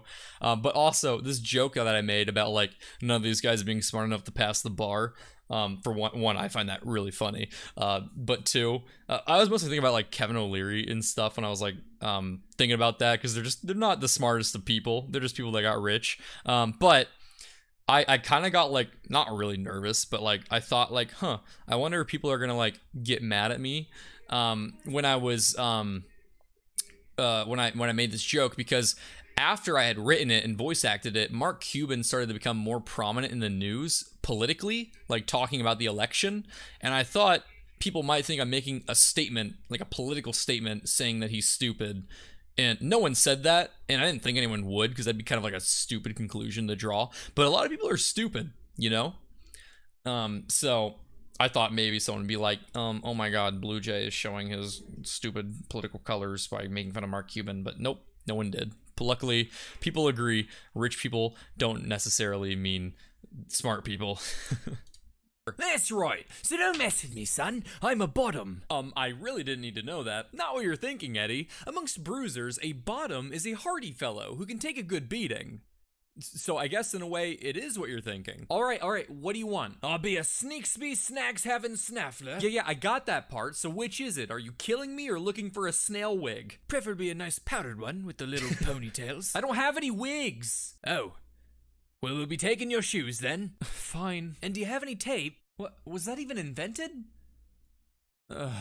Surviving that I love snaffler that. encounter, you continue your journey to deliver your gin as you acquire yet more open wounds from shards of glass in your newly barefoot grippers. But not to worry, these cobblestones are covered in piss that's at least 20% ethanol, so the only thing you're going to be infected with is shame. As you finally approach him, the wild-eyed alcoholic shoots to his feet, shaking more than an angry dad with Parkinson's. Bloody hell. You really milked the pigeon with this one. I assure That you audio, that audio is so fucking cursed. I also really love this frame of him jumping up. I liked drawing that. Parkinson's. Bloody hell. You really milked the pigeon with this one. I assure moan. you I did no such thing. To milk the pigeon, just That was a first take, by the way. I don't know if that should be concerning at how good I was at doing one take of just weird moans of satisfaction, but apparently I'm a natural. I'm a natural with a lot of various gagging noises, as you'll see soon.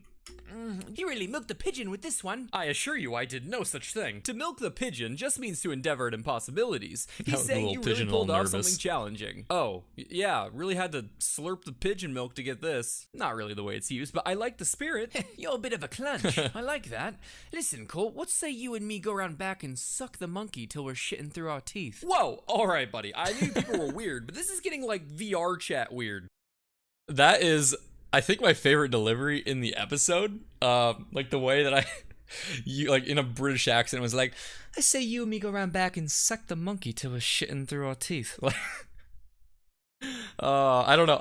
I'm really happy. Like that hit like just the right cadence for me, and it tickles my ears, and I'm really happy with how that came out. But I'm really curious. I haven't heard anyone make fun of my British accent. I knew like I wasn't really trying. Like there were times where I actively knew I was failing the British accent, but I was mostly going for like the voice over the accent. But no one said it was bad, so I'll take that as a good sign. Usually people are hypercritical of accents. And through our teeth. Whoa, alright buddy, I knew people were weird, but this is getting like VR chat weird. Fret not, Eddie. Remember the rule of thumb when talking to the English. When in doubt, they're talking about British accent for 1 minute. Boy, I'm doing a director's commentary run now. I'm not going to be wasting my time trying to do a convincing accent for the amusement of the public for 1 minute. So I'm going to spend my next minute reacting to the content, and if I speak, I'll talk in a British accent. But if I'm not speaking, then well, you just wasted your channel points. Fret not, Eddie. Remember the rule of thumb when talking to the English. When in doubt, they're talking about alcohol. To suck the monkey was actually the practice of secretly sucking liquor out of a cask or barrel with a straw, an activity so comically stupid that calling it something you could mistake for a Zootopia fanfic was considered appropriate. And while the Brits may have reached Looney Tunes levels of alcoholic wackiness, the I do love that picture of that little pelican all drunk. same couldn't be said for their bodily resilience, as newspapers reported numerous cases of people dying from this stunt. Okay, I think it's been a minute. I researched hard to find the newspaper because I had seen that reported that newspapers would talk about it. Thank you for the hydrate redemption. And so I went through. There is a great website, and I had to pay money to use it. But I'm like, hey, I'm a historian, kinda, not really. Don't ever say that. I'm not, but I want to be responsible with my research, so I paid for it. It's like a giant archive of British newspapers, and so I found it. And this is from the Edinburgh Evening News on page 3 on August 18th, 1875. You can find a report of someone dying from sucking the monkey. As you can see, it has been in use for over 100 years. This lexicon was published in, what was it, 1775 initially or something? So this is like damn pretty much on the money 100 years later. People are still sucking the monkey, and they're still saying that phrase. So that's kind of crazy. I would say that'd be a hilarious thing to see written on a tombstone, but anyone slurping an 8,747 ounce big gulp of ethanol probably doesn't have the kind of support structure that'd care about a proper burial. So, Eddie, what this guy actually said was, "You're a bit of an awkward fellow. Listen, man, how about we both go suck liquor from caskets with straws until we puke out of our mouths?" I think I'll actually pass this time. Okay, I did miss a very crucial note. I'm very sorry. I realized I wasn't looking at my script. Around here, okay, so we were at 1733. Where was it? A slug-a-bed was a drone. Now, obviously, he doesn't mean the flying On back there? Good for you, Or Eddie. was it here? Was it, hold on. Speaking of, let's see if you keep yours. Now, I'm sure you're wondering where me rammer. Holiday is slang for the night or darkness, I think it's while here. a sea lawyer, as you may have guessed, That's right. So don't Okay. mess with me. quite So- ridiculous, as none of these guys are smart enough to pass the bar. That's right. So don't mess. So you can see here that the snaffler points to Blue Jay after I'm explaining his slang, and he goes, "That's right," acknowledging my presence. And that's another like little choice I made to further reinforce the fact that this is Blue Jay's created universe, because the characters in it are aware of the DM's existence. He is pointing out the existence of this magical god bird and not reacting like there's some crazy magical god bird in the sky right now. Like, that's not weird to him, and that's because it shouldn't be weird. Blue Jay is creating this. This is Blue Jay's mind. He's not trying to create, or he's not like exploring the real world. This is Blue Jay's world. So that's why he reacted to him and didn't like act like it was weird that he was there. So that's just another little moment that I chose to further reinforce that idea. And also like the big gulp thing here. I think someone like pointed out that like I should have done that in Gumballs. I thought about it, and the reason I didn't do it is because I was already like building up a long-winded joke, and if I threw in Gumballs, that'd be like one more cut, like one more deep cut that I think would have made it not land for more people. So I chose not to do that there. Suck liquor from something. Oh no, that's not an idiom. Oh yeah, I think I'll actually pass Alright, here this we go. time. No worries. How about we go fist the cow instead? Great, what's this? Chug cow milk mixed with gin or something? Oh no, that's not an idiom. Adding yet another tally to your daily trauma quota, you barge back into the pub not only to get clear of that frig pig, but to get clear yourself. And as luck would have it, you spot a At this point in time, I'm like, I realize I need to wrap up this video, and I'm trying to fit in as much of the slang as I kind of can in ways that doesn't require me to define it. So that's why I'm like throwing up definitions of random words that I say here that I couldn't find a really good way to fit it in. A frig pig, but to get clear yourself. And as luck would have it, you spot a woman holding an extra pair of men's shoes, undoubtedly taken off the feet of a womblety cropped Nick Ninny. As cool as hobbits are, it's probably best to get them paws covered, so you approach the lass to explain your situation. Hello, miss. How do you do? Another master of the wardrobe, are we? Oh, you're far too kind. No, she's not, Eddie. That wasn't a compliment. Come on, you're literally covered in puke. A master of the wardrobe is someone so desperate for a drink that they pawn their own I love clothes that part. to pay for it. Oh, no. You see, I needed to bring some lightning to this drunkard outside, and after getting caught up in a launch and a run-in with a snaffler... You really have tongue enough for 2 sets of teeth, don't you? Before you compliment her sick, nasty alien reference, she's actually using a phrase for a talkative person. Essentially saying 1 set of chompers isn't enough for someone who yaps as much as you do. A feeling I'm sure many of us can relate to. So one thing that I'm kind of bummed that I missed, just a small error. I forgot to put an end quotation mark here after tongue enough for 2 sets of teeth. I don't know if I shouldn't have pointed that out for my like autistic audience members who get annoyed by things like that, but yeah, that's not there. Sorry, I forgot, and it bothers me very much. Hey, this is my friend Keith, but be careful, he's tongue enough for 2 sets of teeth. Oh, is that like some kind of idiot? Tongue can also be used in a quirky response to someone asking how old you were. Hey, this is my friend Kevin here. He's the senior manager at my hedge fund. Oh, nice to meet you. That's really impressive. How old are you? As old as my tongue and a little older than my teeth. What does that even mean? There were actually quite the plethora of phrases to describe Oh a my talkative God. person. For example, you also had the term prattle basket. Huh, just a random basket. So is I had so much fun. Oh my god. So, as you can assume, there's like a solid 3-minute audio file of me making that noise. And I posted snippets of it actually on Patreon for like bonus content, where it's just like me making that noise and laughing because I'm like, I can't believe I'm fucking doing this right now. And I was like, you know what? This is Blue Jay's world. Blue Jay is unhinged. He's off the rails. He's having a grand old time. He's not barring the deepest depths of his mind right now. He is going to make these skits a reality. And so, yeah. Oh shit, that's right. Nate does have the audio file. There's probably a few more than one. I don't actually know the time. But yeah, that's there. Yeah, so that was really fun to do. By the way, there are some like little snippets in here. So this guy right here, this outfit, this was actually an unused prototype body of Eddie. I almost had Eddie look like this. I chose, it's a little too dressed up. I didn't like how it had a belt and like a little bit of pants here. So I chose to redraw him, and I really like the purple shirt I landed on. Also, I like the names of my characters are always like pretty much always references to friends of mine. So like I have a friend named Eddie, and so I like kind of like thought of like something like he would wear. I'm like, I feel like he likes color purple, so I just like drew a purple shirt.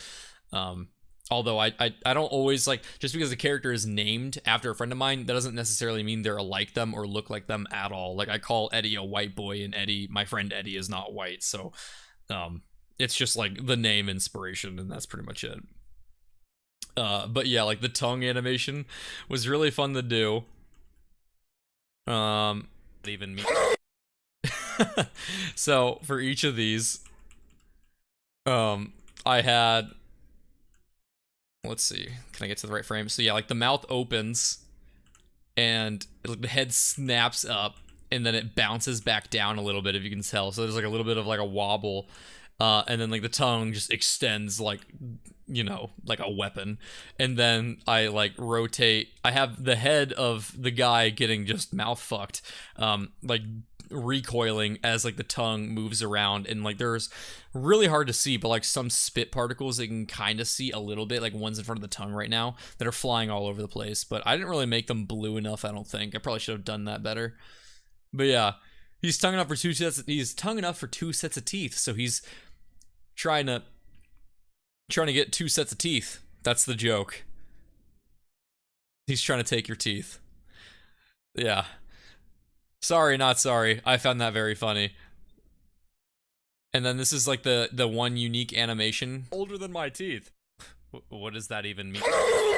There were actually That like spin in. Like I said, I like to do like a unique transformation of Blue Jay appearing on screen as much as I can in my videos, like at least one time. I don't always do it one time in all my videos, but that was what I did for this one. quite the plethora of phrases to describe a talkative person. For example, you also had the term prattle basket. Huh, just a random basket. That was It's so funny. I love it so much. Noise is so fun to make. But anyway, I kind of like, I did a mix of like trying to make that noise with my tongue and then like sticking my hand in my mouth and like literally like moving it like the tongue was in that guy's mouth to make that noise. That's how I made that like little like that noise. I'm not gonna do it right now. I'm sorry. You heard plenty. Also, I knew that that would be like one of the biggest reactions in the comments. And then there's also the Toad skit later on, for those of you that have already seen the video, that I knew would be a big reaction. And there were so many comments that were so funny where it was like people like, oh man, can I find it? There was, oh my god, what was it? It was, there was one comment that was like the tongues. I was not prepared for the tongues. I don't know if I skipped that already. Oh, here it is, the tongues. I was not prepared for the tongues. But there was also a ton of comments that were like, oh my god, the tongues. I was not ready for that. I spit out my food. And then it would be like, edit, oh my god, the toad, for like later on, because it gets worse, sweetheart. Don't you worry. There's more wacky noises coming up for your brain to consume. essentially, at the end of the day, Eddie, this lady is asking you to wrap it up. Right, I was just hoping to take your kicks. Uh-oh. While you've been doing your best to adapt to the contemporary slang, you inadvertently injected some of your modern tongue as well. So you didn't actually ask her for her extra pair of shoes, you asked the lady for her breeches. Oi, I'll give you a kick in the guts. Gah! Oh hey, what do you know? He's just talking about Jen. You're... Oh, Eddie has Not more mad? blood, by the Gods, way. no. Every bloke in town's had a wild night with that one. She's one of my cousins. Psst, that's just slang for harlot or prostitute, so she's not literally his cousin. I think. I mean, the phrase had to start somehow. Well, thanks, but do you guys drink anything other than I love gin? that. Why, it's rather rum. While you start to get excited at the prospect of finally another alcohol, around this time, rum was actually also slang for something fine, good, or valuable. And it did a lot of heavy lifting amongst the wretched British population, as it served as an adjective to form additional slang phrases. For example, you had a rum nab, which was a good hat, or rum duke, meaning handsome chap. Make it rum bluffer to say jolly host, or rum bung for a full tote. A rum bugger was a valuable mutt, and rum prancer a fine horse to strut. A rum doxy was a fine wench, rum fuddle a good drink to quench, rum peepers were good looking glasses, and a rum problem is what you have. Finishing. So, like I said, I love to have rhyming segments in my videos. Alliteration or rhyme, I'll have it all the time. So, yeah, so like in this segment, I thought this could be a fun time to do a bunch of callbacks to some iconic imagery from the Blue Jay history. And so you'll see a bunch of references. I'm sure a lot of you know, like, so like, for example, you have a rum nab, and I have my Blackbeard drawing that I used first in my Wacky Pirates video. Hat, or rum dip. And Rum Duke here, this guy first appeared. I've used him a lot in videos. Enjoy my impression of a motorcycle, by the way. But he first appeared in my first Wacky Fashion video. Meaning handsome chap. Make it rum. This is the guy from my Pirate King video, the one that got all pissed off at hearing the terrible phrase, oh my god, if you remember him. Bluffer to say jolly host, or rum bung for a full That's not a reference, that's just a bag. tote. A rum bugger Then you got Leica here. I really love Leica so much, and I love this drawing was of a her. valuable mutt, and rum prancer a fine This is the same, this is the part of my Wild West video where I said, like, your horse was your best friend until one wrong move turns you into his best training wheel, and that's what this frame is from, so I took that as it and put it in here. horse to strut. A rum doxy was a fine wench. This is, Mademoiselle Tervite, which I have a really good memory for my videos, but she is the one that, the two gentlemen in the French duels video, the one in hot air balloons, were fighting over. You had Mademoiselle Tervite that was being fought over by Grand Prix and oh my god, hold on. It's like Pierre? The Pierre, oh fuck, I just said I had a good memory and I'm embarrassing myself. So you had Grand Prix, who was fighting against Pierre. Fucking, what's his last name? Dear Lord. It was one of the stories I covered in my duels video. This was the girl they were fighting over. They went up in hot air balloons and fought with blunderbusts, and it's pretty questionable whether or not that actually happened. Probably not. But it's a fun story to cover nonetheless. So I did. I think it's oh my god, let me just look up Pierre in my files here. No, it's not Pierre. What is it? It's so I have Grand Prix and not Babier Dufay. That was the other guy. Oh, Le Pic. There it is.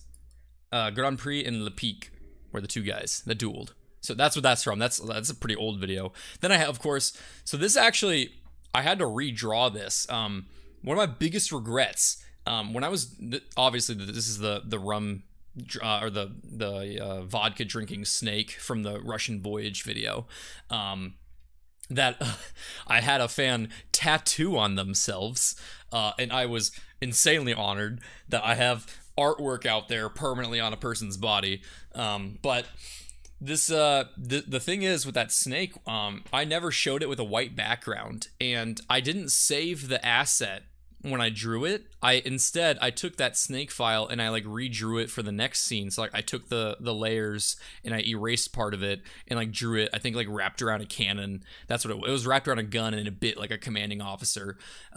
So I didn't have the original file, so I redrew this, and I tried to draw it as close as I could to the same quality and style of the original vodka drinking snake. So it's not the original, but it's as close as I could get. So that's that reference. Rum funnel, a good drink to quench. Rum peepers were good looking Yeah, like the shark you already saw. glasses, and a rum problem is what you have. Those are all the references. And then, yeah, you're an alcoholic. Get Finishing help. your kick in the guts, you head to the bartender to freshen up your glass. Oh, another bit of little lore for this video. Sorry to pause again. Not sorry. This is what you're here for. So earlier on, when Eddie came in, he wanted to get the extra pair of shoes that the lady had, right? And what she said when he came in, Czar, it's probably best to get them paws cut. Master of the wardrobe, are we? Explain your situation. Hello, miss. How do you do? Another master of the wardrobe, are we?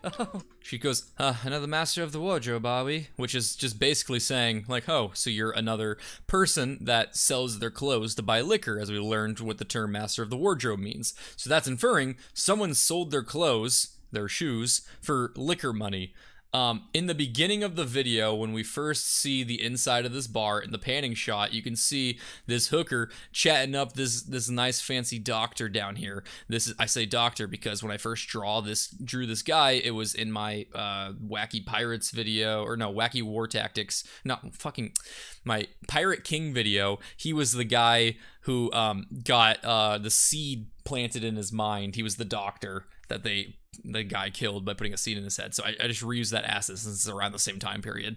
He's chatting with her.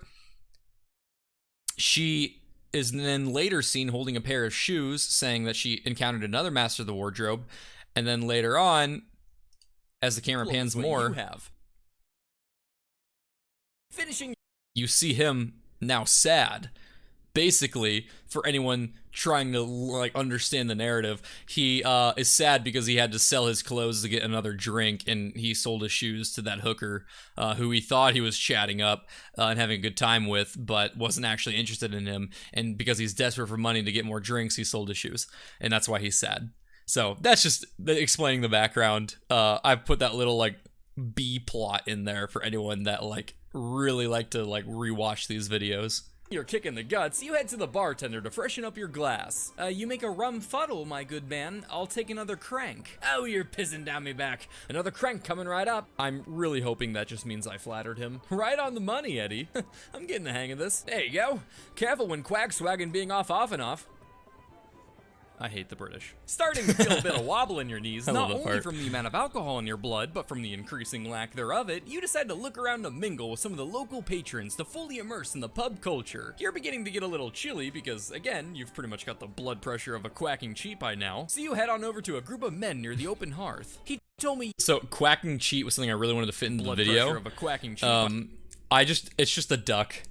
I love ducks so much. If you look at my private Instagram, when you go to like the search tab, you know how there's like that discover page where it just shows like a bunch of like random recommended posts. 100% of that page is duck pictures. And scrolling through my Instagram, literally every other post is a duck, or every post if none of my friends posted that day, because I fucking love ducks. And I like and send people all those duck pictures so much that Instagram is like, this is a duck guy. We're giving him ducks and that's it. So it's really funny when people talk about like how bad Instagram's gotten, where it's like, oh my God, so many like Instagram whores posting their body. And I'm like, I just get ducks, man. That's all I get.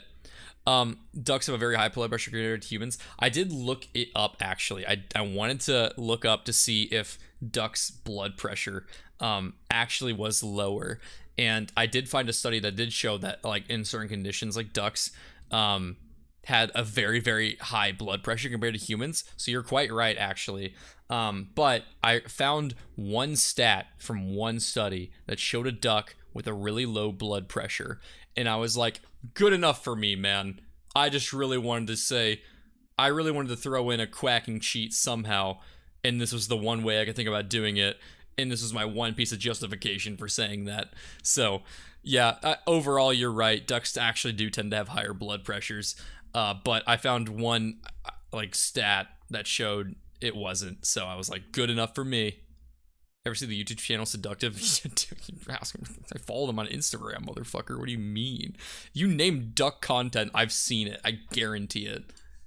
By now. So you head on over to a group of men near the open hearth. He told me yes over some scandal broth that while we went here to soak, he'd join us after some snaffling. You figure You can see the shadows that actually but first, drew let's them add out some context. for their legs and Yes, stuff. it's just a contraction of the word yesterday, a must use for any conversational minimalists out there. But be careful contracting too much, because let's say you went to work after being sick with the cold the day before and someone asked you what happened, responding with yes infection could land you an HR meeting. Scandal broth along with prattle broth, chatter broth, and cat, you guessed it, lap, are all different ways to say tea, getting its definition from it being the beverage of choice for women who like to sit around gossiping, or as we would say today, spilling the tea. To soak was yet another phrase for the great British pastime. However, again, I would express caution using this one today, for asking people to soak with you could land you in hot water depending on their cultural background, particularly when it comes to Mormons. I think I Yeah, might so, for those of you who don't know, to soak is an activity that Mormons do, who are notorious for, I love soaking with people in lightning, what the fuck? It's a notorious activity Mormons do. Mormons are like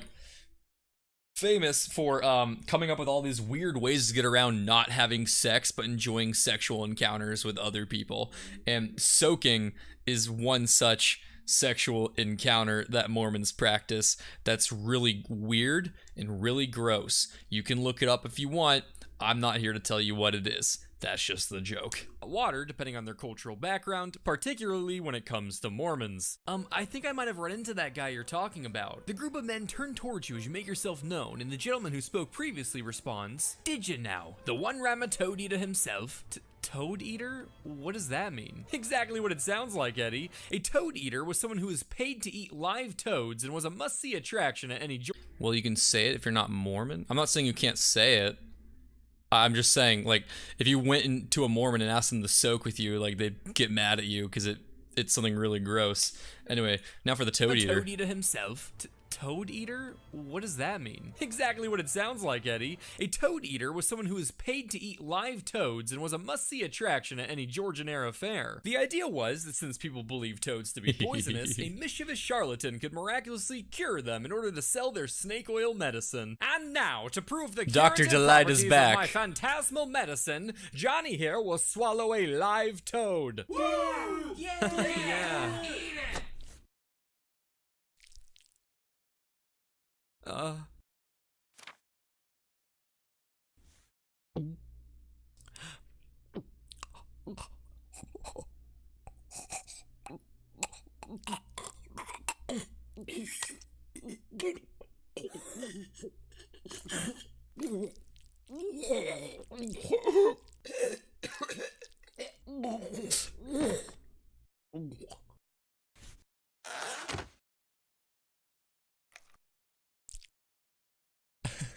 That's for my wife, you son of a bitch. Right. Oh my god. Oh my god, it's so good. It's so good. What is there to say? It's art. What is there to say? What you experienced was fine art. Fit for the Louvre, even, in Paris. That, my ladies and gentlemen, was a performance of a lifetime. Oscar-winning. My magnum opus, if you will.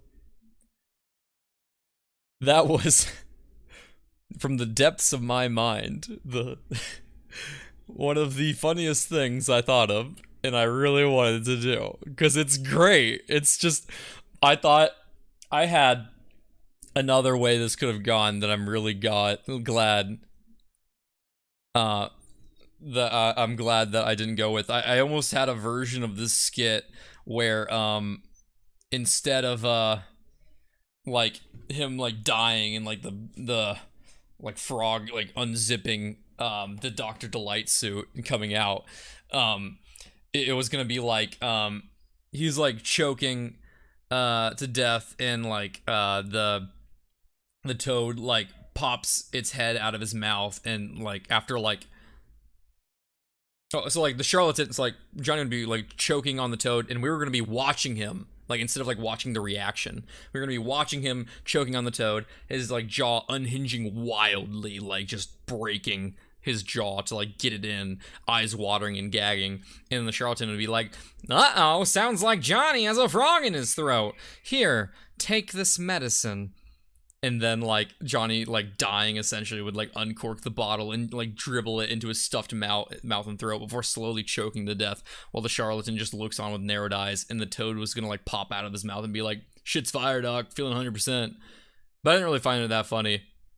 So I went with this version instead, where instead, because this toad eater swallows so many toads, there is a toad out for revenge, and he plays the long game. He builds this suit to become Dr. Delight. He starts a business selling snake oil medicine. He hires this toad eater and uses him at different events, willingly giving him toads to swallow, until one day he gets a toad that is so big that he is contract bound to eat. And then when he swallows this toad in front of everyone, because he has to, he's a performer after all, everyone get mad if he doesn't, he dies and gets revenge for his wife, who he had swallowed in the past. So that's just, yeah, that's the joke. Now, there's a lot of questions people have about this, like about Dr. Delight being a toad in disguise. Like I said, I want to leave things up to interpretation. That's for some people to decide.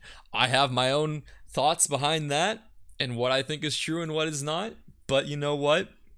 For now, I'm not letting y'all know. But yeah, Dr. Delight is gonna be transcending all my videos whenever I can. I love him. RedJay was Dr. Delight in one video, so yep. There is good questions there. So this was really fun to do, also from an animation standpoint, because not only did I have to draw a side-facing toad, but I had to draw a front-facing toad that looked at him and did the fucking blink, and I had to find sound effects that like fit with it. Wasn't RedJay Dr. Delight? He was in one episode, yes, but RedJay is also God, so like that doesn't really mean much, you know. Like he can be anyone when he wants to be. So yeah, like I drew two versions of this toad, and I had to draw another toad. Even I drew like a big like wide photo of all the audience members and panned across. There's like more too, I just didn't show it all. Some people said it went on for too long. I think this was timed perfectly. I think it was the perfect amount of time. I had another version of this actually. We're starting here. I had a what's called a cinematic riser, which is like the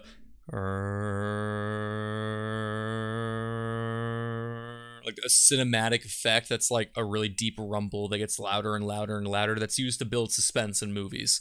I had a version of this where I used a cinematic riser up until the point where he chokes and dies, and then when he falls, the falling sound effect would cut the rise and change it into like cold wind. And that cold wind sound effect, basically it really made the scene much more dramatic. And it had like a very different vibe to it. I have that cut fully exported and everything, and that will be going up on Patreon for the people that are subbed for the bonus jokes perk. So they'll get to see it here probably, like, I could probably do it tonight even and just post it for those that are curious of seeing that cut. I'll put it up there. I love the scene because it's so long. Yeah, like that's I agree. That's what makes it funny. And yeah, so I also loved like animating this frog here, or the toad being shoved into his mouth and like shaking it and everything, and having it fall. Yeah, you know what's funny about the voice lines here of me gagging? That's almost all those gags for like a solid like what 30 seconds here is almost entirely one continuous unedited cut of me just gagging under my mic. Some people ask like how I got those sound effects. I just did it with my mouth. I made those, and I like, that wasn't like me like choosing a bunch of different cuts. I think like almost all of that was like one continuous cut. Then I'm like, this is perfect, exactly what I need. Just put it in there. and yeah, so very famous clip from this video, one of the most remembered clips and moments talked about in the comments. Glad you all liked it, and I know you all are better people for having seen it. Oh, my neighbors, they do have questions. Are you kidding me? Have you heard the amount of skits that I've had? Can you imagine my fucking, my Steed Bonnet skit where I'm having basically domestic abuse the skit for 1.5 minutes at the beginning? That was a lot of takes of me screaming like the dumbest 5-word sentence in my life since I said, yes, I will marry you. They heard that like 11 times at max volume through the wall. Who cares? I don't. And also, I fuck you, I'm not gonna animate the frog or the toad hopping. That was too much work at this point. This is a fun image to draw too. That's for my wife, you son of a bitch. Right.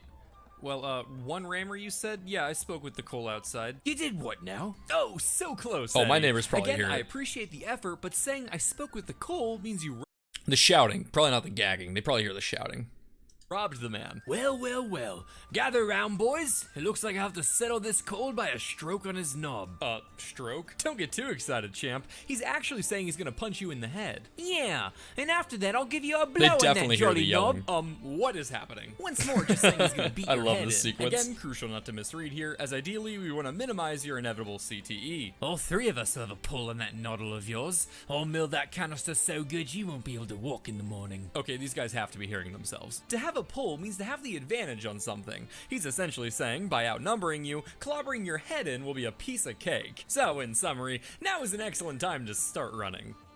I just loved how much British slang there was for, like, beating someone up that sounded like jacking or sucking them off, and I loved it so much. There's more I could have done, believe me. I just chose these three.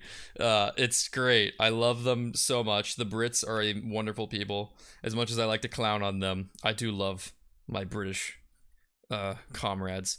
There is no insulation. Actually, where I do live, there is really good insulation. I almost never hear the people next to me. I never hear them talk, actually. I never have. But just like yesterday, I heard them like hammering in something, and it sounded like it was in my room. And I was like, wow, that's weird that I never hear anyone talk, but like when they're banging on the wall, I can hear it. So clearly, if you're shouting as loud as I shout, people are gonna hear it. If not through my wall, through my door into the hallway of my apartment complex.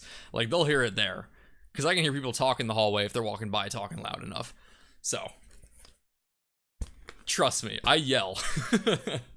But yeah, this sequence is so great. Just all three of us will have a pull on that noddle of yours. Minimize your inevitable CTE. All three of us will have a pull on that noddle of yours. I'll mill that canister so good you won't be able to walk in the morning. Okay, these guys have to be hearing themselves. To have a pull means to have the advantage on...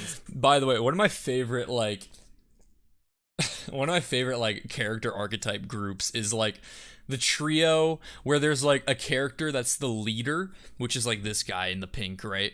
And then there's the other character who's like the dumb idiot that like is always the yes man and is like really nasally, where it's like, yeah, that's right, boss.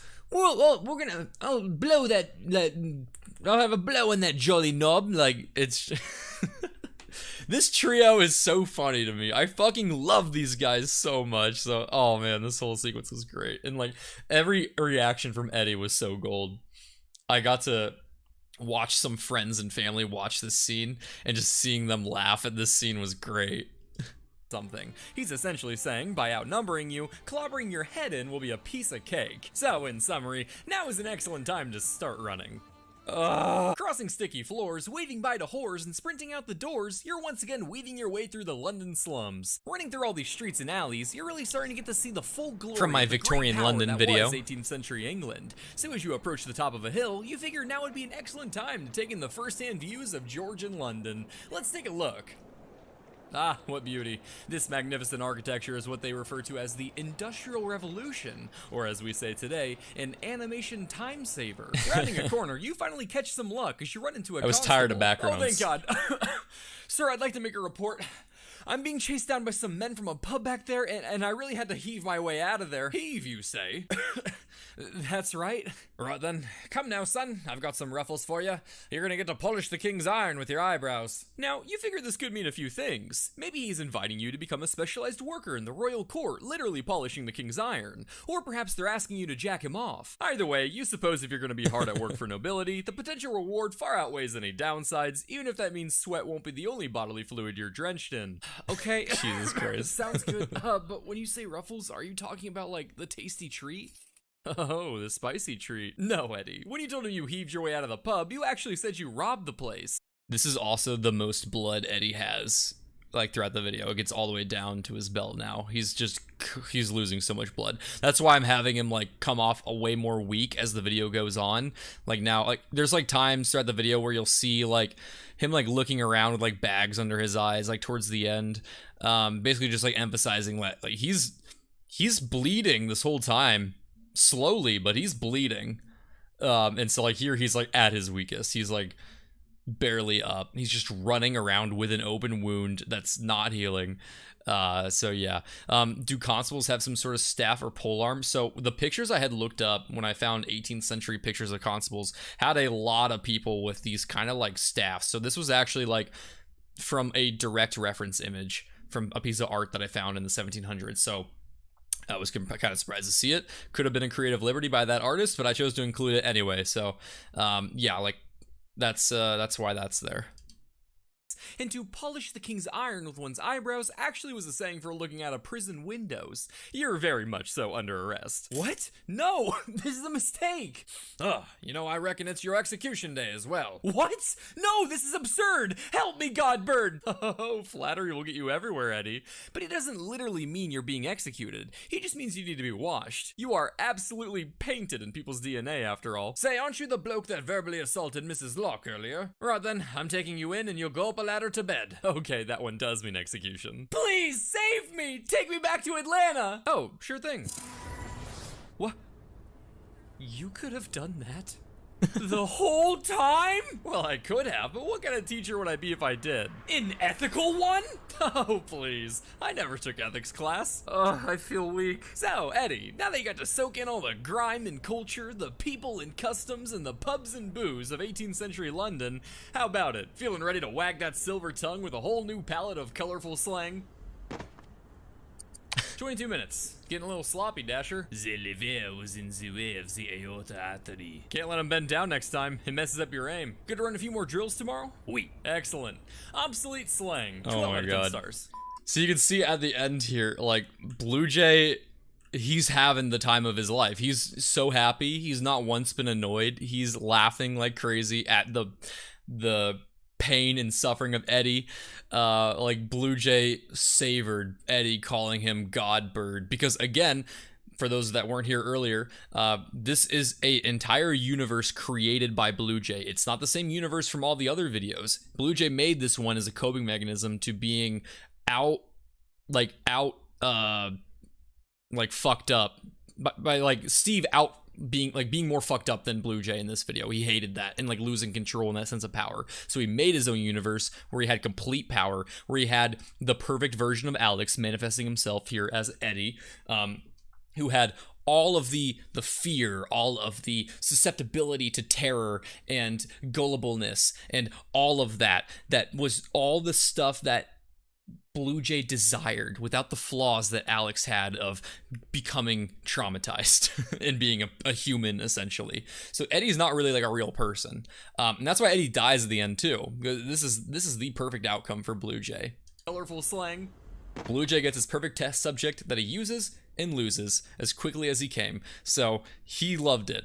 But that doesn't mean Eddie can't come back because, again, this is BlueJay's universe. If BlueJay has another video in his universe, and if he needs another, like, chaser to some character like Steve, like, out fucking up him, which sounds a little weird to say, he could resurrect Eddie, you know? He's a creation. This is a fictional world, where BlueJay expresses pure and absolute power and omnipotence over. So, yeah, like he's just having fun. He's having these stabbing exercises with this random French gnome. 22 minutes. Getting a little sloppy, Dasher.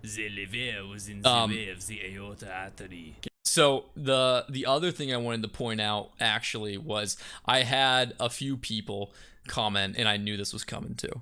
A few people comment on the fact that the liver is actually on the other side of the body from where the stab wound was. So fuck you, you're wrong, because I did a lot of research on anatomy to make sure I got this right. So here we have, let me just go ahead and pull up a picture of the human body. So here is a good picture to use. We have the liver, the gallbladder, right here, the spleen in the stomach. People were like, he was stabbed in the spleen. No, because you guys are all getting it wrong. If we look at the beginning of the video, if we look at the beginning of the scenario, when he gets stabbed, Eddie here, he's bending down. He's bending down, and the gnome is coming into him at an angle from the side, aiming for the aorta artery in the center mass, essentially, of where Eddie is. But because of that angle, the angle of attack is essentially coming in like that. It's coming in angled because he's tilted downward. He's trying to aim for the aorta, but he actually nips the part of the liver that stretches onto the left side of the body a bit. So while normally, yeah, the liver is over here, this is where you're gonna get a lot of liver wounds, he's not aiming for the liver, so he accidentally hits it, even though it's a small target. That is, that's why I said the liver. So, for those fuckers that thought they were all smart and like, no, he sent the liver, yes he did, he hit the liver. The spleen would be like right here. The liver is like, you know, obviously the body isn't a tube in real life, but it'd be like, you know, like that. So he's hitting the liver at that angle. It's coming in at an angle. So that's why he's like, the BlueJay's like, can't let him bend down next time. It messes up your aim because it messed up his aim. He didn't hit the aorta. That's it coming all full circle here. Oh, look at the transformation. He went from a nice shirt, having the time of his life, you know, drinking with his friends, to now covered in puke and vomit and piss, and dead on the Atlanta street. What a time. What a time to be in a BlueJay video, huh? So, yeah, that's kind of like the concept of this video. This was an experiment to see if I could create a video completely crafted from an original story and narrative. It's not like it's like a really deep thought out story, but it's a story that I made nonetheless. And so that's kind of like my dipping my toes in the water to see if people would fuck with me making original content and original stories. And so far, this video is performing really well now. It's got, you know, in a couple of days here, 3 days, it has almost 500,000 views. It's performing a little bit better than average. So I'm taking that as a dub right now. It's out of my last 10 videos. Currently, I think it's my 4th best performing video.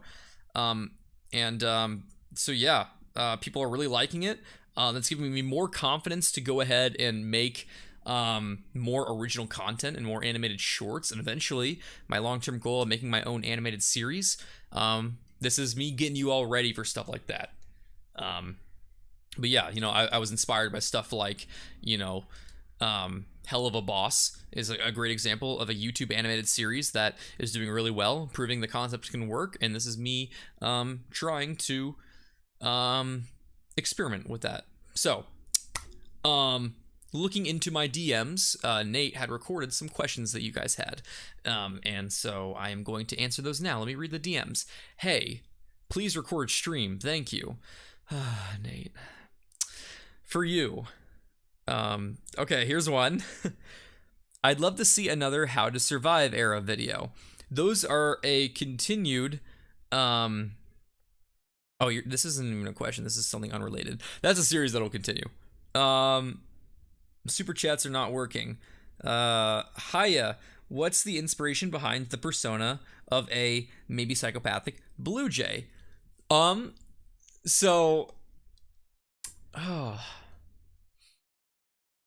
Inspiration. He didn't really have an inspiration. Did he? I wonder if I did. Blue Jay is a character that's evolved, right? He has changed a lot over time. If you watch Blue Jay from the beginning of my content and just go throughout chronological order, you can see him evolve and, you know, change as a character over time and really become way more exaggerated and psychopathic. But he started off as a little bit of an exaggerated version of myself. Blue Jay is very similar to me, like the creator, but with a lot of the worst and best features amplified. So that's kind of like where he started. That's not to say I'm psychopathic. That's more a Blue Jay taking on his own character when it came to that. I can show the screenshots on stream. Okay, I can. They're pretty small, but I can do that. That'd probably be a good way to go about doing this. So let me go ahead and just the thing is I have to open in browser, which defaults to Chrome, but I'm using Firefox for my stream, so I gotta go over and paste it, and then it can show it, and then you can see. So that was the question, and that is the answer. Next question we had this one, which from the lovely Delta Studios here. Hey Papa Bird, who would win in a fight, Alex, Steve, or Ed? Ooh.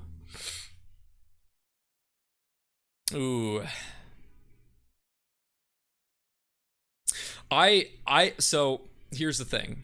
I have assumptions, but I don't really see my answer here as like the definitive answer from like the author, if that makes sense. I think that this will change depending on like whenever that scenario could or would happen. And I would say right now, as kind of like an observer, I would assume Steve would win.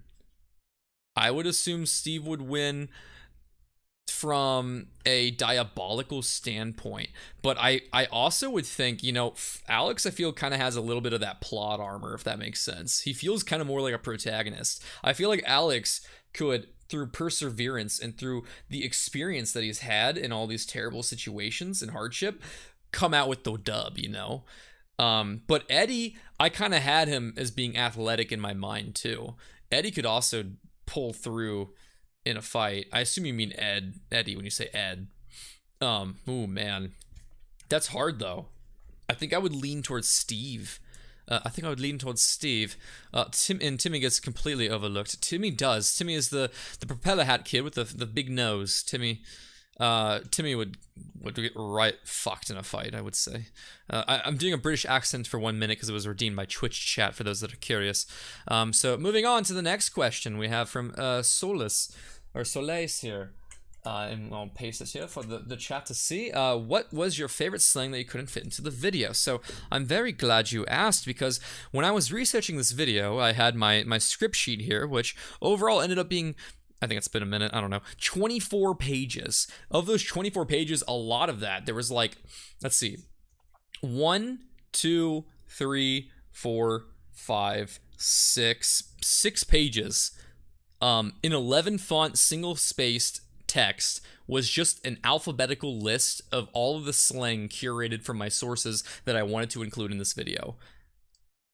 There's a lot of slang, guys. There's a lot of slang. Thank you for the hydrate that I could have included. So, let me just like skim it really quick. There are some iconic ones that I wanted to include that I wasn't able to include, and was a little bummed that I didn't get to include. Babes in the woods was a saying for criminals in the stocks, like the things that like, you put your head through like the wooden like head hole and the arm holes, and you'd be like in the stocks, you know, like as a punishment. That's babes in the woods. There are also a lot of phrases that like I couldn't really include in a way that was appropriate. Like a backgammon player, that's a sodomite, a guy who takes it up the ass. I thought that was interesting. A beast with two backs is a man and a woman fucking. I really liked beggar's bullets, which are just stones. So like the beggar's bullets began to fly is a phrase for they began to throw stones at someone, because it's like you're throwing stones at a beggar essentially. The blind cupid was the backside. Let's see, what else do we got here? Creepers were lice. I tried to think of some kind of Minecraft joke I would do for creepers and lice, but I didn't. I wanted to talk about dunce, which is a slang that we know today as being a stupid person. But that slang actually originated for that slang where it came from was the name of a scientist, John Duns Scotus, who was an important philosopher in like theologist, I don't know.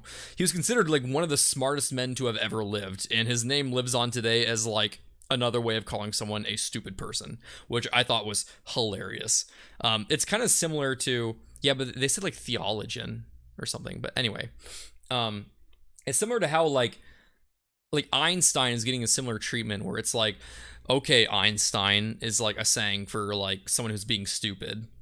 So it's like similar to that, where it's like, actually it comes from a really smart person, ironically. Dead men is a slang for empty bottles. The devil's books are playing cards. A gentleman of three N's is a gentleman who is in debt, in gaol, and in danger of remaining there for life. And gal, I had to like look that up. That is a place of confinement for like person accused of crime or like has been convicted. It's jail. And it could also be someone that is in jail, indicted, and in danger of being hanged in chains. Then there's also the gentleman of three outs. That is without money, without wit, and without manners. So yeah, so like some people actually add like even a fourth out, being without credit. That's another slang. I'm gonna skip a few here. Did I include this? I think I might have included this, but Hixius Dixius, I don't think I did, is drunk. Iron is, I did include that partially. Iron could also just mean money in general, but then to polish the king's iron with one's eyebrows is to look out of prison windows.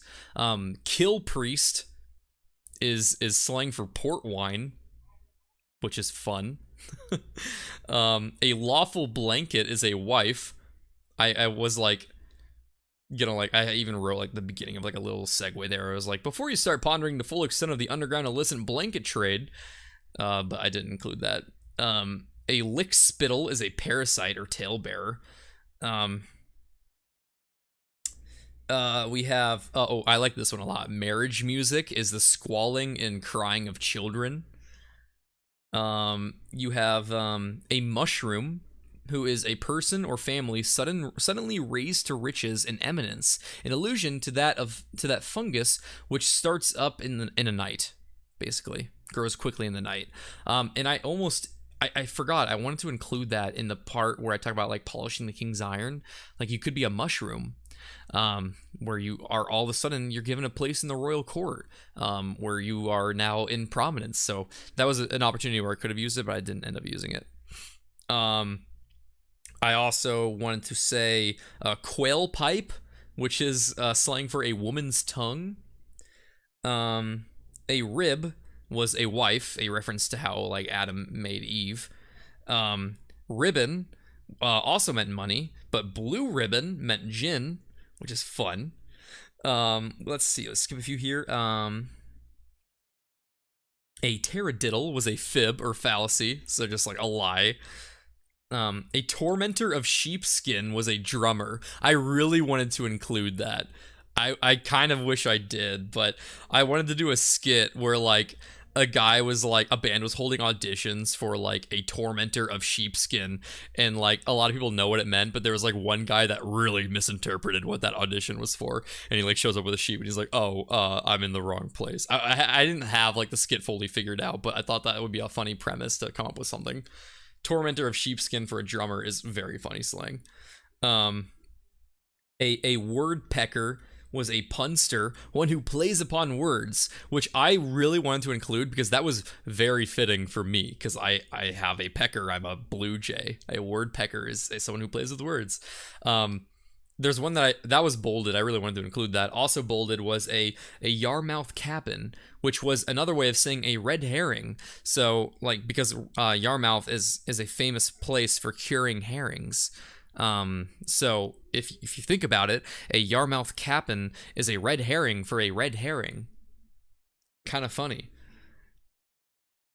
A big list of gin words I have here. Not all of them, but a good list here is blue ribbon, blue ruin, blue tape, cobbler's punch, diddle, drain, frog's wine, heart's ease, Jackie, kick, Lady Daiquiri's wine, lightning, max, ragwater, sky blue, South Sea, strip me naked, tape, and white ribbon.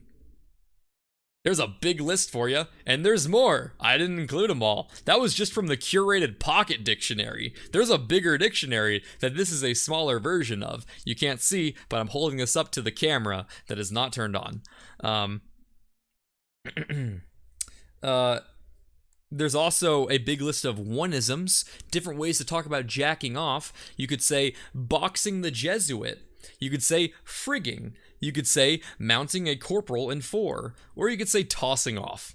All different fun ways to talk about, you know, cranking the hog. So historic curses to work into current conversation. I had a small list of these. Gary Gann was a way of saying shit in your mouth.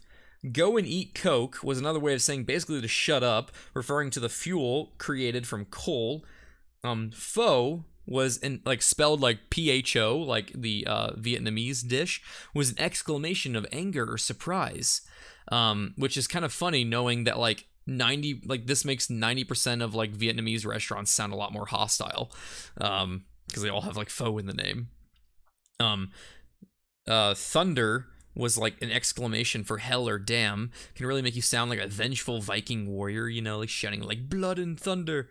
Anyway, but yeah, those are like a big list of some that I didn't put in the video. But like I said, there's a lot I could have used. So excellent question.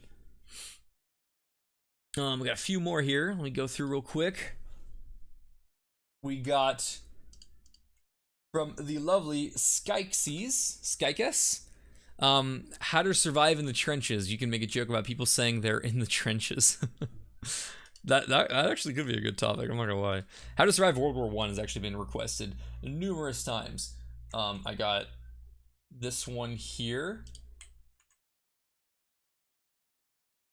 Please make sure to like and share. Thanks for giving this to me, Nate. Wait, what are you saying?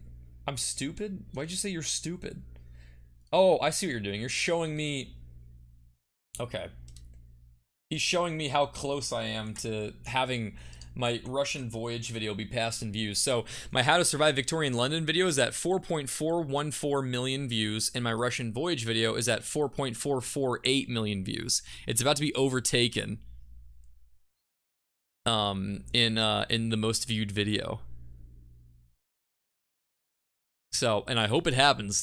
Dear Lord, I love this video with all my heart, but I don't think it's my best video. I know everyone says it is. I don't think it is. But I'm also so happy that I have people saying every video is my best video. I have someone for every video that says it's my best video. So I love that. I did see a question. Will Blue Jay return to the real world? Yes, he will. He's not going to stay in his fantasy world. That was kind of like just a way to calm down after the last excursion and to feel better. But he's not done. But yeah, so, wow. My throat is hurting from talking a lot. Best video is the French Lobster War. Love that. I had one of my longtime fans and like one of the most frequent members of my Discord, Honk. He was actually in here earlier, but he's like in the UK, so he's probably asleep. He said this was his favorite video, which means a lot because he's British. So, you know, clearly I didn't upset him with any accents. With every video, you improve every aspect. I really appreciate that, Amber, because I try to. That means a lot. Blue Jay is so cool. Thank you, Pancake. Should I share with them the various things you say to me on Steam messages? Or should I keep that to myself? But anyway, fuck. I'm not going to. I'm not going to.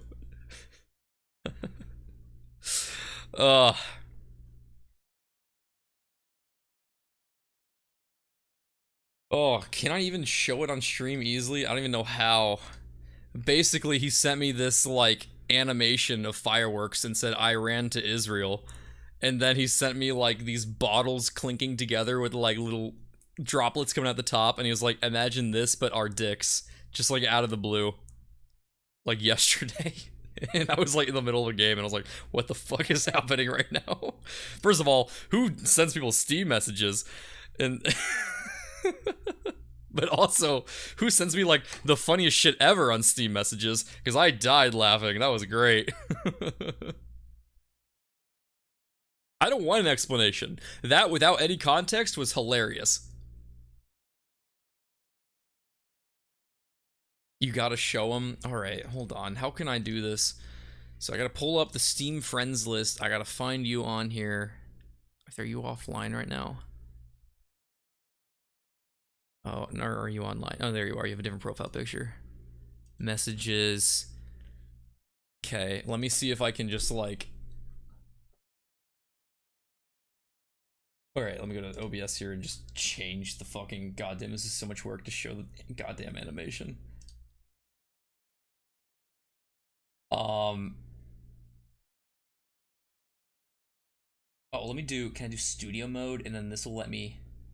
Will this let me do it without changing it? And then if I just show... That didn't work.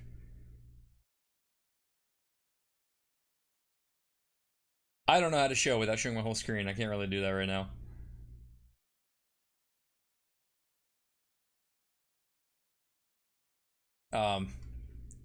But if I can, like... Actually, I have a way of doing it. Hold on. Here we go. I'm gonna do this, do that, open it. Gonna, can I share this?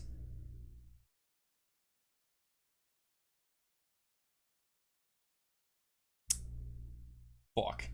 You know what? Hold on. I have another idea. Screenshot it. Put it in Discord. Paste it. Open it on a browser. And then copy that link, and then paste it on Firefox for the most dumb roundabout way of showing this goddamn random DM I got yesterday. There you go. Imagine that, but animated, and like stars coming out as they clink together. There you go. Do you guys see it? Is it? Yeah. Okay. Right? You see it. I'm also liking the new pancake. Yep. Good times. Good times. So yeah, that's me talking for how long have I been streaming that? Holy shit. Since like 4:30. Like 5 hours. Oh my god. I do yap.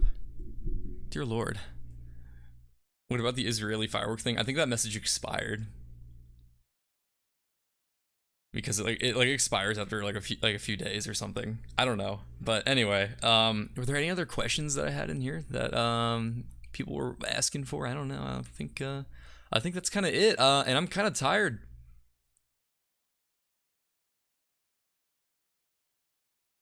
Delta, I did answer your question. Oh, do I do this full time? I do. Yes, I do this full time. Delta, I answered your question earlier about who would win in a fight, so you could rewind to find it in more detail, but basically I said like probably Steve. Probably Steve. But now, if Pancake is Pancake live? He is he? Pancake, are you live? Yes? Okay. Well then, alright. With that, I will wrap it up for the night. Thank you all for was there any Gumball reference in the Pirate King video? I forgot. I didn't want to answer that. I don't remember. I know there are videos that I missed it. That might have been one. I'd have to rewatch it. I'm not sure. I don't think so though. But yeah, so I'm gonna wrap it up there. And thank you all for listening. I hope you guys enjoyed, and I hope you guys learned something new. And thank you so much for supporting my content. You guys mean the world to me, and I love you all equally. And this is not a parasocial relationship because I said I love you. So you can print out all the pictures and paste me on the walls that you want. So yeah, rating Pancake now, but I'll catch you all later. Mwah.